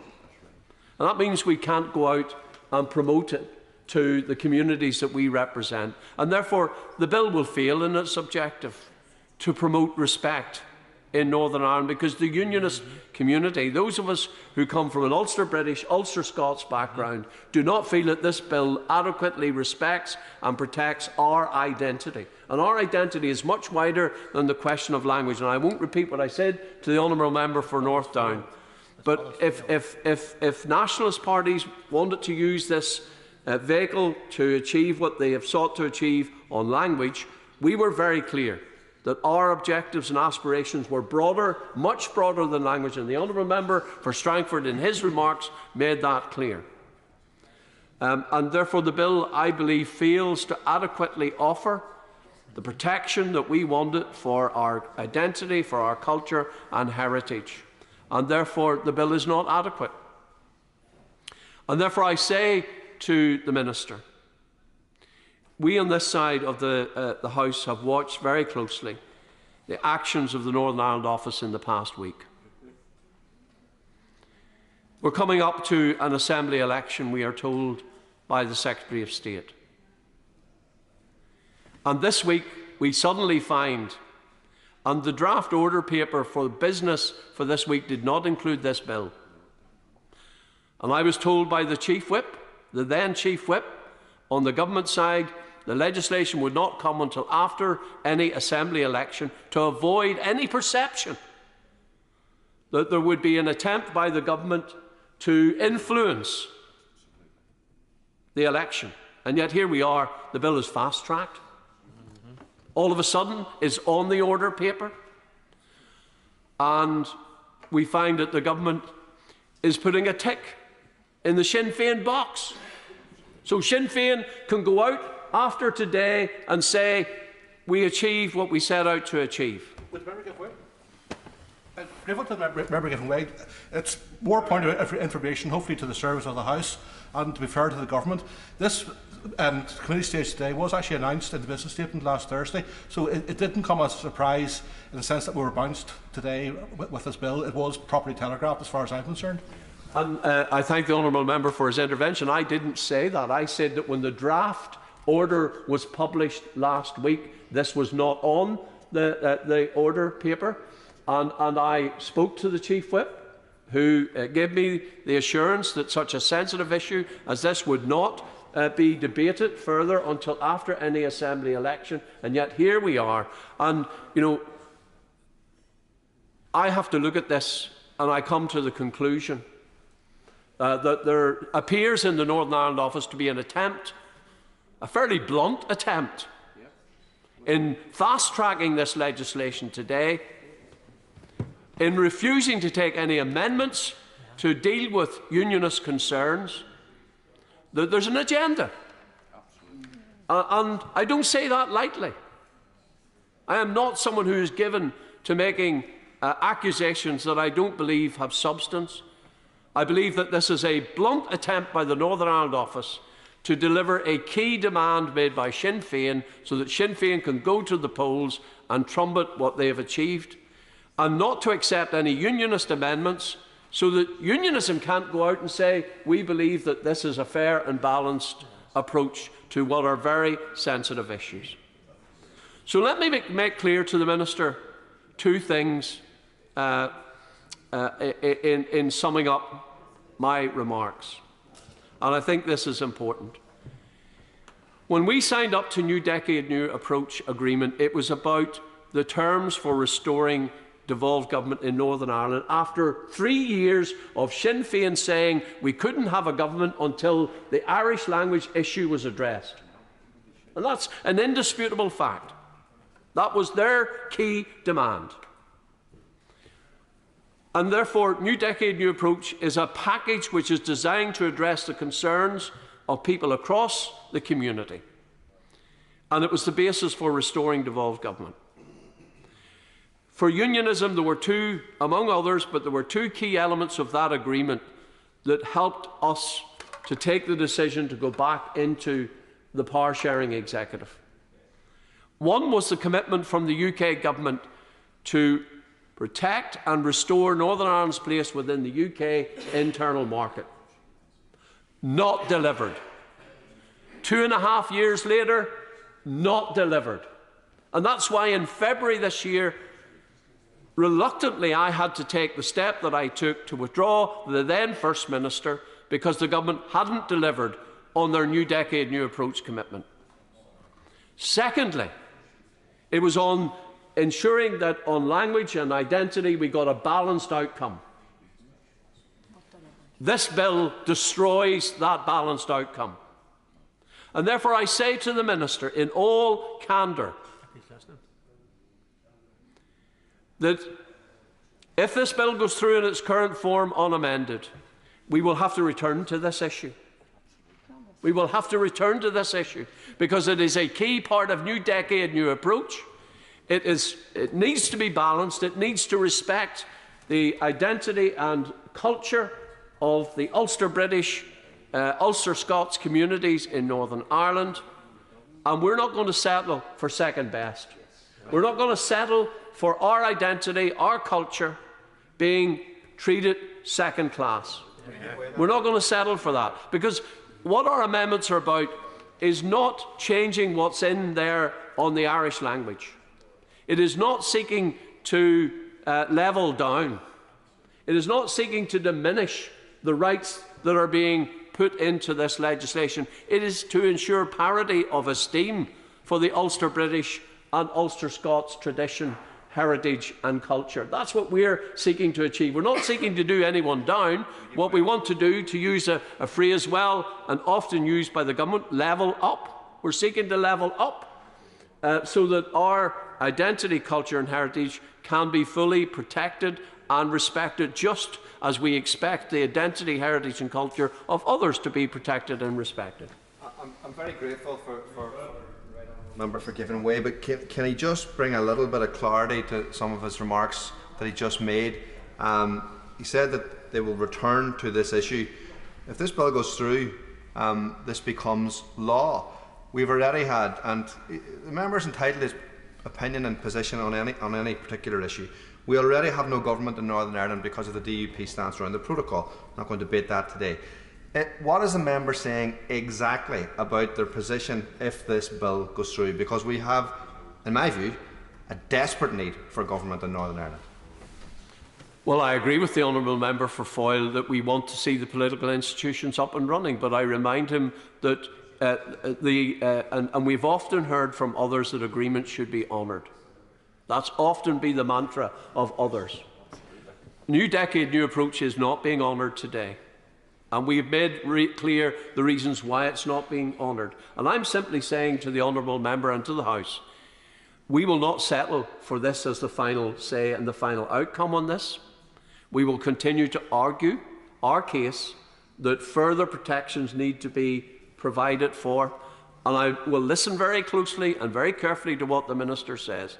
I'm simply saying that this is not the end of the matter, that this needs to be dealt with properly. That we need fairness and equity, we need parity of esteem. We've often been told that's what we want, that's what we need, and that's what I desire for the communities that we represent. So in conclusion, Mr Chairman, I say to the Minister, and I will listen to what he has to say, but I am disappointed, and my colleagues are disappointed that today the outcome is an unwillingness and inflexibility on the part of the Northern Ireland Office in the mouth of an election that they are going to call to accept unionist amendments to a bill which is about providing equity, parity of esteem and respect for the diverse culture, heritage, traditions and languages of the people of Northern Ireland. And it is not lost on us that the haste that the government has shown in bringing this bill forward and concluding its proceedings before the election, and in ignoring unionist concerns, that somehow for us has an implication for the election. And I think that is a matter of deep regret, because the government should be above that, and the government should tread sensitively when it deals with these issues. Wind up, Speaker Kyle. Thank you, Mr Deputy Speaker. I start by congratulating the Minister for retaining his position on the front bench. I'm sure it was an anxious few days waiting by the phone for him, and his boss, who I know is engaged in business relating to Northern Ireland elsewhere, but I congratulate both of them for retaining their positions. And I start my comments very conscious of the opening comments from the Right Honourable Member for the Lagan Valley about the sensitivity of the issues that we're discussing here today. I'm very aware of the sensitivities relating to identity and language in Northern Ireland.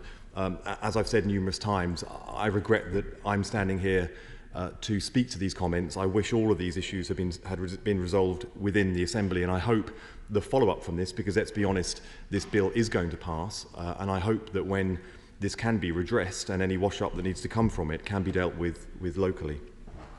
For reasons I'll come on to, I do not want to take up too much time for this debate. Northern Ireland voices, they need to be heard, and I'm glad that so many of them have done so far.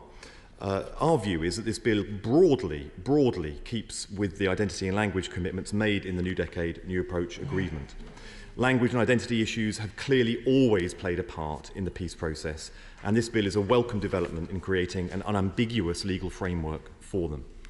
For committee stage, it's important to remember that this bill is an amalgamation of 3 draft bills.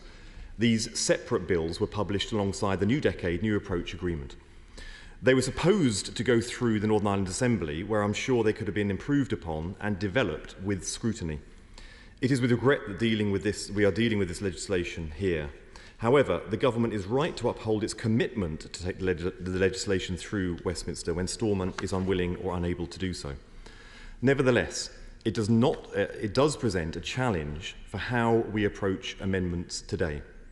We are conscious of not straying too far from the deal which was struck some years ago between the then Secretary of State, the political parties in Northern Ireland and the Irish government. There was also, frankly, a very short period of time between the stages of this bill in this House. As a result, there has been less opportunity to engage with important stakeholders for us on the opposition side. Some of the groups I've spoken to feel frustrated that they've not been consulted to the degree that they will have wanted. I had constructive meeting with the Ulster Scots Agency just yesterday, but I wouldn't want the House to misconstrue having a meeting as an endorsement from them. I feel that others may have done so, and I don't want to fall into the same trap.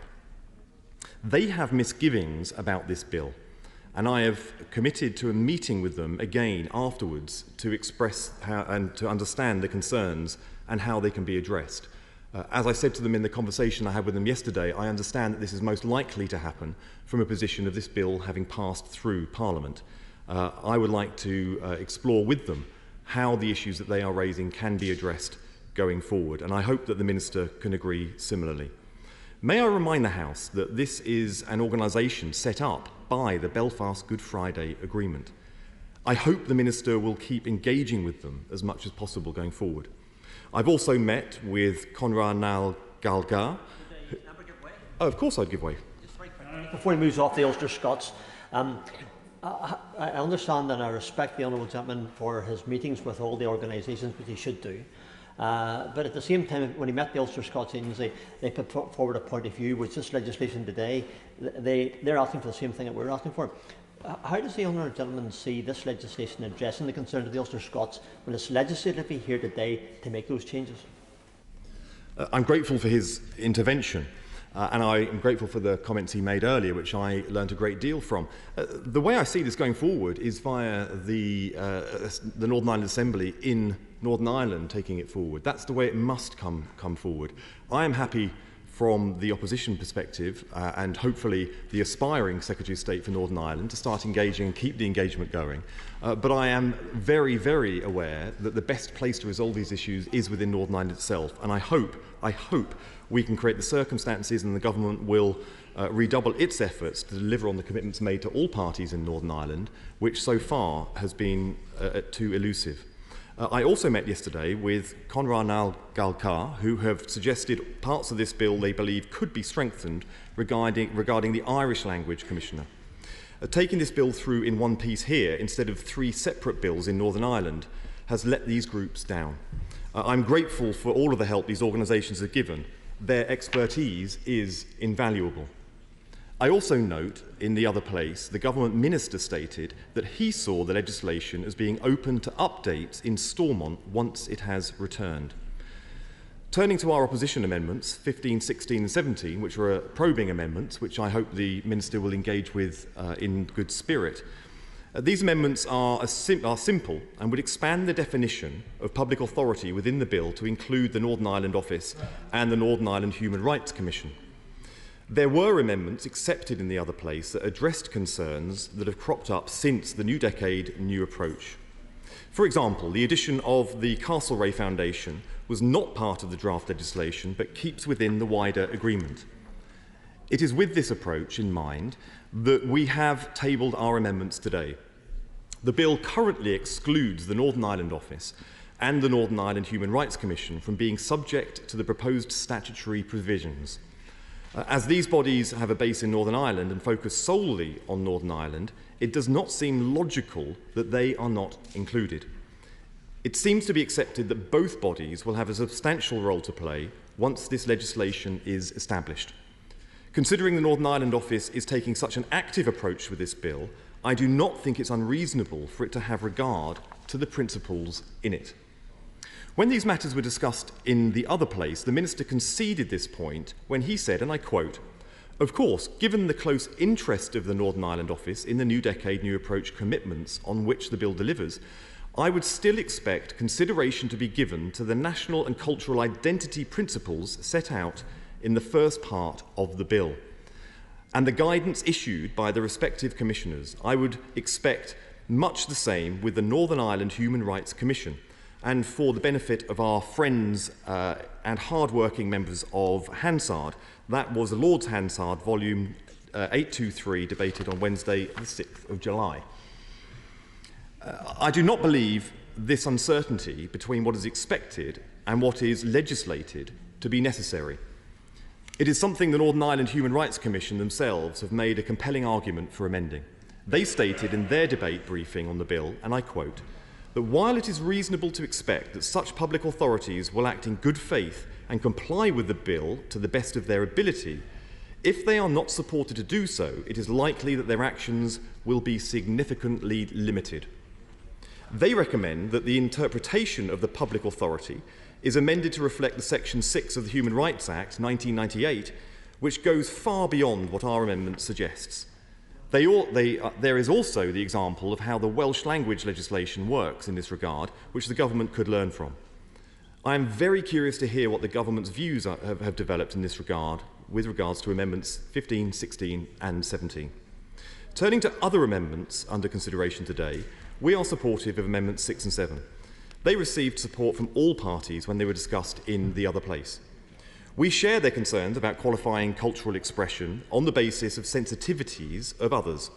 Human rights groups have pointed out that it is not clear how this should be interpreted in practice.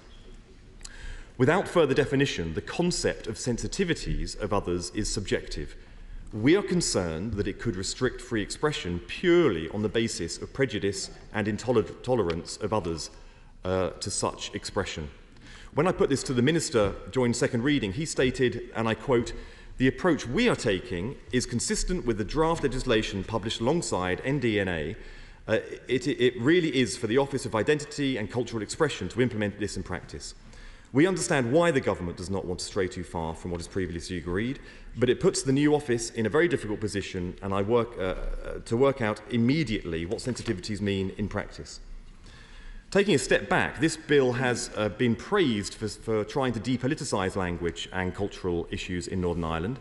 These amendments would improve the bill in this regard, as there would not be further debates around the meaning of sensitivities. Using a human rights basis would instead provide much more certainty on what the limits of cultural expression are. Finally, we are sympathetic to Amendment 1. It would oblige public authorities to give due regard to the Commissioner for the Ulster Scots and Ulster Scots British traditions. When I met the Ulster Scots Agency, this was something they felt very strongly about. They hopefully pointed me to the relevant passage of the New Decade, New Approach, which says, "The functions of the Commissioner will be to provide advice and guidance to public authorities, including where relevant on the effect of implementation so far affecting Ulster Scots. The Northern Ireland Human Rights Commission have said for the Commissioner's advisory function to be meaningful, these authorities must be required to have regard to that advice. And for this reason, we are supporting that amendment, and at that I rest. Thank you. Minister. Mr Deputy Speaker, and what a debate it has been. Such passion and fire at committee stage is relatively unusual, but I'm grateful to have this opportunity to respond on behalf of the government. The first thing I think I should say is that we, of course, have been engaging widely with the Ulster Scots Agency, with Conran a Gaeilge and others, and I've been very pleased to do so. The members opposite talked about us hitting the ground running and me hitting the ground running and making good progress. That's why we've been so active in Northern Ireland, because we've engaged, and of course we'll continue to engage. And I think before we go any further, I think I should say that of course we'll keep the operation of this bill under review, but let's not forget, as was pointed out opposite, this bill is only before the House because the Assembly is not able to take it through. And it is an attempt to faithfully implement New Decade, New Approach. And I want to try and get on to some of the detail about that.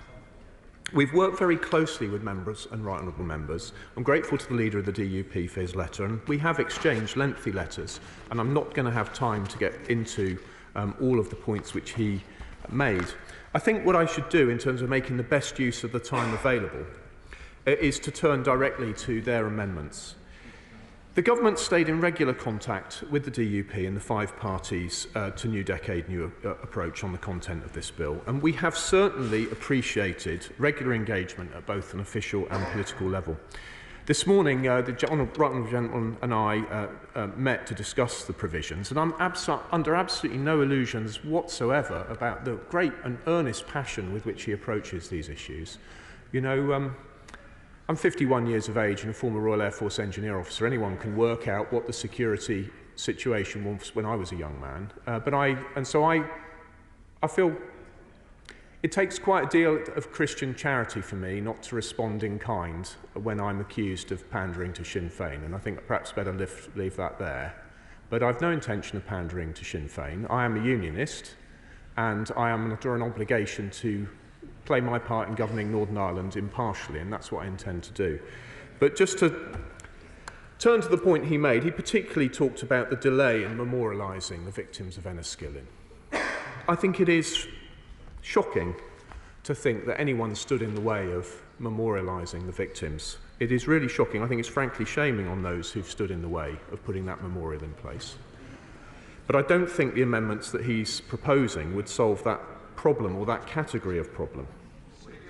I'm very short of time, but I will. And I understand that. I just think it's important to put on the record, and because it's been talked about Sinn Féin this and Sinn Féin that, and maybe he would take the opportunity to put on the record that people who love the Irish language don't necessarily vote for Sinn Féin.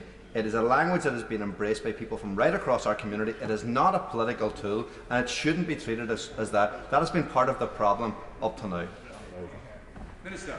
I'm very grateful to him for putting that on the record, and I'm also conscious that I need to respect the fact that Sinn Féin are not here to speak for themselves, but we do engage with them regularly, and I hope they've found respectfully. But I just wanted to make the point to the honourable gentleman opposite, who've made some very strident allegations towards me and towards the NIO, and I hope that they will not mind if I just respond gently that these things are potentially also offensive to me and to others. I want to just turn to the substance of the amendment. I really do, as I think I'm indicating, appreciate the strength of feeling, and I understand the rationale for these honourable and right honourable members. I do want to particularly draw their attention to Clause 1 and the establishment of the office, because the principles on national and cultural identity are there applying to all public authorities, and I think this is something in which they should take considerable comfort. The fundamental crux of the matter is that the 2 commissioners have very different scope. The Irish Language Commissioner must have their guidance approved by the First Minister and Deputy First Minister acting in concert. Now, in relation to the Ulster Scots and the Ulster British Commissioner, while there's a power to direct that Commissioner, they can produce such guidance as they see fit. And it is across a broader scope. I could make more remarks about exact definition of that scope, but the point is this. Were I to accept the DUP's amendments, there would be 4 really serious problems. The first is it would create a much more powerful commissioner with a much broader scope, with a lower level of accountability to the First Minister and Deputy First Minister. And I think that Unionists' opponents, nationalists, could reasonably object that that was out of kilter. This is the problem we face. In seeking to stay very close to NDNA and respect its balance, there we have the office dealing with the issues of identity and the principles, and then the 2 commissioners with different scope and purposes. And that is why we've got this very delicate balance.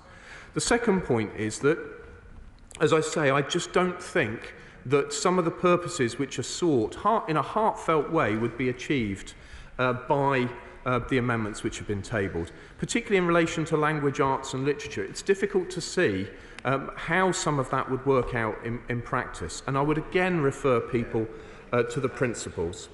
It would be difficult to implement, and in this place, very practically, it would open the bill up to ping-pong, which could lead to an unpicking of the whole agreement in this House. I want to finish by making 3 firm commitments to the DUP in particular from this dispatch box.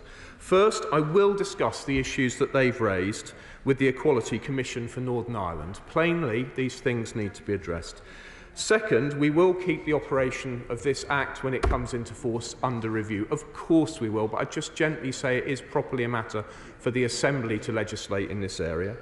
And thirdly, as the honourable gentleman and lady will have seen, I'm not afraid to call out intolerable conduct where it arises. In particular, I called out the chanting of Up the Raab.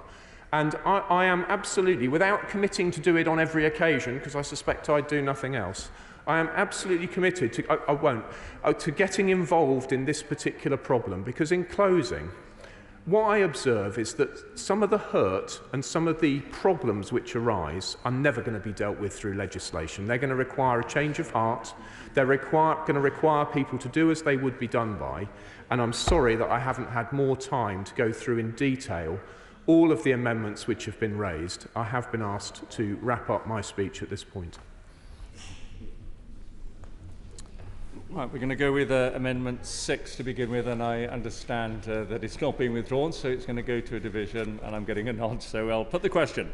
The question is that Amendment 6 be made. As many of that opinion say aye. Aye. Of the contrary, no. No. Clear the lobby.